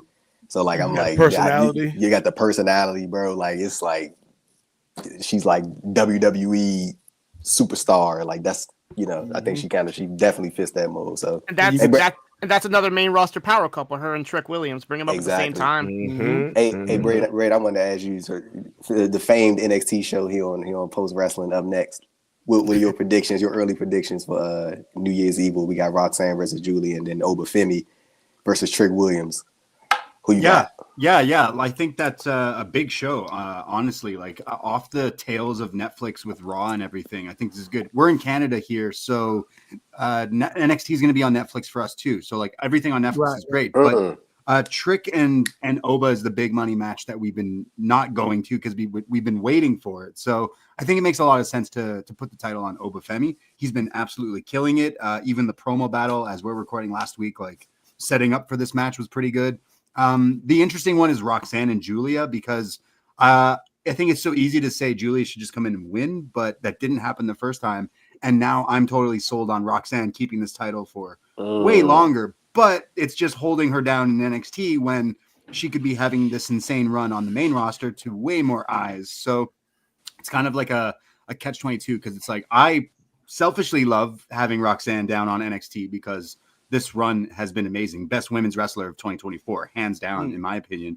And it's kind of like we shouldn't end this run, but at the same time, we do want to move forward. So it's like it would be kind of shocking to have 2 title changes on a big show, but wouldn't necessarily come out of left field because either way it's a good move, a good step forward for NXT. But I still want Roxanne to face like all these other people coming in, Jordan Grace coming in, so I'm kind of like maybe Roxanne should stay in NXT for a little while so we can enjoy some really good wrestling. But I'm seeing title changes for New Year's Eve one way or another. Okay. So real quick on Shawn, I go back and forth between full invite and you can get a plate, but I'm assuming he's bringing Sexy with him. So Come on, Sean. Come get a plate, man. Go sit over there next to Phil Brooks, man. Don't cause no trouble around here. We got 2 names left. First name, we've been having fun with this, Ray Williams. It's been a fun little game. But in this very party, there's one man who wants to know if he can get an invitation. Braden, can the King of Kings come to your party? Ooh, Jesus? He's hanging out with Sean. He heard he's coming to the party. Yeah. Yes, it is his birthday. Yeah, it is his birthday. He should be invited. Great time. Yeah. I'm a wrestling fan. Of course, I want to ask Triple H all the questions about how was it fighting Mick Foley at that Rumble. I would just be like a wrestling guy. I want to pick his brain, but I feel like he doesn't drink. He's always the DD. At least we have a DD for the party. For any of you, put those keys in the bowl. We got Triple H driving you home with his water bottles. Back and forth. Yeah, that's it. That was his job in the 90s. How do you think he got the job he's got now? So blasting Motorhead the entire time. It's very wildly known that he was the DD for a lot of these guys and stuff. So maybe, he's not the biggest partier, but he's very responsible. He knows when to book the right party games and the right people. I don't know. I feel like I definitely invite him, and he would bring a pack of waters for everyone for the whole party. Stay hydrated, everybody. I feel thumbs up for Triple H for sure. Okay. For sure. There's a lot of questions I would want to ask him, but I look at the positives. I think he would bring a good vibe. Probably not, but he'd probably show up with his loud 3-wheeler, disrupting the neighbors and everything. Yeah, but he likes Motorhead, and they're good. Brent Chittenden is Paul Levesque invited to your party, so you guys can you can drink and he can watch you drink and listen to Motorhead. Yeah, but we've already got. Well, no, I gave Phil a plate, but we've already got Sean, and I don't think Sean drinks anymore. I think Sean would be more fun. At least he would be the fun sober guy. I don't know if I'd really have any interest in talking to him, but he doesn't seem offensive, so he can get a plate. He doesn't see color, so he's definitely you stepped on my joke that I was going to throw to Ray, because I'm like, Ray, can he come to your party if he can't even see your party? Cino is the game coming to Cino's party. So Braden, you said that he was coming there carrying bottles of water. He's only doing that so whenever he enters a room, he just keeps doing his entrance every single time. That's the only reason why he's bringing the bottles. You get a whole batch of half empty bottles just everywhere. But yes, I would invite him, and I would have this party turn into a sort of intervention for one Mr. Hunter, and have him kind of answer for some of his answers that he's done over the last couple months or so, and make him maybe see some color and actually come to his senses. I think that's the best. To have everybody kind of intervent him and do that. I think that would be the best reason to invite him over. Yeah. So, maybe he would bring Katie Vick with him, so it'd be yeah. I don't think that's gonna make it over to Netflix. I don't know. No, we don't want Katie Vick, because if Katie Vick's there, then that means Glenn Jacobs is there, and nobody wants Glenn Jacobs at the party. Yeah, nobody wants that party at all. No, that's a terrible party to be in if Glenn Jacobs is a part of your party. It's double meanings. Marinate on that. Kate from Montreal, is Hunter Hearst Helmsley the blue blood at your party? He can get a plate. I don't really care. I'm not interested in talking to him, but I mean, if he wants to drop in and say hello, yeah. Drop off some WWE ID contracts. Ray Williams, you're gonna go one-on-one with the game. I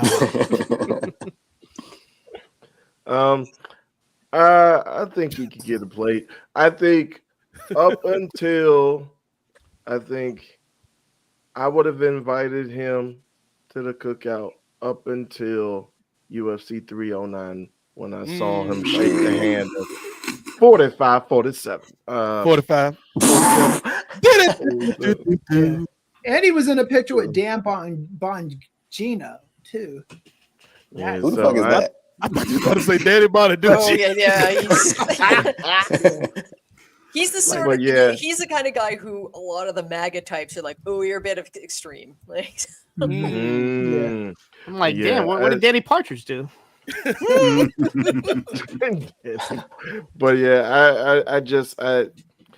it's like just like Chris said with the whole I don't see color thing, and it's like, come on, brother, you're not outwardly coming out like as a bigot, but you're really flirting with that line, brother. So I don't know. I'll give, with all the progress that he's made this year, as far as with like the writing changes and with the production and everything with WWE, I think he's had a better product overall. And but yeah, he could get a plate for that, but I don't know if you could stay in the crib. Okay. He gonna try to explain himself at the door. Well, Ray, it wasn't really a hug that I gave him. It was more of a formal handshake, man. I didn't really hug him, Ray. Like, he threw money at Glenn Jacobs in his campaign, so I don't think there's any question where he stands. Exactly. Exactly. Ray, when you're a man in my position, Ray, you have to make difficult decisions. You don't understand, Ray Williams. Listen, kid. Nephew.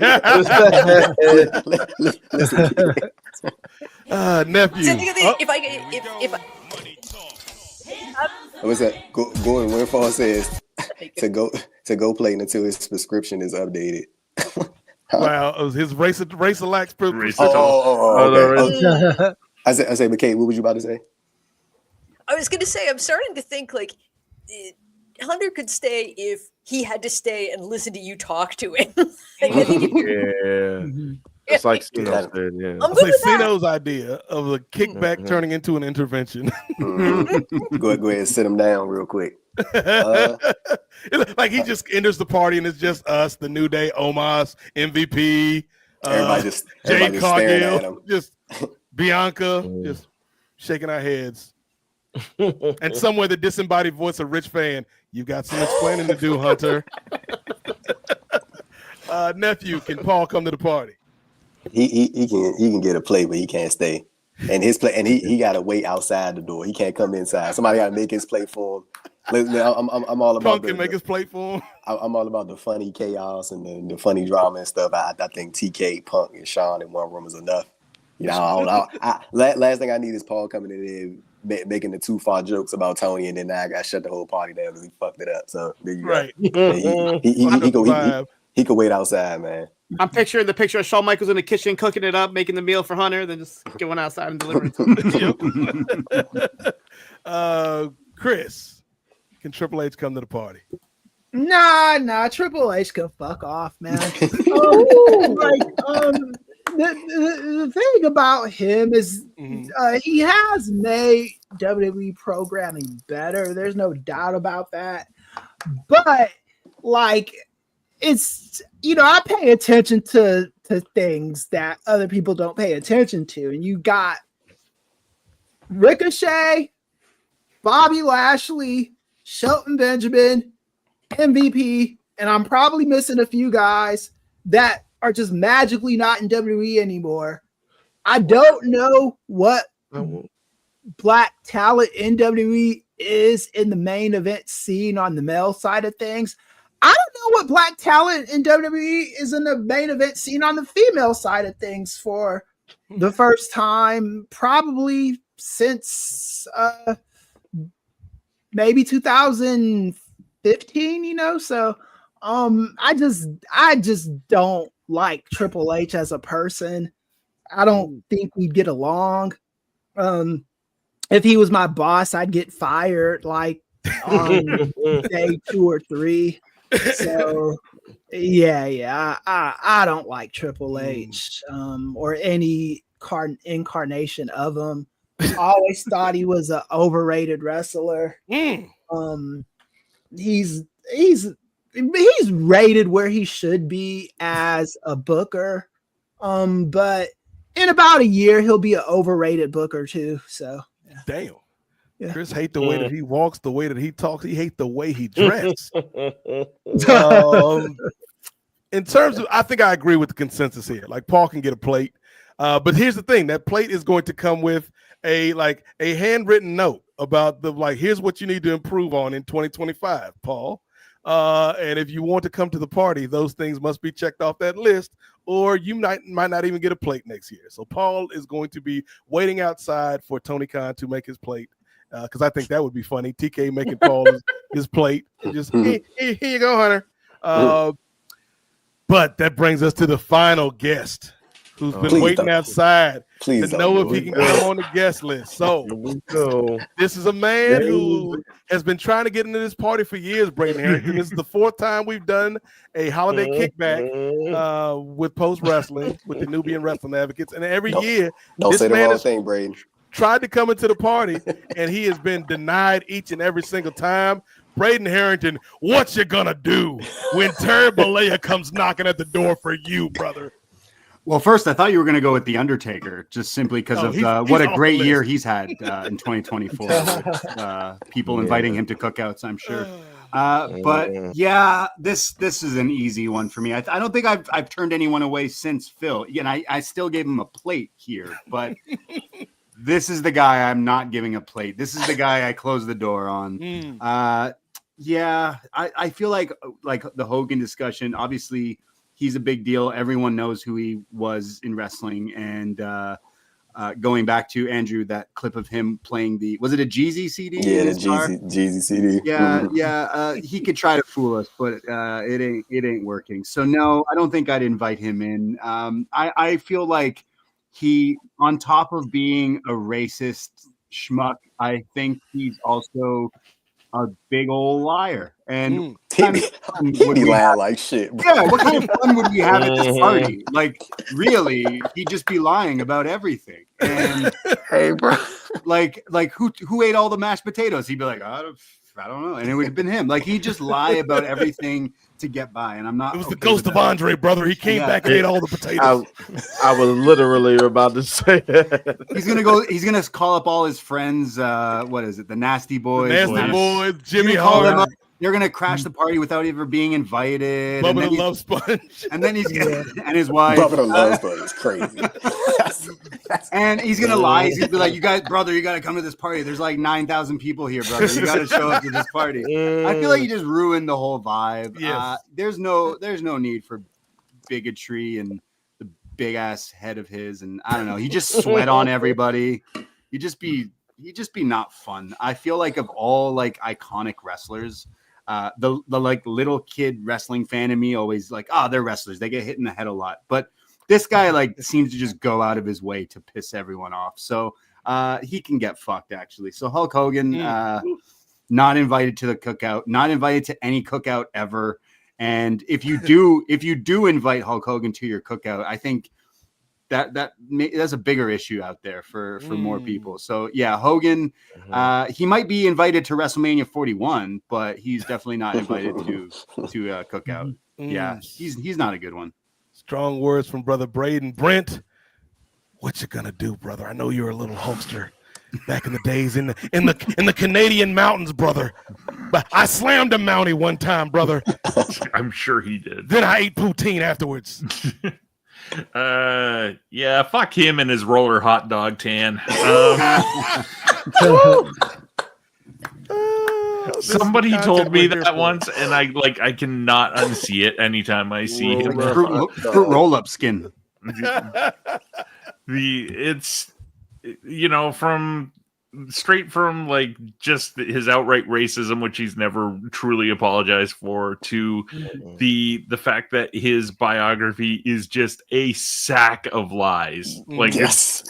I'm not a big fan of Jim Cornette's podcast, but there is a clip of him and whoever his co-host is going through all the lies in his book, and like Cornette just laughing like all the way through it. It's worth a watch. It's Jim Last. That's his co-host. Oh, okay. Yeah, but it's like I have the only way it would happen is similar to the like kind of the caveat that Kate put out is if it's a cookout, then it's me and you four guys, and the New Day, Titus O'Neil, the Hurt Business, Titus O'Neil, members of the NCAA, and all I'm there to do is open the door to lull him in a false sense of security, and then walk out, close the door behind me, and maybe put like one of those cartoon bars on it so he can't escape right away. That's the only way he gets that invite, because like he's just a dick. Like at the end of the day, all of it is like from that to like him ratting out Jesse Ventura when he wanted to start a union. Like there's so many things that you can go through that like he is not a good person. Yes. So yeah, that's 2 no's in a row for old Terrence from Florida here. Real quick about that biography. One of the funniest stories, because it's so the subject matter is not funny, because again we respect mental health, man. If you got issues, man, talk to somebody. This will be a great place for a Better Help sponsorship. Maybe we'll get that popping in 2025. But Hulk Hogan was talking about the time he was working on American Gladiators, and he was contemplating ending his life. And he was Layla like, Ali. Yes, and I was in the bathroom, brother, thinking, Terry, this is when you end it all. But then Layla Ali knocked on the door and said, Hulk, don't do it. And when she spoke, the spirit of Muhammad Ali came through her voice. And he touched me on the shoulder and said, from one champ to another, you got to keep fighting, brother. I'm like, this man is certifiable. Why doesn't he have the Muhammad Ali title belt that The Rock has then? I mean, speaking of liars, he's up there now. He's following in Hogan's footsteps. Here in Toronto years ago. Yeah, I was joining the UFC. Yeah, I was gonna fight Sham. What? No, you weren't. You had $7 in your pocket. What are you talking about? Hey, he knew how to stretch those $7 out, man. And now we get Red One playing at a theater near you for about another week. It's actually already on Prime Video as of Prime. Damn. Grand opening, grand closing. Just in time for Christmas. Wow. Sino, speaking of just in time for Christmas, is it time to let the Hulkster in for Christmas? Come on, no. Brent's description just now reminded me of like those memes you've seen of like the WWE 2K video game where it's just like Hulk Hogan in the middle of the ring surrounded by like the Hurt Business, the New Day. It's like that visual just hilarious. But no, he definitely can come. Like, is this like the Wrestling Observer Hall of Fame where if you get voted out like years in a row, you're not like welcome to join in the next year? Because if that's the case, then yes, he can come in. No, turn the lights off when you see his car drive by blasting Jeezy or whatever he's blasting. No, just don't even let him know the party's going on. Just turn everything off. Turn the TV off. Turn the TV off. I can see him now trying to listen to GNX. Just mustard, like I like the way he said mustard, dude. Mustard. I've been wearing mustard my entire career. walking around looking like a racist hot dog. Kate from Montreal. Can Terrence Balea of Tampa, Florida, come to the party?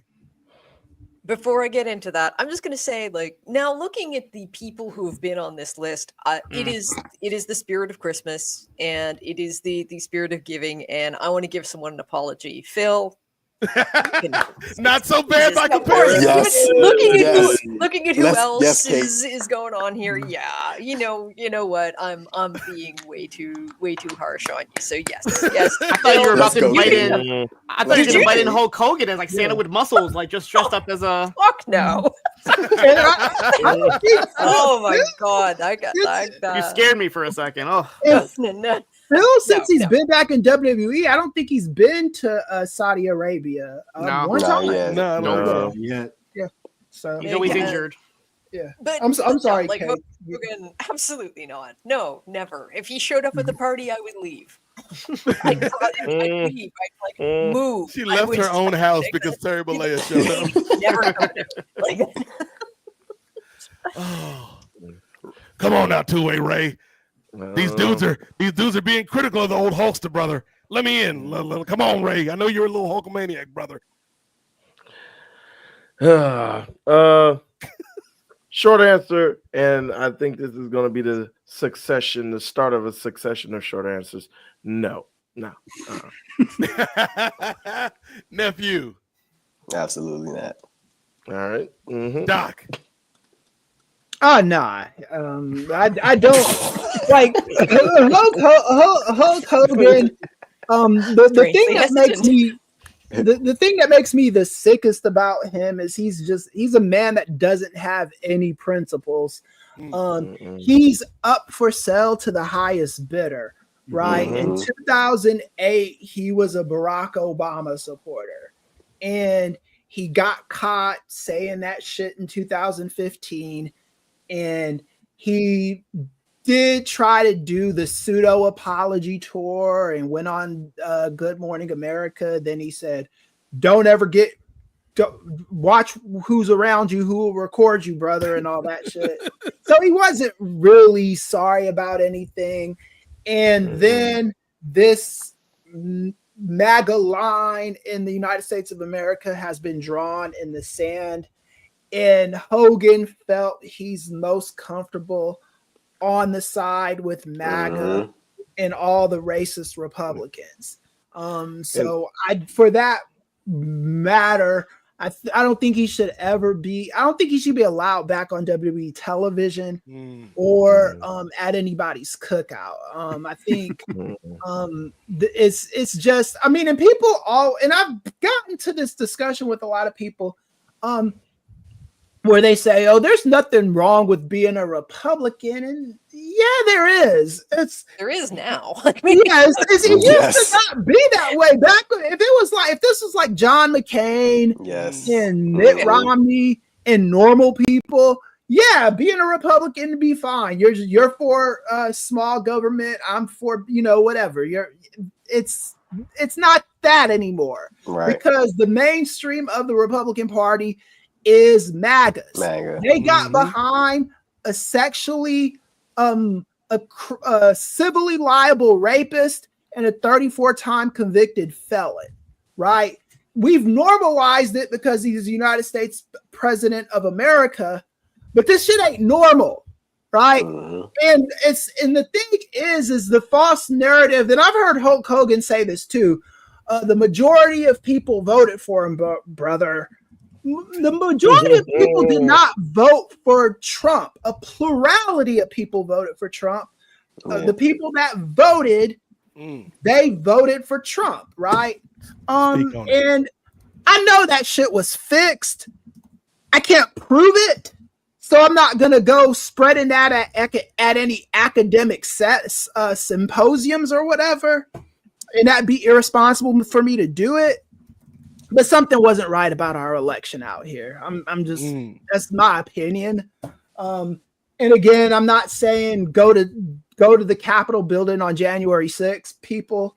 I'm just saying it's fucking weird. And Hulk Hogan is a symptom of the problem with the United States of America. So fuck him. And that's my talk your shit, Chris. But you might know what's so crazy to me is that like it's kind of like a point I had mentioned earlier about like how there are certain like actions or certain characteristics, certain things about certain individuals in pro wrestling that don't matter in terms of like morality and all those type of things and just having respect in general. Like, and I definitely think racism is one of those things that some companies, I'm not gonna say all, but some don't care about. Like Hulk Hogan, everybody knows his history. This motherfucker got a new 5-year contract with WWE this past September. You know what I'm saying? Like with everything that is known about him, he gets rewarded with a brand new contract. I mean, they probably did that for like more so licensing and merchandise and shit like that. But it's like still the fact that you're so okay with promoting him with everything that's out there about him. It's not like false allegations or false things being said about him. Like this is all like factual, well known information. And then of course he went out there doing campaign season, making himself look like more of a dumbass than he already did, ripping his fucking shirt off at the RNC or whatever it is. Like it's so hilarious to me. Like I'm not trying to get on a rant about this because like Chris kind of got me started now when I was hearing him talk. I swear it's so crazy to me seeing like, and I honestly think the majority of these Trump voters are definitely like older. The older that boomer generation, but also I think is that young demographic, like around my age, that 20 to 28, and like these like Joe Rogan listeners and the Martin Shapiro, Ben Shapiro, and like all them. You go ahead, Kate. I think he could have predicted something about the election just by looking at wrestling ratings. Like if you look at how effectively WWE has kind of cornered that, like Joe Rogan listener, the Paul, that kind of thing. That is, they are attracting more and more young men to their product, and that's a company that's about as institutionally MAGA as you can get. Like, bro, I was I was watching. I think it was this had to be last month. When I was looking like for news to cover, I was listening to the Logan Paul thing, because he had like a guest on there. He was talking about WWE or something. And he was talking about like how like him and his brother, they were like so MAGA and like all this shit. And I'm like what? Again, like how Kate mentioned, it's not surprising, like considering like how like institutionalized like a lot of that is, and how a lot of people are like pro that. And like it's also funny because I know we talked about it on the podcast, like how TKO's CEO Ari Emanuel is like very Democrat. So, I think that he's at that point of like wealth where like either side doesn't really affect him. Right. He's hedging his bet. He's the exception. He like what they did was if Kamala Harris won, they knew Kamala Harris wouldn't be out for revenge on anybody. They'd be able to run their business the way they want to run it. If Donald Trump won and they were people who spoke out against the Trump machine, then they would be afraid of retaliation from Trump. So what Ari Emanuel and them did is what's called submit in advance. You know, they don't want the smoke from Donald Trump. It's the same thing that what's his name, Morning Joe. Jess Garber. They submitted before Trump had a chance to seek revenge on him because they're afraid of the ramifications again. And like what I was saying about the stolen election, I don't want people going crazy and starting. I'm just saying, the numbers do not move like this. It was weird for me to be in this space. And the thing about the United States of America, it's about what you can prove. And I can't prove this shit. I've talked to people. I've called lawyers. I've worked with PACs. Trump is going to be president. It is what it is. So the thing is the Democrats have to be better at preparing and understanding. We've got a large sect of people out there who find this stuff appealing.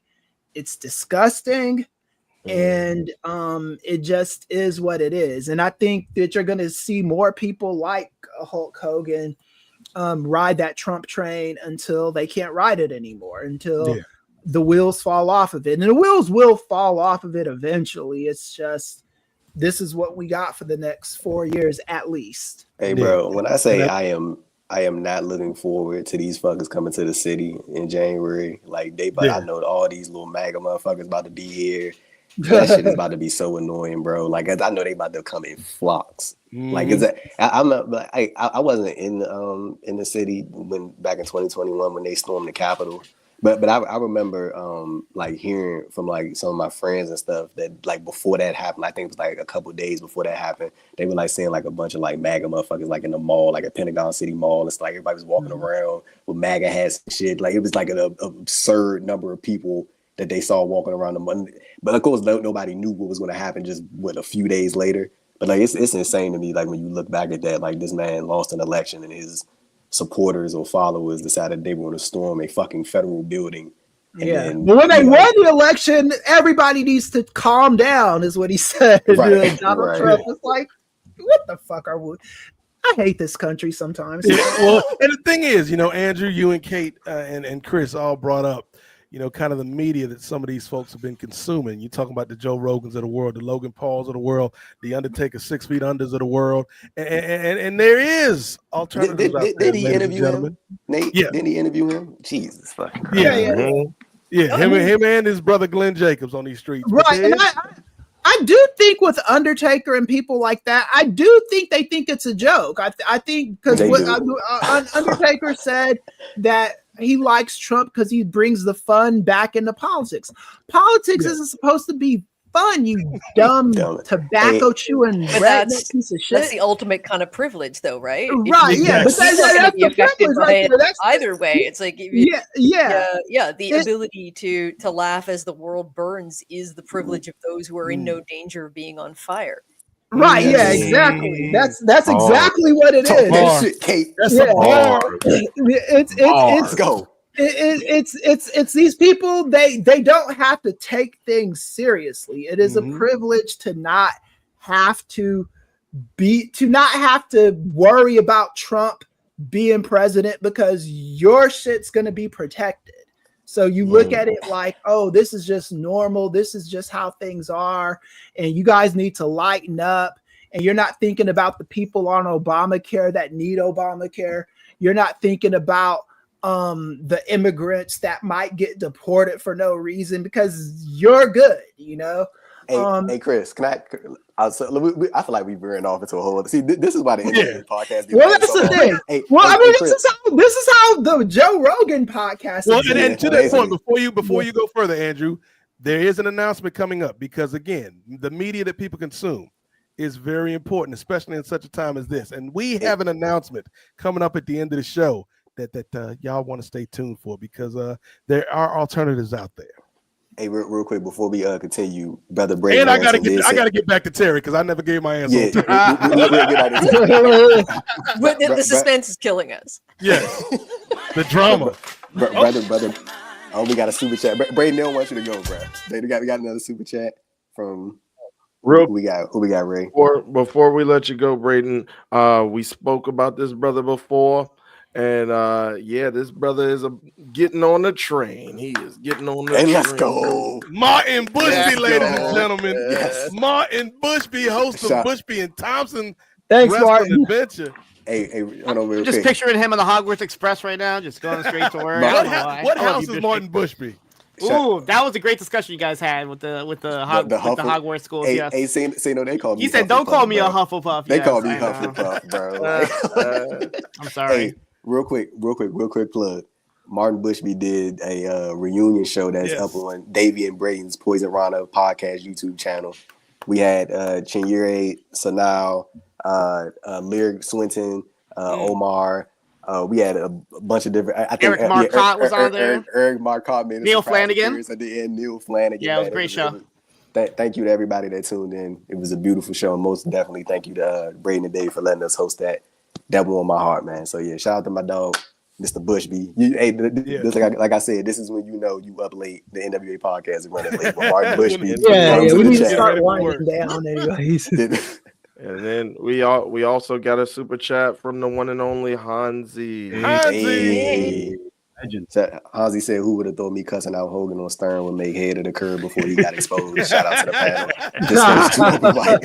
panel. Yes. Shout out to Hansi, man. That's a good brother. That's a good brother. But Nate, our brother Braden got to. Yes, Braden has to dip. So all right, later, Braden. Braden, no, we ain't gonna just kick him out like that, Chris. Chris is like, take a plate. Take a plate and go. But Braden, man, we appreciate you sliding through, man. Always a good time catching up with my nephew on these streets. Any promotions, anything you want to plug before you get out of here, brother? I got to plug Post Wrestling, guys. Like this is great. Like you got NWA every month. You have so much fun, and it was fun to finally like jump in and get into these topics. Because Nate, I have times where I'm listening to you and I have to stop the podcast and start dying laughing, and that was the case here tonight. And Nate, you say it off the top, but it's true. You are your favorite podcaster's favorite podcaster is Nate the Great Milton. Like he is the best. Every time we link up, I have so much fun, and this was an example of that. And I love what you guys got going on here. I love the post wrestling community and how many different people we have on all the other shows. It was great to finally get the chance to talk with all different people. I know Sino, I talked to you way too much, but Kate, it was awesome to talk with you. Andrew, as always, talking with you. Chris, it was great to talk with you. Ray, you were killing it. Everyone killing it here. So like, yeah, everyone out there listening, like appreciate. We can't do it. Nate, you were bringing up like it's all about what you consume, and if you consume rich billionaire assholes all the time. Well, the world's going to be run by rich white billionaire assholes. So sometimes you got to support other things and independent podcasts. And that's what it's all about. You know what I mean? So really appreciate what you guys do here. And I will always be listening and always supporting. And this is what we do. And again, we can't do it without all the listeners, and the post wrestling like connection is super strong. And I'm super proud to just be a part of it on top of that. So John and Wai, the kings of this ship, but they let us run wild here. Oh, that's a bad one. We were talking about Terry. Sorry. That's not going to help with what my accusations. That's not going to help. You're not beating those allegations. Fuck. Yeah, I was going to go try to dig out my LGN Hogan somewhere, but it's not on the set. Don't worry. I don't have it. No, it's all good. Yeah. Really appreciate, and you can follow Poison Rana, like Andrew said. He was on a show with Bushby. Yes, we will be doing a Christmas thing next week. I know on the Poison Rana YouTube at like 4 to 8 next Sunday. So tune in for that. Nate, anyone here, please show up, because we'd love to have some chats about some wrestling. But you can follow me on all the other Insta, Blue Sky. We're gonna play another round of that game we played last year. Oh yeah, you were really good at that last year. We did wrestling improv, which may or may not make a comeback this year. It was a party game where you had to guess who he was, and it was like, okay, who am I? John Cena. Okay, and then Nate was the firefighters who showed up to Undertaker and Kane's parents' house or something like that, and he nailed it. You were so good. You were so funny. So appreciate everyone out there as always, and look up Poison Rana and follow all these shows. But happy holidays, Merry Christmas, Happy New Year, and get lit. Let's bust out the bourbon, the oil, the twister. Maybe not that, but yeah. Anyways, thank you. Appreciate it. The love is real, for real. Thank you. I owe you some shots at the next post anniversary day thing. Braden Harrington, one half of the great minds at Poison Rana, along with my other nephew, Davey Portman, the world traveler. Harrington brothers. The Harrington brothers, yes. But you know. More importantly, but just as importantly in my heart, ladies and gentlemen, this is the man that crafted the Rocky Maivia picture show theme song, the one and only Brady. Brother, great having you, man. Have a wonderful holiday season, and we'll catch up with you next year. Absolutely. Appreciate everyone out there, and take care of yourselves. Later, Braden. Hey. Later. All right. Brady Harrington, ladies and gentlemen. Oh, we got some more. You got another super chat, man. They ain't trying to. Yes, sir. Yes, indeed, she is. Golden Wing Falls. Shout out to the super chat. Said Chef K cooking with hot grease. Yes, indeed. Definitely. Yes, indeed. That's why she's in the center square. Whoopi Goldberg. Yeah, I know. Hollywood Squares.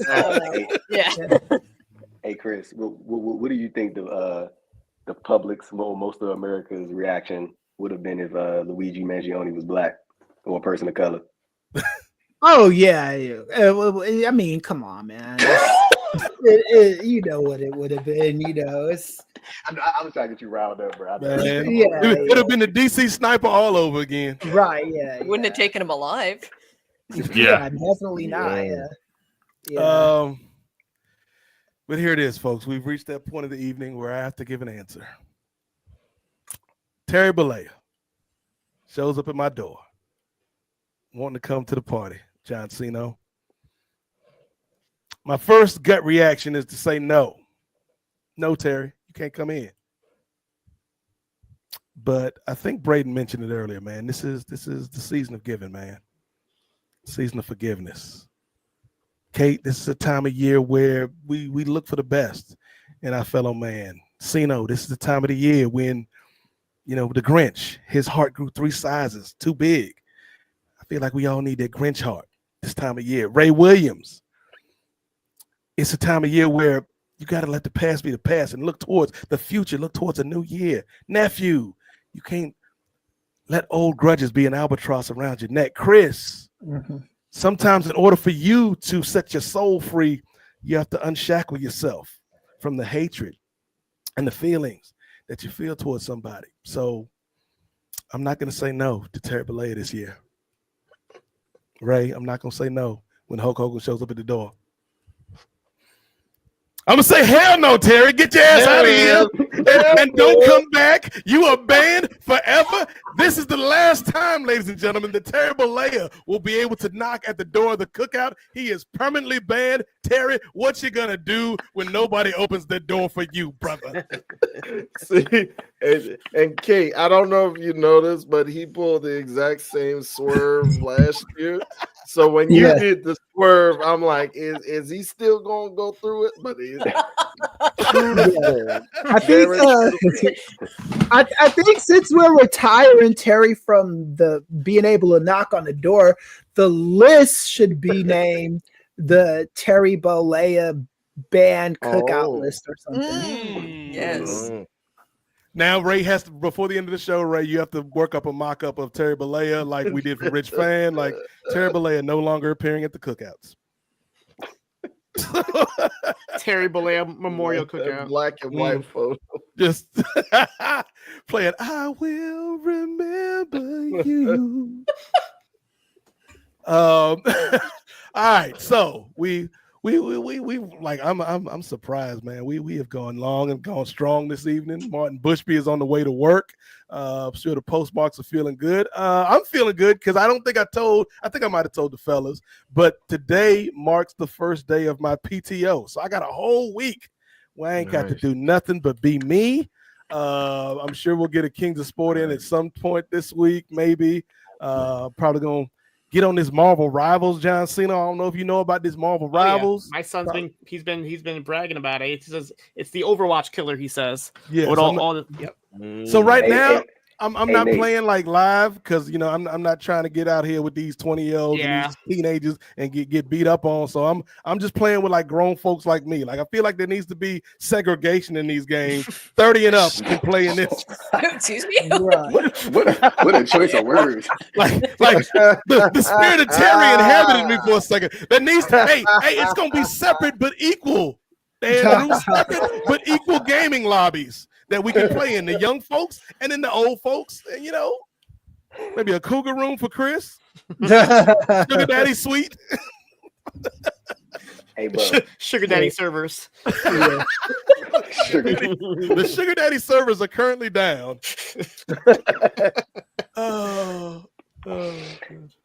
Hey, bro. Let me tell you this, bro. Whenever I see a picture of you and your little man, bro, I had the biggest smile on my face, dog. I tell Cino that whenever me and him have a private conversation or whenever we chit chat in the DM and shit, I see him post a picture with his son. That shit warms my heart, bro. I swear to God, like, because I had a good relationship with my pop. So when I see you with your son, I'd be like, let's fucking go, Cino. Let's go. Thank man. you. He always got his little man with him, bro. That's what's up, young. I can't wait to make his first official post wrestling podcast. Yo, there is. I already tell him when I had to hang it up, he's taking over Shot in the Dark. He's gonna continue talking about women of wrestling. So and TNA never gonna go away. He's gonna take over the mantle. There is a generation. So like, right, we got to get Pollock's kids. We got to get Wade's kid. We got to get Rich Fan Trey in the building. We got to get Marcus Vanderberg's son, young baby Simba, the king. And we'll have this next generation of post the next generation. All these kids talking about wrestling. I like that. I say Ray Jr. too, man. Ray and Cora Jade's son.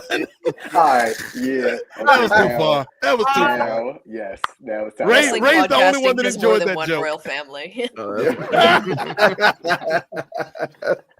right. Anything anybody wants to talk about before we start wrapping up?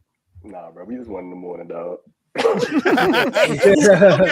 Okay, Andrew. Well, then in that case, Ray, let's get the people the announcement. So for anybody that listened to last month's episode of the NWA podcast, you know that I and me and the fellas have been thinking about some things post-election, just kind of being tired from work and exhausted and things of that nature. But there's a fire there. We got work to do. Like we were talking about how media can influence people. And we feel like we and the people that we associate with can talk to some of these issues and can talk to kind of the general feeling in the country and talk about sports, politics, entertainment, pro wrestling as a conduit for all of that. And so we've had a conversation, many conversations, mainly through semi-drunk Twitter voicemail, which is the only good thing Twitter has going for it now. Is once Blue Sky activates a voice DM feature, it's over for you, Elon. It's over. Because I was telling it was either Rich or Karen Peterson or WH, somebody because I forget who's still on Twitter and who's on Blue Sky. And so like I was sending a message and I was like, as soon as Blue Sky gets a voice function for these things, I'll be in heaven, because I can't be out here typing like a peasant, like a plebeian. like God gave me this voice for a reason, ladies and gentlemen, and it's not to be typing all willy-nilly. Like it's back in 2000 and I'm rocking a sidekick, man. I wish I was cool enough to rock a sidekick back in the day. But I'm getting off the point. The point is, me and the fellas been talking, and we love the Kings of Sport, man. We've been doing it since 2013. Kings of Sport, the podcast, is not going anywhere. The Kings of Sport Network, though, in January, it will no longer exist. But there is something that is going to take its place, and it is, and again, this is stuff that we've been thinking about, and you know, had we been prepared, Ray, we would have had a logo or something ready for it, a graphic or something. But hey, that's not the type of show we are. Eventually, we figure it out, and in January, the Kings of Sport Network will cease to exist, and in its place will be Nefarious Media, the Nefarious Media Network, ladies and gentlemen, changing the game by any means necessary. So part of the reason behind this decision is Kings of Sport is, as much as we love it, like it's a brand we created, it's limiting, because we talking about more than just sports. Like I said, we're talking about pop culture, we're talking about politics, we're talking about things that people deal with in their everyday lives, and we're trying to think of a name, and it just hit me like, yeah, we've been talking about nefarious means since day one of the Kings of Sport. Nefarious means cable. Nefarious means shopping. And like, nefarious ain't always got to be something wrong. Ain't always got to be a negative connotation with nefarious. Sometimes it means doing the things that you have to do in order to get the right outcome. And the right outcome being that more voices are at the table. And in that respect, we want to collaborate with more people. The right thing in the sense of we actually talking to people and not shouting at people. The right thing in terms of everything that we say, for the most part, because you know Ray be out here wilding sometimes with his stories. Everything we say is gonna be fact-based, man. Like we're not gonna be out here like some of these other shows, like Joe Rogan, Sage Steele, Jason Whitlock, Barstool Sports, selling you wolf tickets, man. We gonna be real with you, and so I'm excited. You know, I have not had this feeling about the podcast since the pandemic, which is ironically enough one of the freest times in my life in terms of doing this, and one of the freest times for the fellas in terms of doing this, because we had time to create, we had time to plan, we had time to link up with people and bring more voices to the table and amplify people who should have a bigger voice. And so that's what we're gonna do with Nefarious Media starting in January. Again, we don't have a date because we plan, but we only plan so far out because we are all busy. But Nefarious Media Network will be making its debut in January of 2025. Along with that, we'll have new shows added to the lineup. There may be changes to existing shows. I know there will be changes to existing shows. So we're excited about it. It's going to be great, man. It's going to be hard work, but you know, we ain't scared of no hard work, and we feel like we got stuff that people want to hear. So Nefarious Media coming at you. Chris, anything you want to say? Oh yeah, I'm looking forward to the next year as far as the new stuff we're bringing to the internet and growing our networks, our shows, all that stuff. I think it's going to be really, really good. This past semester, I taught 10 classes and worked for those worthless Democrats for the greater part since the summer. You know, I was working with them. It was tiring, exhausting, all that stuff. So I wasn't really able to devote the time I needed to devote to wrestling, to other shows. So next semester I'm only teaching I think 4 classes. I might be teaching 6, but it's not 10. So, and I'm not doing any other outside work. The only other work I'm doing is tightening up my book. So I'll have plenty of time to devote to these projects, and I'm looking forward to it, man. It's been a long time coming. And yeah, I'm just glad I get to rest in January a little bit. I'm still going to be working, but not 10 fucking classes and traveling all across the country, trying to figure out things for these dumb Democrats. And I'm a Democrat, so I was waiting to see what adjective you were going to put in front of Democrats that time. Right, yeah. I'm a Democrat, but they disappointed me this year. You know, it just is what it is. Nephew, you excited for this, man? Definitely excited. One thing that I'm looking forward to that I'm definitely going to try to make happen along with our good man, two-way Ray, the producer Ray Ting, if you will.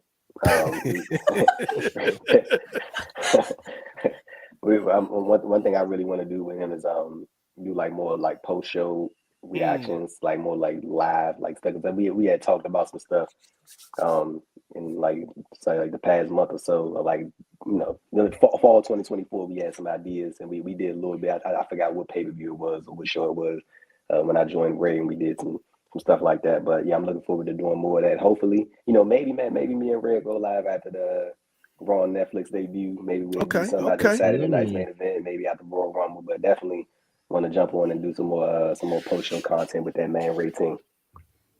Ray Williams, Nefarious Media. You ready? Oh, I'm born ready, or as Matt Cardona would say, I'm always ready, baby. But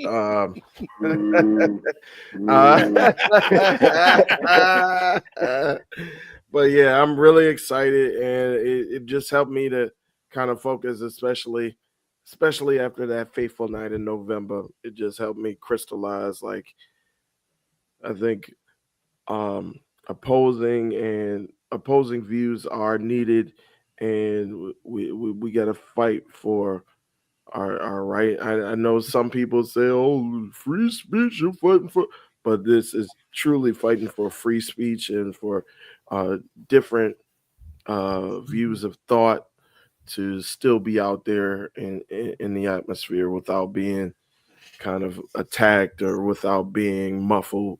So I think I'm really excited for what the future holds for Nefarious Media. I'm really excited for what the future holds for all of us here. So yeah, I can't wait to get to work, to get even more work. But yeah, we're gonna try to make. We're going to try to make it happen. It's like, how many damn shows do I have to edit now? But again, audience, one way y'all can help us with this is, and I don't know if I have to change the Patreon name or if I can even change the Patreon name. That's going to be between me and the Patreon people sometime this week. But head to the Patreon, patreon.com/the Kings of Sport for now.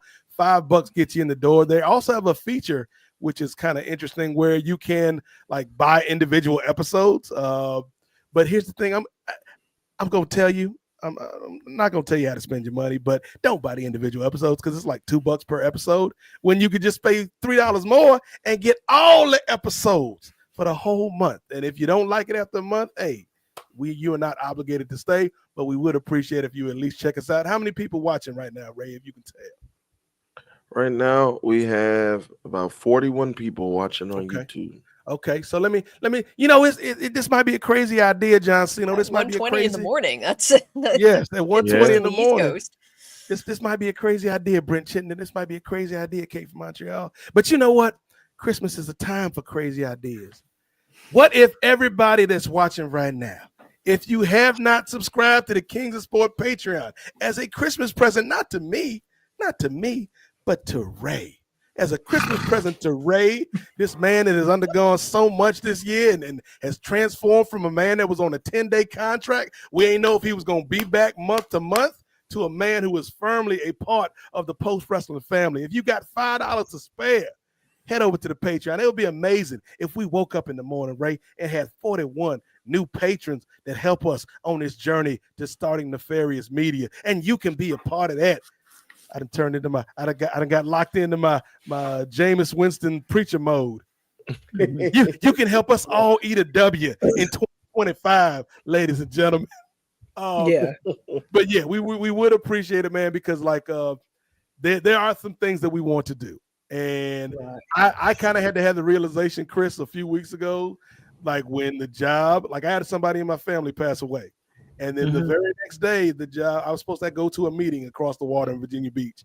And I was like, hey, man, this is what happened. They're like, oh, we're so sorry for your loss.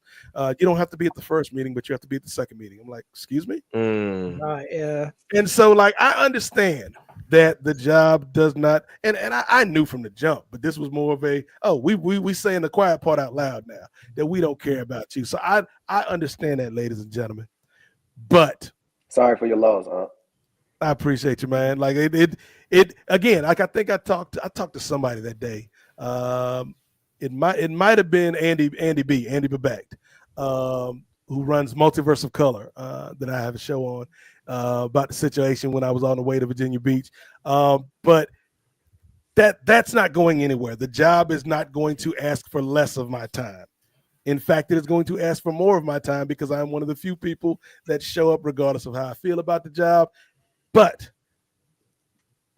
the more resources we have towards this venture, the more people that are sharing the show, the more people that are subscribing to the YouTube, that ultimately will, at least if not free up me, it'll free up the mechanism of what we're building here, so that we can bring new voices, man. Like Chinyere Okafor couldn't make it tonight. I know she wanted to, but like Chinyere Okafor is one of the best. Like what is she rate? 22, 23?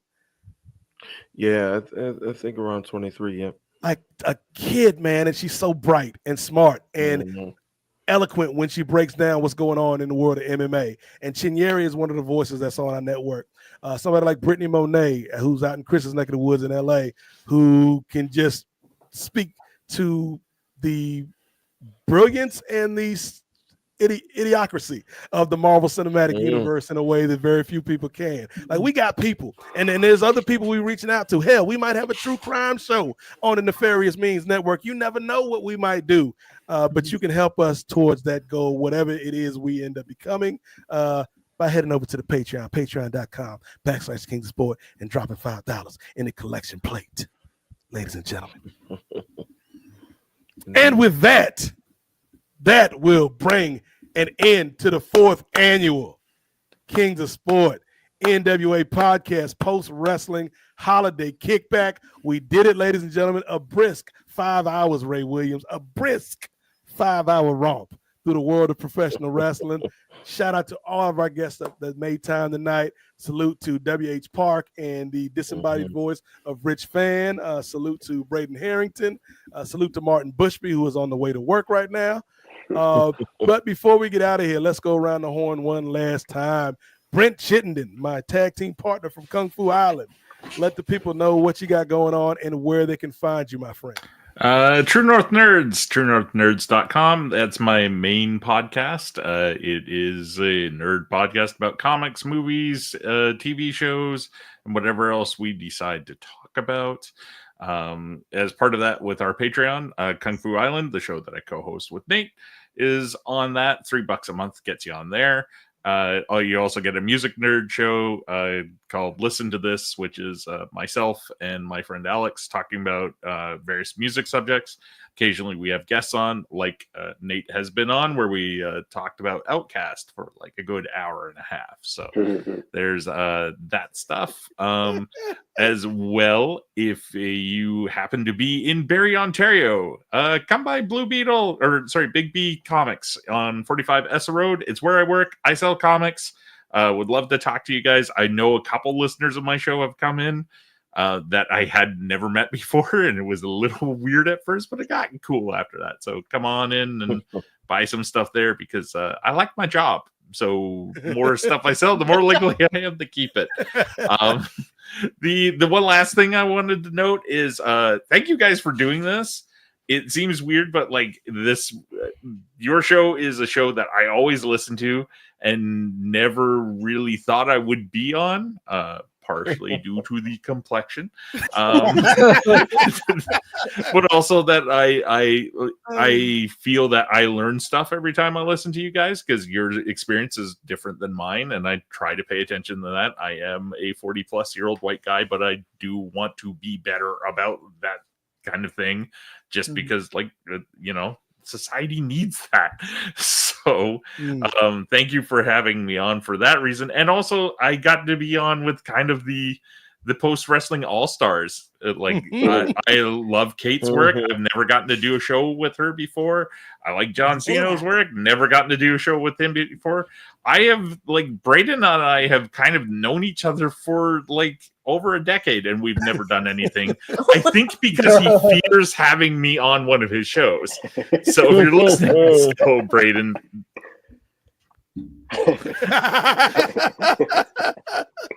But yeah, so thank you guys very much, and I'm glad I got to do this, even though it is now like 1:30 in the morning, and I got to get up in a couple of hours to hit the gym.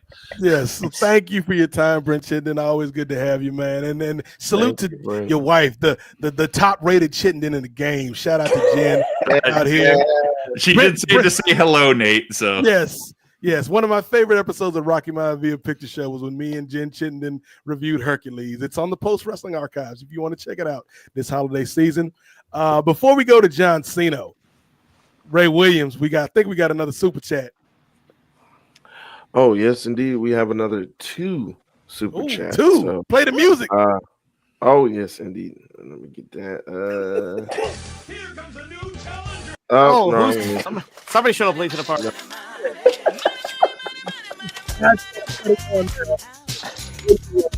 For our show, if they showed up now. But here goes Cut Dale Jack. Cut the song so you get a flag. Yeah. Ray is like, there's too many moving parts right now. Dude fell asleep on the soundboard. They say Nefarious Mean sounds like Future's real name.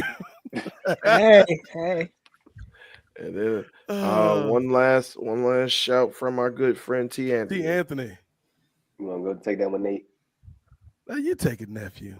He said since the days of T and Nate, long-term story building, culminating with the long-awaited premiere of Nefarious Media. Boom. Shout out to T. Anthony.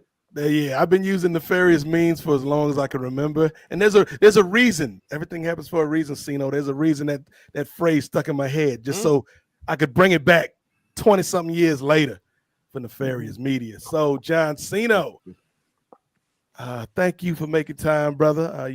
I walked in your shoes a couple weeks ago, man. The Air Force Ones is a little big. Hope I filled them out right. Cino rocks the black Air Force Ones, we know. Typical New Yorker, man. Black Air Force Ones.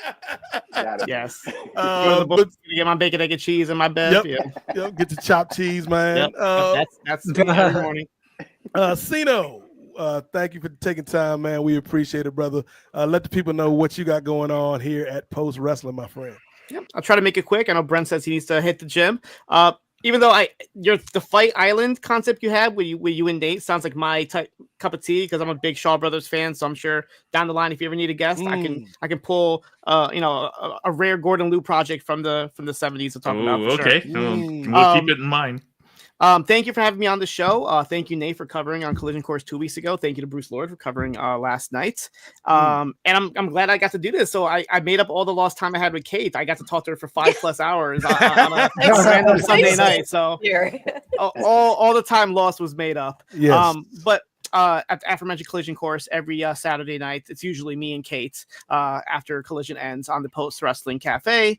This coming weekend is going to be a special show because we'll be covering the Ring of Honor Final Battle. I still haven't figured out where I'm going to be going to, but most likely I'll be doing the live perspective for Final Battle, and then we could talk about Collision. So right after that ends, we'll probably be going live next weekend. As far as on the Poison Rana side, you can catch me every Thursday doing Shot in the Dark, where I'll talk about these women wrestling wrestlers that Nate was bringing up. They're not made up. They're real people, and I will tell you what they do, as well as TNA, Ring of Honor, MLW, NWA, all these promotions that are going on. I give it a lowdown in 15 minutes or less, and then once a month, me and B Detroit have a show called What Up Though. We talk about anything from movies to music, video games. We just did the breakdown of the Kendrick Lamar GNX album, so check that out. And we'll be back later on this month, probably talking some of our favorite Christmas movies. I know we're bringing up was it Friday After Next is the Christmas one, if I'm not mistaken. So we'll probably be breaking that down and some other classic films for sure. So check us out. Lots of variety for me. If you want my serious play-by-play analysis, that's me on Collision Course. If you want my new style, fast New York style segments, that's Shot in the Dark. And then my more laid back, just talking about anything but wrestling is on What Up Though. So my 3 Faces of Cena on the Post Wrestling Poison Rana Cafe.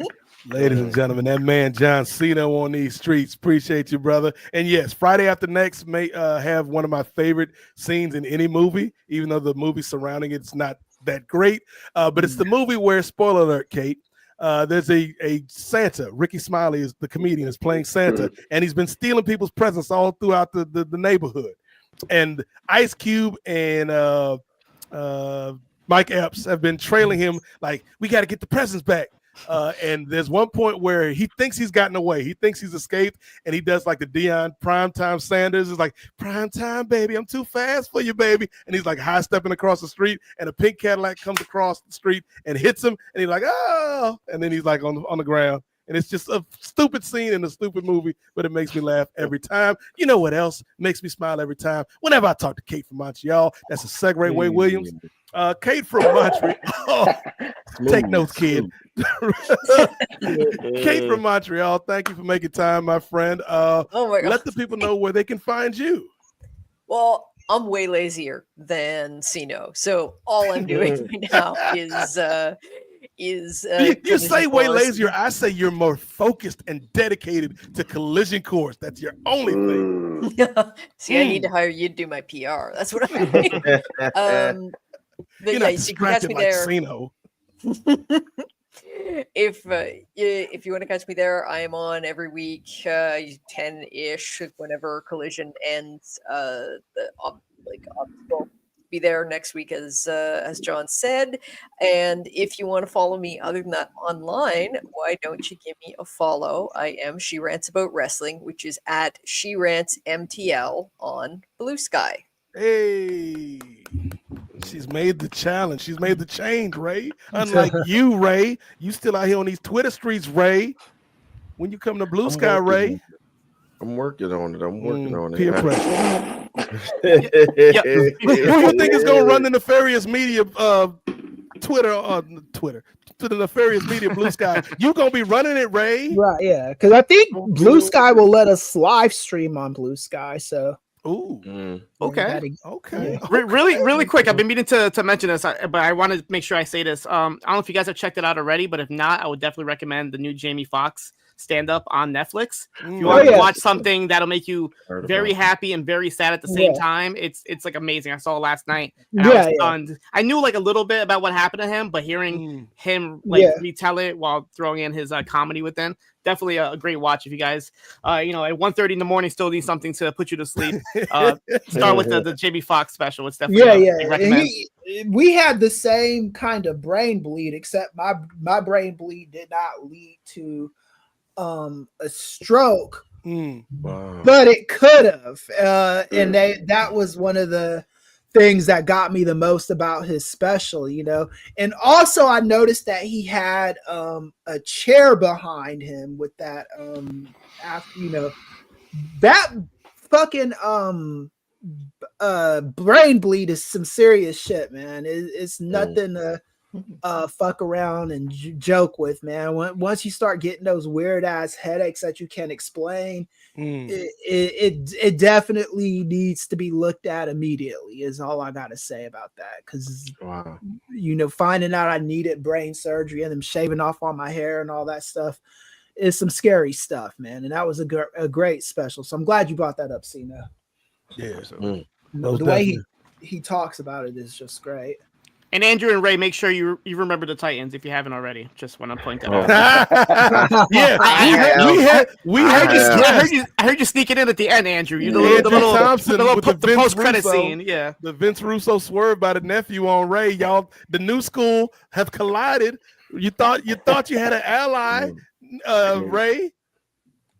He drove the team bus over me. now you guys have to do a review of that movie. You talk about doing reviews. You two should just review that movie and do a podcast about it. The funniest thing was how I was getting on Ray the whole show about not seeing the movie. I ain't never seen that movie a day in my damn life. Just had Ray out there on an island by himself. Not the good kind of island like Kung Fu Island with me and Brent Chittenden. Ray Williams, where can people find you? Obviously not on Blue Sky right now, but where can people find you? Well, right now of course, you can find me on the Kings of Sport Network. For right now, and then once we make the official change over to Nefarious Media, you can find me on the Kings of Sport podcast proper. You can also find me on the Spinning Blackfish podcast with the aforementioned maestro herself, Chichi Okafor. And as Nate mentioned before, there are some changes coming to that show as well. So stay tuned. We're going to try to get an episode out on the week of Christmas for all you guys to enjoy once you guys get through this 5-hour podcast and once you guys get through the post-Christmas show 5-hour podcast. Oh, good question. What goes longer, this episode right now or the post-Christmas special? Well, I think the post-Christmas special always gets us because it's always a lot more guests and it's always a lot more shuffling. And there's a jingle contest, so they kind of cheat. Yeah, that's true. It's like 30 minutes for the damn jingles. But yeah, you could go ahead and follow me over there, and individually you can follow me at Instagram and at X for now at Mondo Dondo #1. Mondo Dondo 1. Nephew, what you got going on, brother? My Twitter is indeed still up. That you can follow me on there, I guess, at AD Thompson __ have not. Yo, Andrew, I don't think you could put underscores in your handle for Blue Sky. Just letting you know right now. You might be able to get AD Thompson straight up without the underscore. I might have to retire the underscore when I make the jump to Blue Sky, but it's the same thing over on Instagram. Follow me there, AD Thompson __.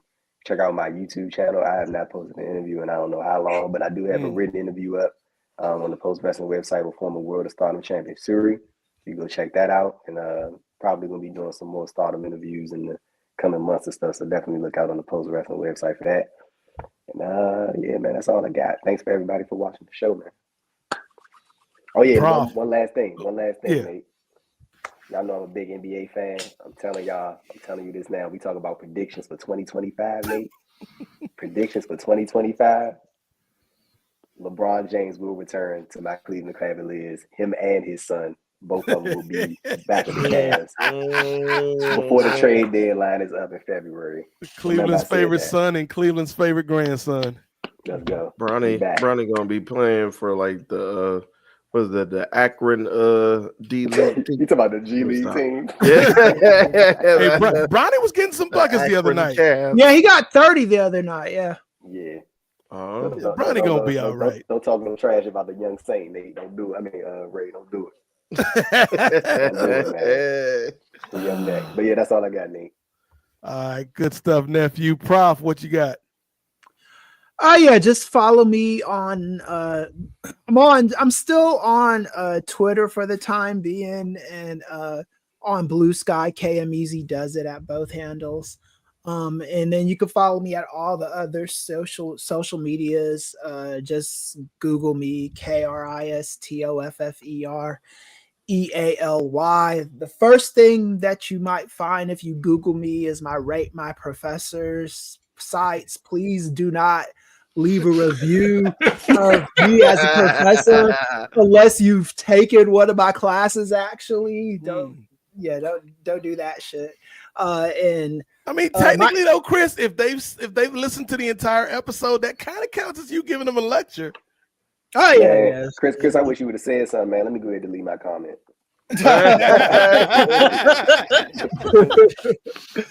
And then my Instagram is private, but if you tell me who you are, I'll go ahead and let you follow me on the Instagram. Ladies and gentlemen, the Professor Chris Ely got a book coming out soon, at some point in 2025. Chris, yeah. He's going to debut it. Have a book signing at the Cougar Club at it's Cougar Night at Smash Club. Nate, I might need you to cover for me a collision course that night. Cino's on assignment at the Smash Club for Cougar Night. You can find me on X or Twitter at @8 MOZAIK, at Nate Mosaic on Twitter. I'm also on these blue sky streets. Nate Mosaic. I think it's Nate Mosaic 757. But here's the thing. Find Post Wrestling on Blue Sky. They got a Post Wrestling starter pack with all your favorite Post Wrestling personalities and voices and journalists on there, and I am amongst that number. So check us out on Blue Sky, Kings of Sport. We probably will be dropping an episode maybe sometime this week. There's a lot of qualifiers in that sentence, I know. But I plan to I'm at least going to do something with Brittany this week, and then if me, Chris, Ray, and maybe even the nephew can figure something out this for later on in the week, we'll get a Kings of Sport in, because we got to get at least one in before the end of the year. But like I said, Nefarious see, you got me saying it now. Nefarious Media. Nefarious Media Network is on the way, and we're excited about that. Again, patreon.com/Kings of Sport. If you got $5, we'd appreciate you dropping something into the plate for the building fund. There's a lot of stuff going on, so just keep your eyes and ears locked, man. And we did it again, man. Another brisk 5-hour NWA podcast. We did it. No more of this show until 2025. So happy holiday season to everybody out there listening or watching. And we gonna do it again, Lord willing, next year. So I was gonna go through the whole rigmarole, but then I forgot. I'm being a bad party guest, because we got to thank the people that started this party in the first place. Ray Williams, John Pollock, and Wei Ting, the proprietors of Post Wrestling. Without them brothers, we would not be here talking with y'all tonight. So salute to those guys and for the community that they have helped build here at Post Wrestling. If you want to support the guys and everybody else here at the network, head over to Chop Tees, chop-tees.com, pick you up some merch. I'm sure Dickie Bird got some kind of Christmas special going on. So shout out to the Bird, man. He flies in any weather, Ray Williams. Dickie Bird. That was like the most low energy, like I didn't even put my back into that one. That was like whoever that poster was like 6-7 months ago that said this guy has no energy. Now you might be right. Eventually you were proven right. But that's going to bring an end to another episode of the NWA podcast. Salute to Righteous Reg for the theme song. Salute to Austin James for the cover art. And salute to you, the listener, for locking in with us each and every month. We appreciate it. We don't take it for granted. And we'll be back again to do it next year. So for Brent Chittenden, for W.H. Park, for Rich Fan, for Braden Harrington, for John Cino, for Kate from Montreal, for two-way Ray Williams, for the nephew Andrew Thompson, and of course, for the Professor Chris Ely. I am the Godfather Nate Milton. And remember, the revolution may not be televised, but it damn sure will be podcasted. Y'all have a safe and happy new year. I got to go play Odell Lake. Hit the button, Ray.